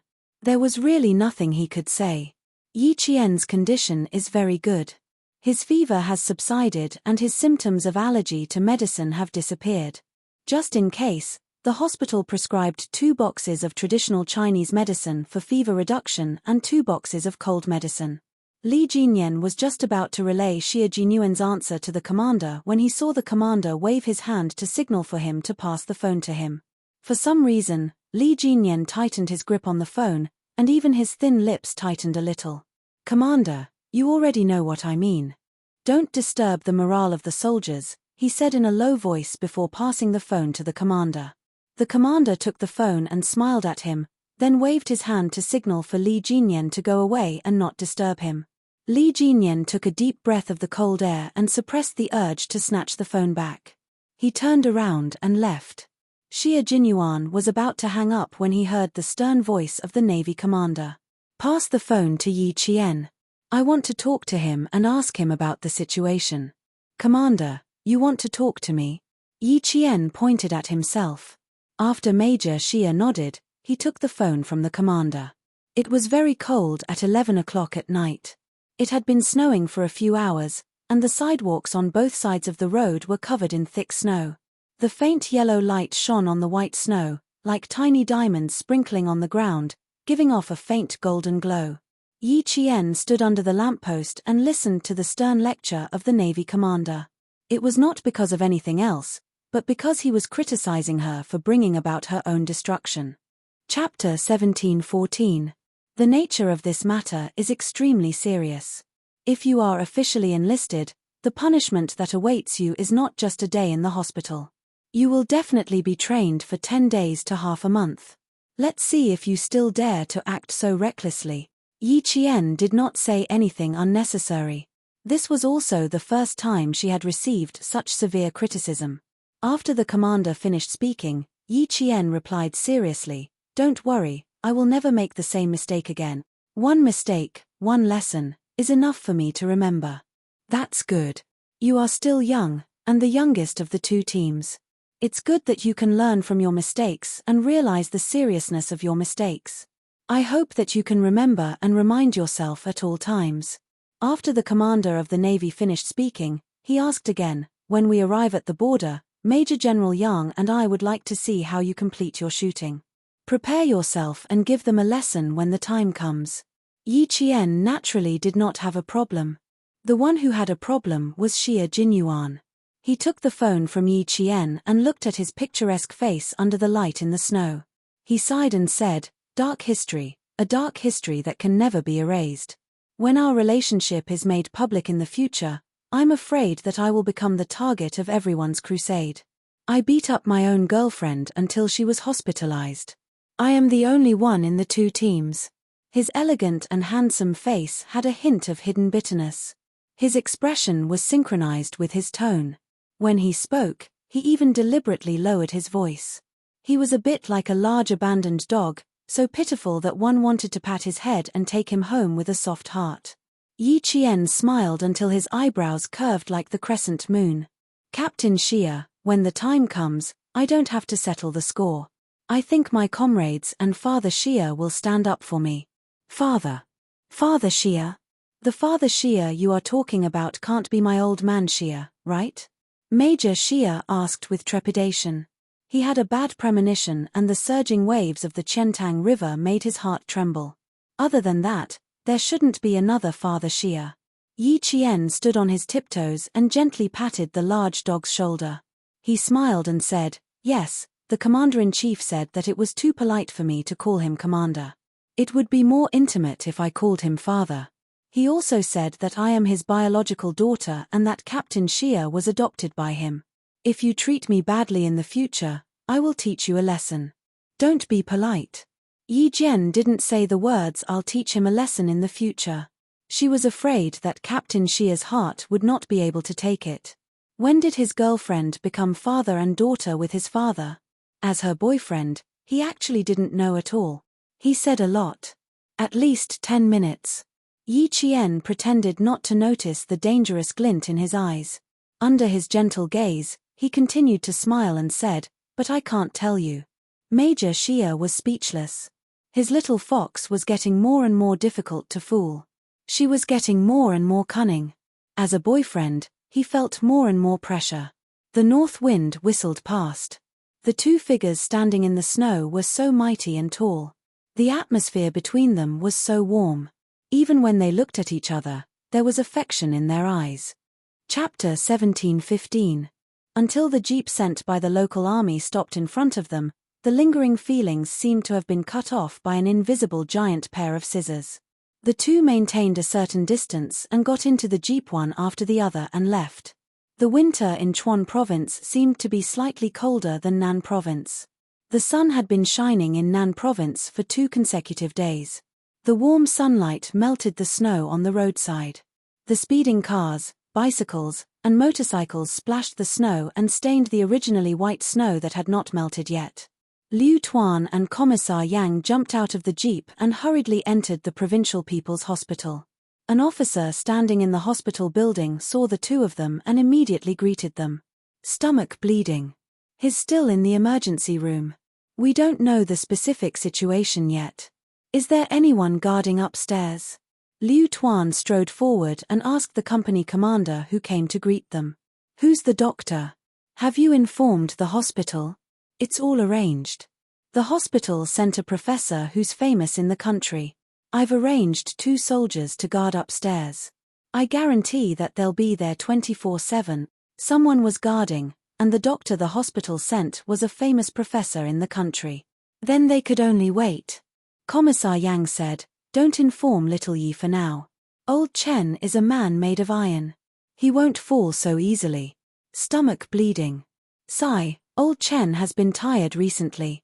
His old illness can't be controlled and suddenly broke out. Company Commander you don't have to guard here. Go back to the army and send 2 more soldiers. Lastly, send 2 soldiers who know medicine. Go back to the company and continue training. Don't delay the training progress. Company Commander Yu represented the army to support Yi Qian when he was in junior high school. 2 years ago, he was transferred to the provincial army from Fujian town. Hearing this, he said, "Okay, I'll go back to the army and arrange for the soldiers to come over immediately." "Okay, you don't have to send us upstairs. We know how to go. Go and arrange your things." The elevator had not arrived yet, so Liu Tuan simply asked him to leave. He said, "You seem to have been in contact with little Yi. You don't have to tell her about this. We have our own plans."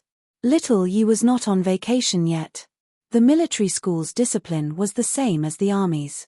She could not easily ask for leave. Since old Chen had passed the danger, there was no need to worry her. Gastrorrhagia was one of old Chen's old problems. He had had it for a long time, but this time, it was a little more severe. The 2 elevators arrived at the same time. Liu Tuan and Political Commissar Yang entered the elevator on the left quickly, while a couple with gloomy faces walked out of the elevator on the right one after another. The man suddenly turned his head and looked at the army green that flashed past him on his right. That old bastard is really shameless.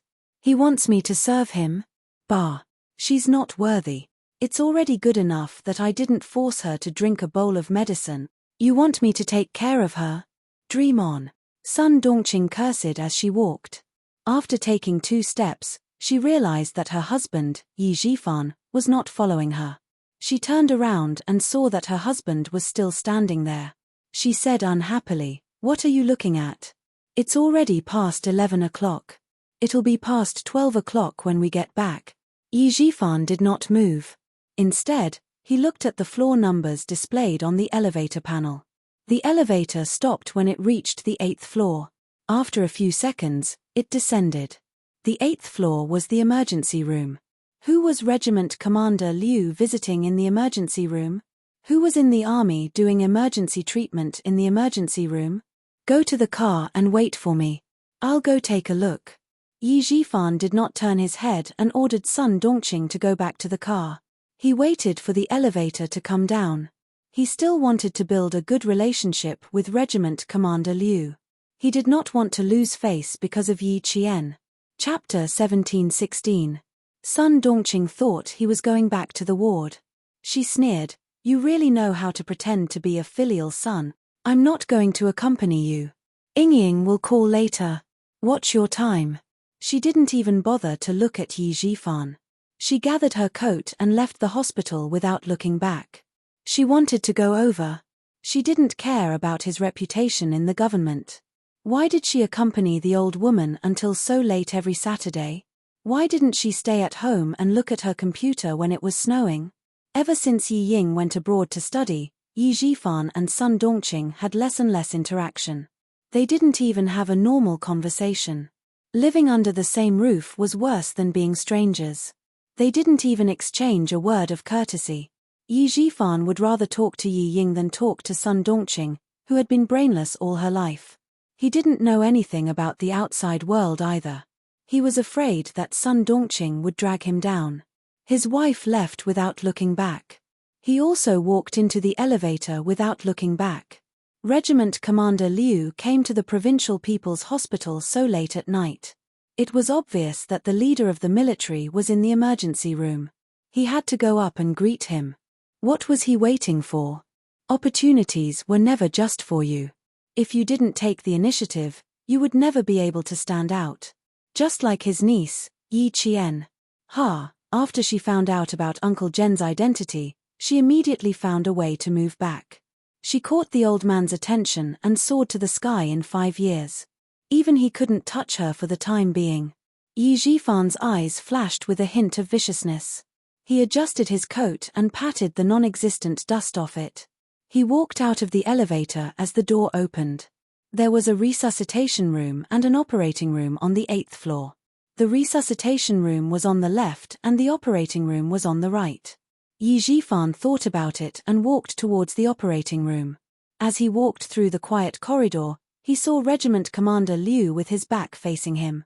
There was a tall figure standing beside him. He looked familiar. Did the professor say anything before he went in?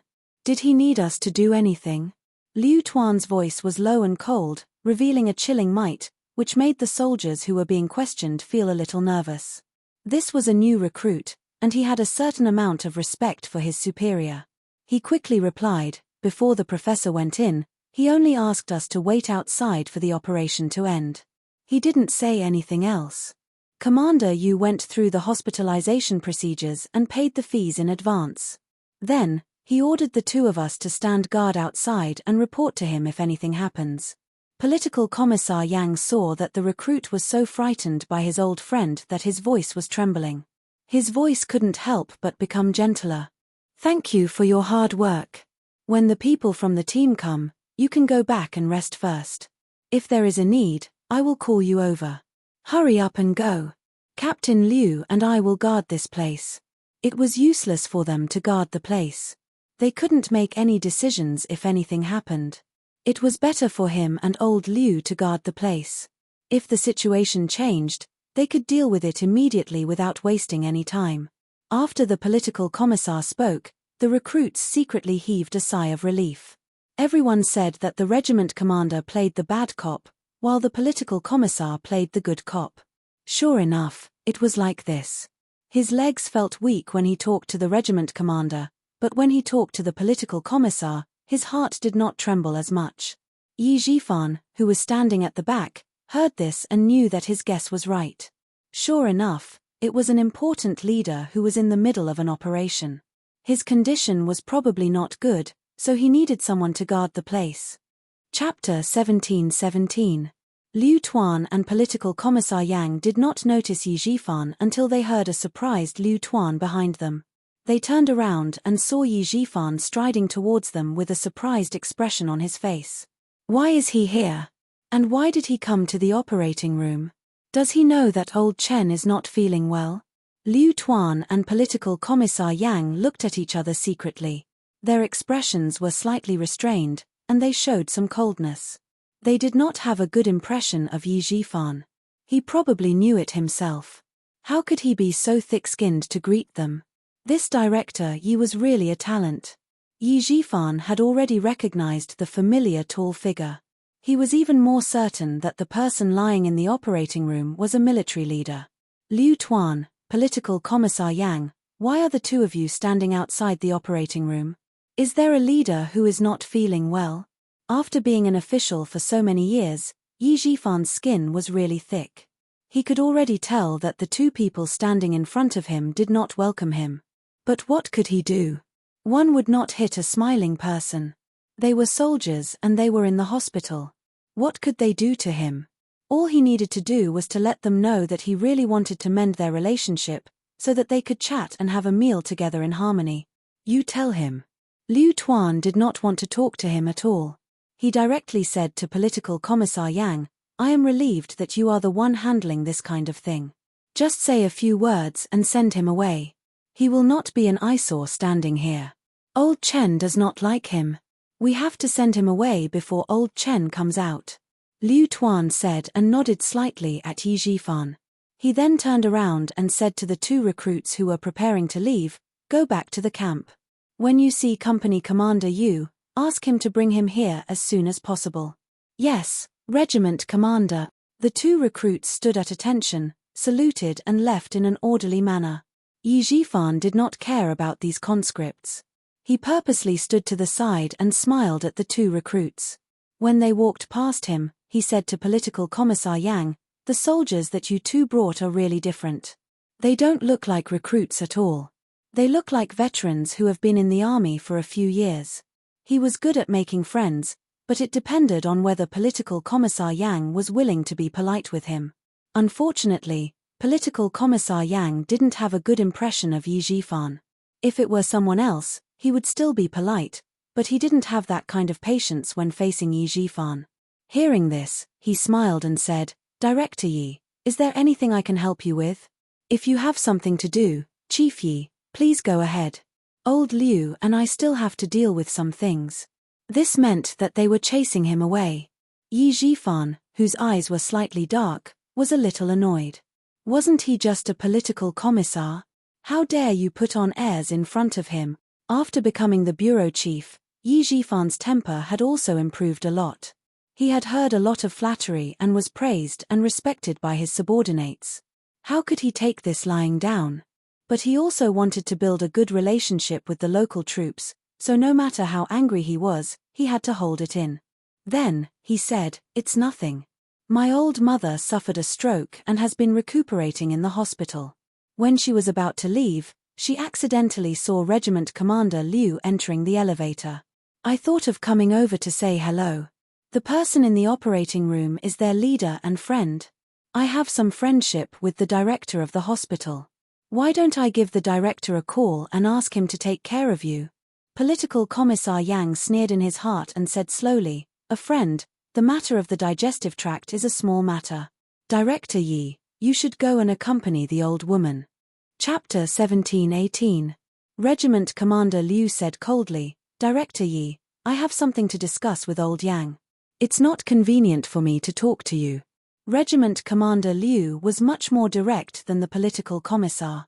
Even so, Yi Jifan did not show any anger on his face. He still maintained his composure and said, "It's my fault.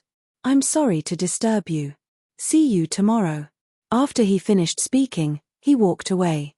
Regiment Commander Liu stared at his back and sneered, "I really don't know where he got his confidence from. He really thinks he's someone important. He can even be so cruel to his own niece. I don't see how this kind of official is worthy of respect. He's a villain. You don't have to get close to him. But you don't have to make things too ugly. The more you want to make things worse, the more it will show that he's magnanimous and doesn't care about you." Regiment Commander Yang's personality was soft but firm. He could soften people's punches and hit back fiercely. So, he was the political commissar while Regiment Commander Liu was the regiment commander. Regiment Commander Yang was too soft to control the situation. He could still stabilize the morale of the soldiers by showing a stern face.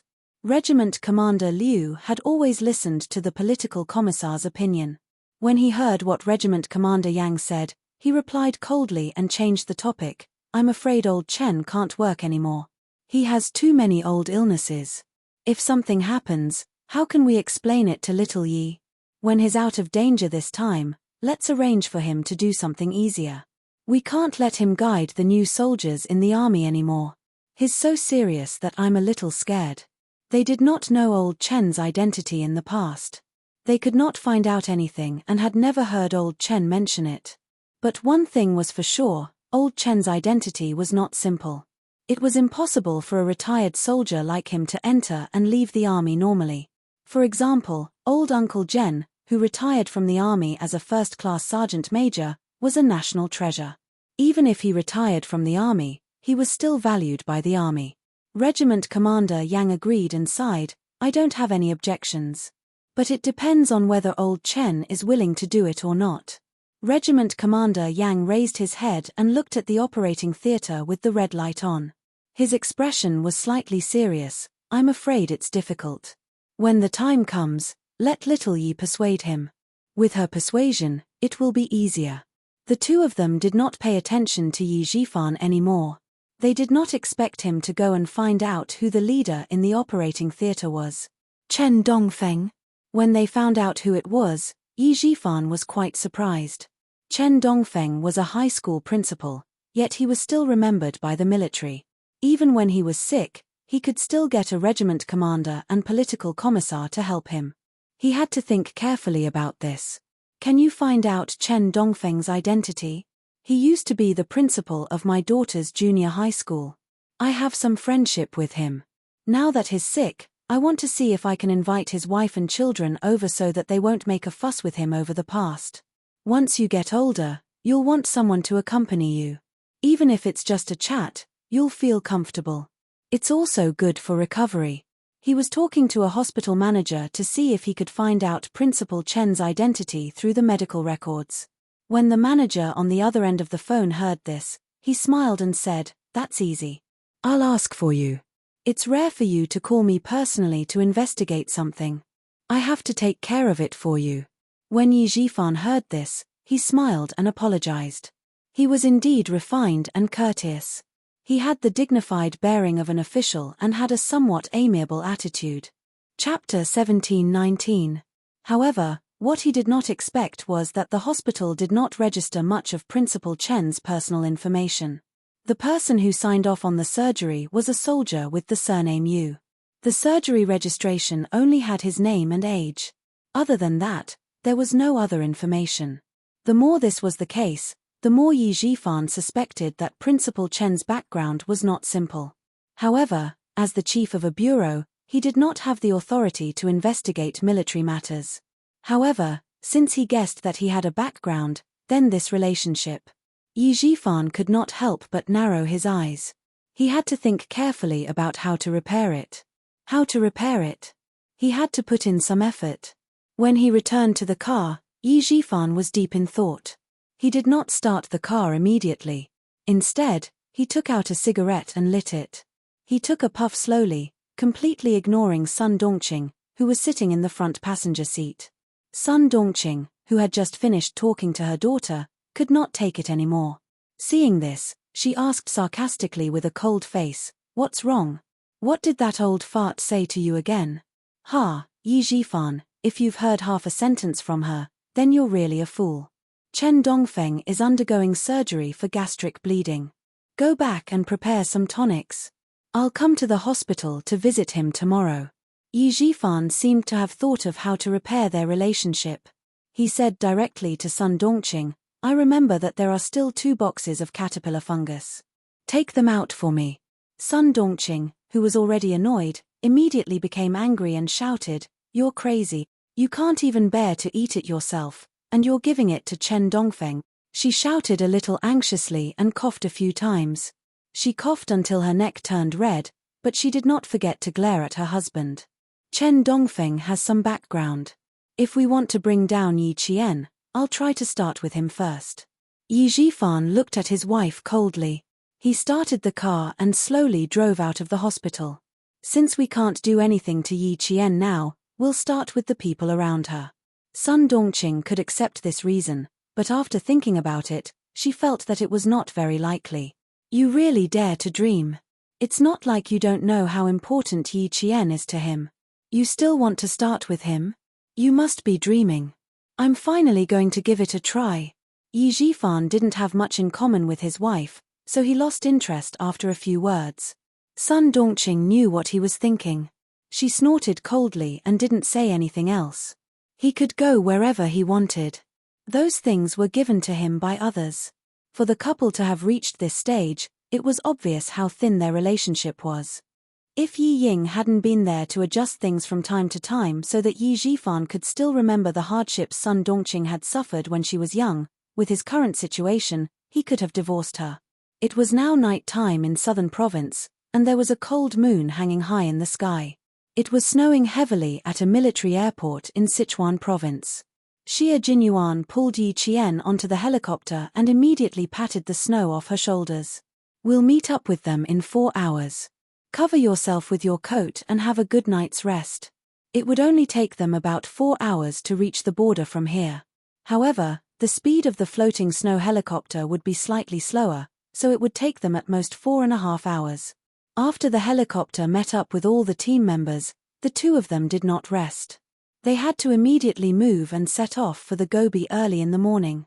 Yi Qian had slept all day, so she was not sleepy at the moment. She was quite energetic, but she knew that if she didn't sleep, Xie Jinyuan would accompany her, so she decided to take a nap so that he could get some rest too. Chapter 1720. Xie Jinyuan was indeed a little tired.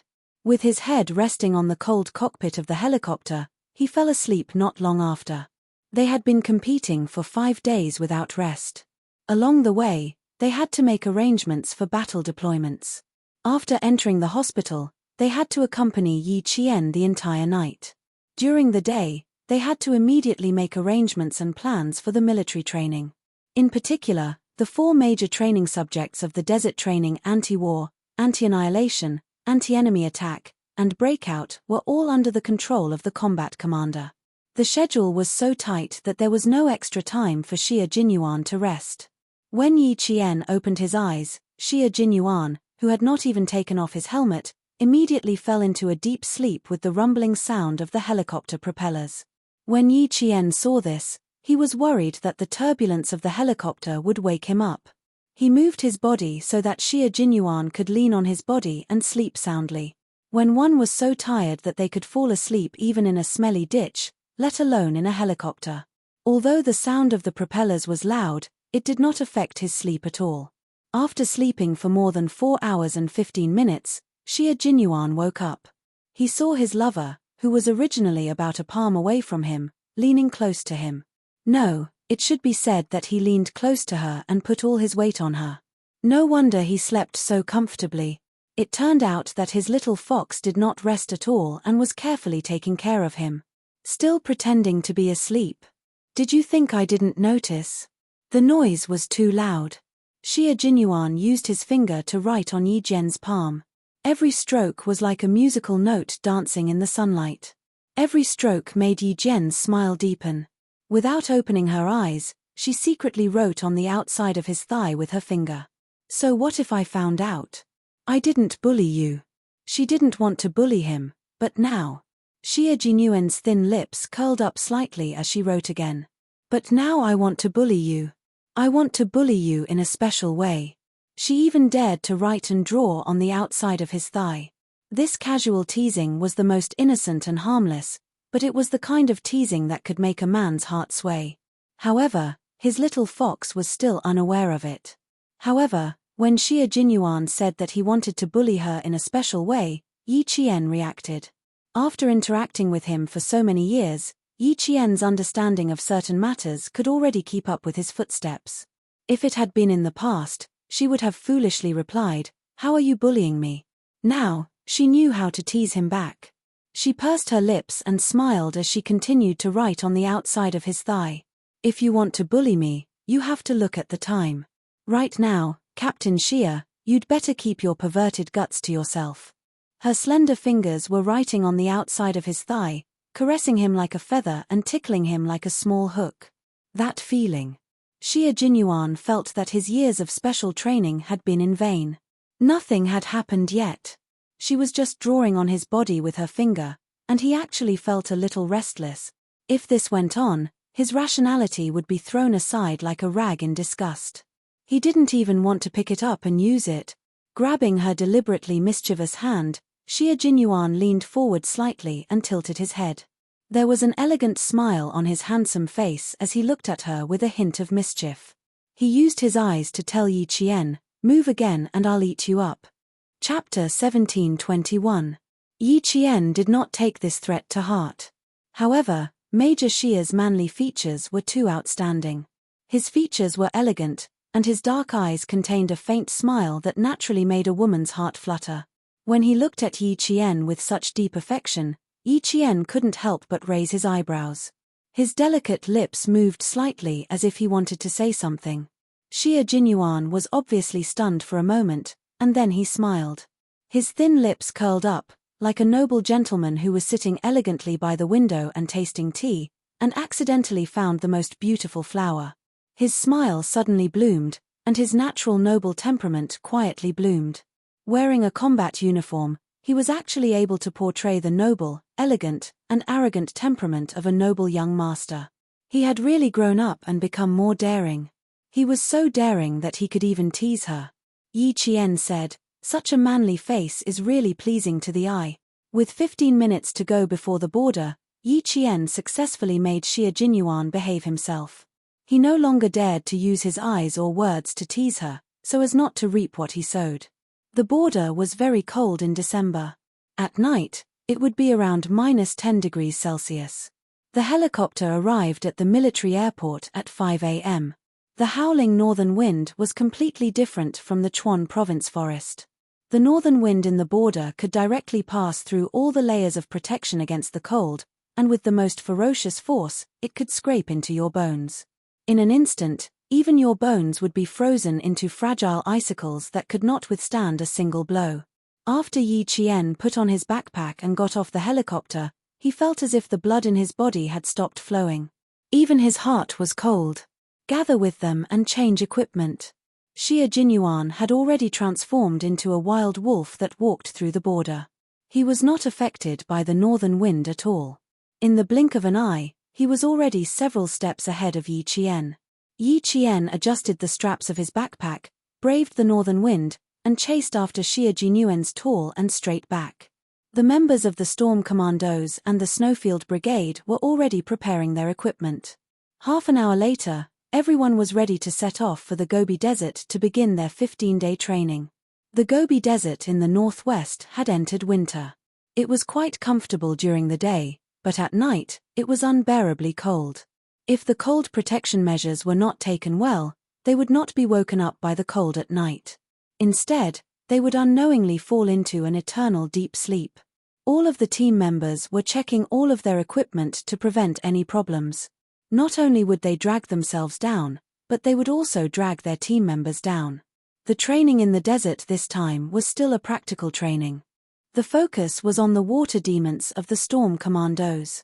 It could be said that the training to improve the strength of the Storm Amphibious Frogman Commandos did not only require them to fight on their own. They also needed to expand their combat range so that everyone could fight in more complicated environments. The desert they entered this time was the second largest desert in the country, covering an area of 45,000 square kilometers. The name of the desert meant the place where wild boars roam. What was even more amazing was that the desert landscape here was unique. Looking down from the sky, the desert looked like a picture of tree branches. It was very spectacular. When Yi Qian followed Xie Jinyuan into the campsite, Li Jinyan was sending the plan, contingency plan, and risk assessment he had made the night before back to the military headquarters. The Navy commander was the first to see the two of them enter. "Xiao Yi, clean up your equipment first. We have 20 minutes to gather and leave." Time was of the essence. The Navy commander did not even ask Yi Qian about his physical condition. He had to complete the most important task at hand first. Chapter 17:22. Yi Qian immediately organized her equipment. Because it was a new set of equipment, she had to put it on under the guidance of her comrades. This was also Yi Jian's first time seeing such equipment. From the back, she could not see any difference. She only felt that the backpack was much smaller. However, when she looked at the front, she could see that this equipment was very different. After looking at the drawing paper and listening to Xie Jinyuan's explanation, Yi Qian didn't have much of an idea about this set of equipment. After putting on the equipment, she strapped on the sensor armor around her legs, then put it on her waist and back, and put on the backpack. She could really feel the difference in this set of equipment.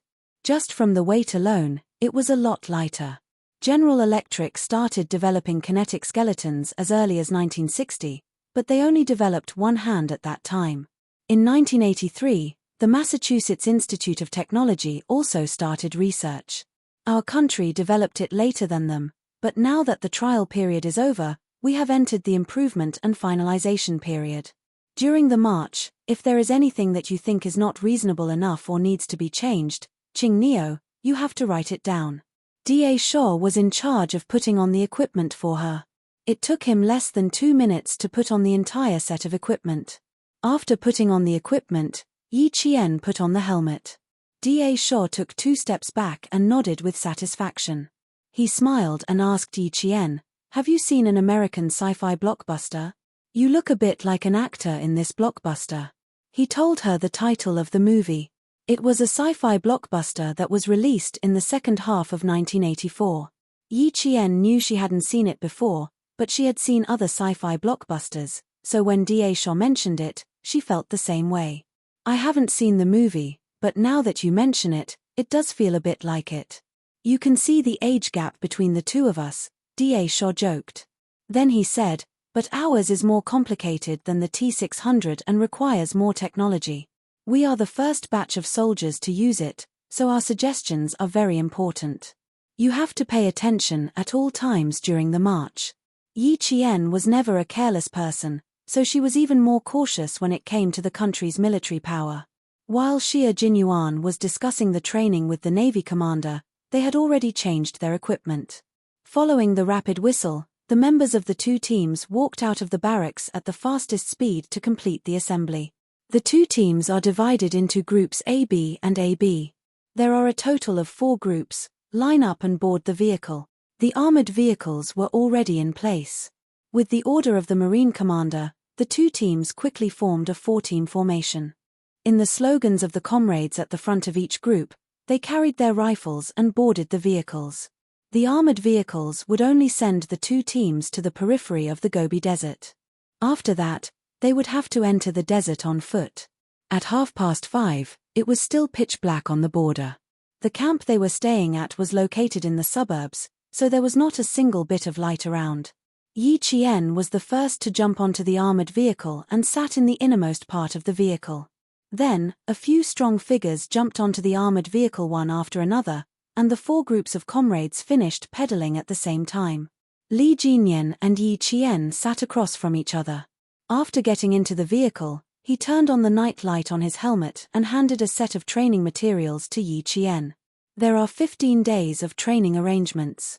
Finish reading them before we arrive at the periphery of the Gobi Desert. If you have any questions, ask them as soon as possible."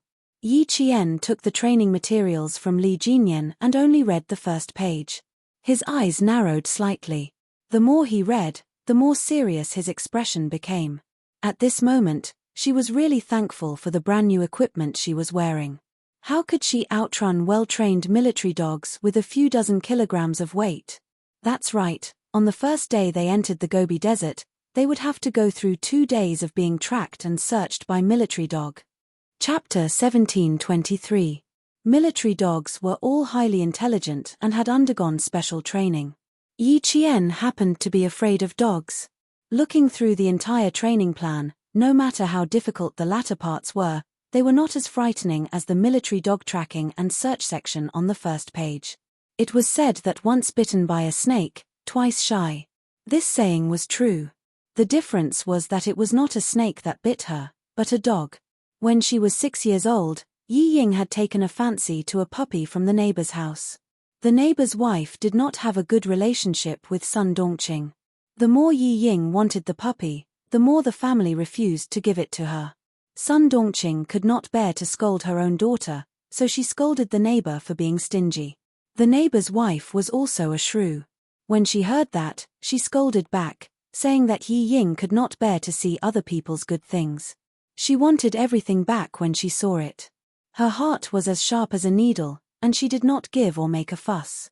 She had no manners at all. How could Sun Dongqing, who had always been protective of her family, allow Yi Ying to be scolded? She took a broom and rushed up to fight. The two families even fought over a puppy. The two families completely turned against each other, but Yi Ying did not stop. Sun Dongqing could not appease her, so she thought of a way.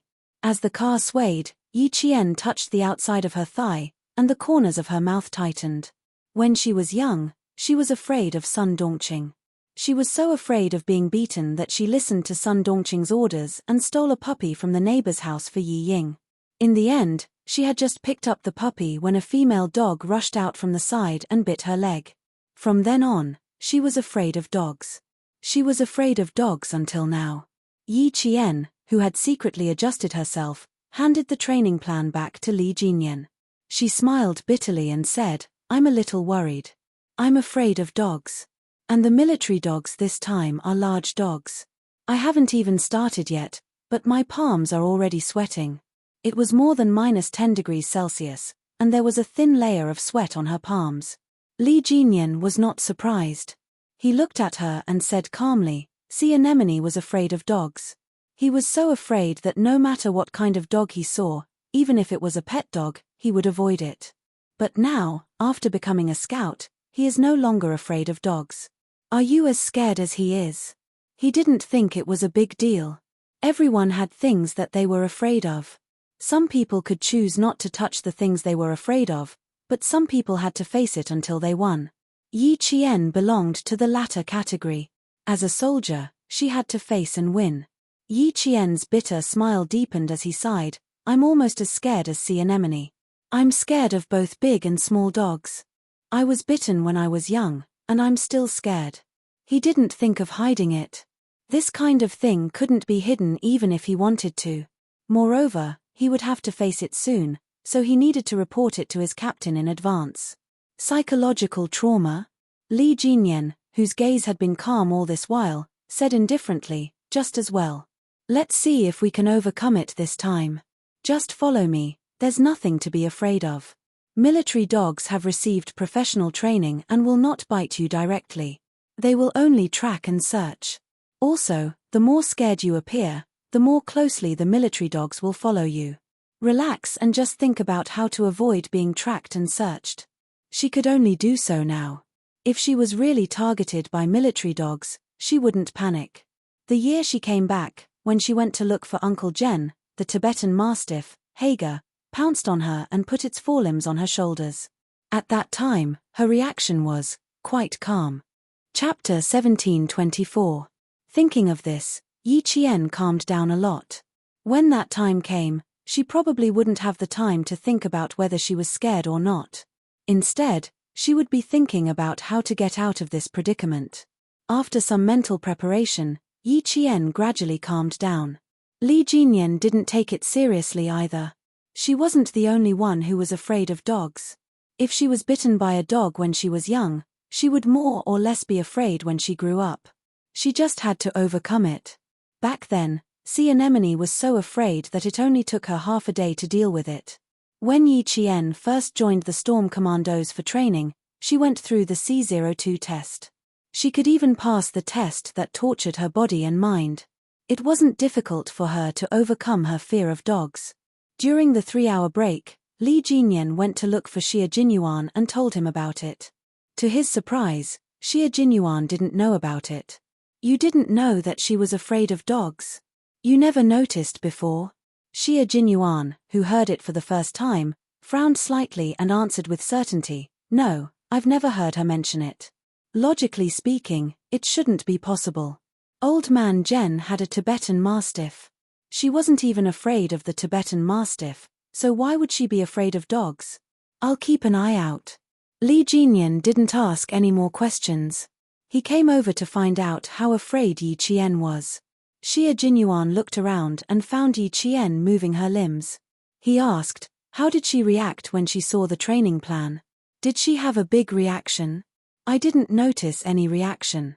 She only mentioned to me that she was afraid of dogs after reading the entire training plan. I'll keep an eye out. They only had 10 minutes to rest and adjust. After saying a few more training-related words, Li Jinyan led the team to the car. Yi Qian was still in the same car as him. She didn't mention that she was afraid of dogs all the way to the destination. After 6 hours of driving, they arrived at their destination. It was the Zusatorn Elisen Desert in Beijiang. It was surrounded by high mountains and the terrain was isolated.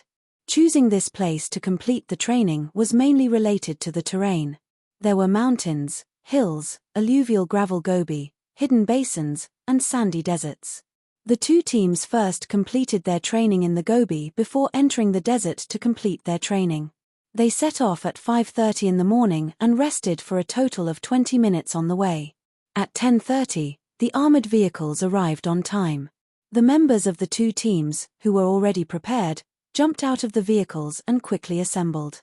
The 4 team leaders led the teams into the Gobi Desert. Without a compass, they only had a satellite tracker. This was to make it easier for the helicopter to provide quick backup if any of the team members were to meet with an accident. Let's have the first group explore and see what's waiting for us inside. The other group will cover up the pathfinding group in the dark while the other 2 groups will advance from the left and right. Xie Jinyuan was in charge of the 2 teams. After entering the Gobi, the 2 teams did not immediately move forward. Instead, he arranged the deployment. All the military dogs are excellent military dogs selected from the military dog base. Every military dog has a special person in charge. They are only responsible for tracking and searching. As for who will deal with us after we are found, the military has always liked to keep it a secret, so I am not too sure. So, brothers, take it easy. Do not walk alone. Dogs have a strong sense of smell and hearing, especially trained military dogs. Although they won't bite us, if we are targeted by them, our physical strength will be depleted faster. The purpose of entering the desert for training was to strengthen the combat capabilities of the special forces. The military would definitely not just arrange for military dogs to chase after them. There must be a big move.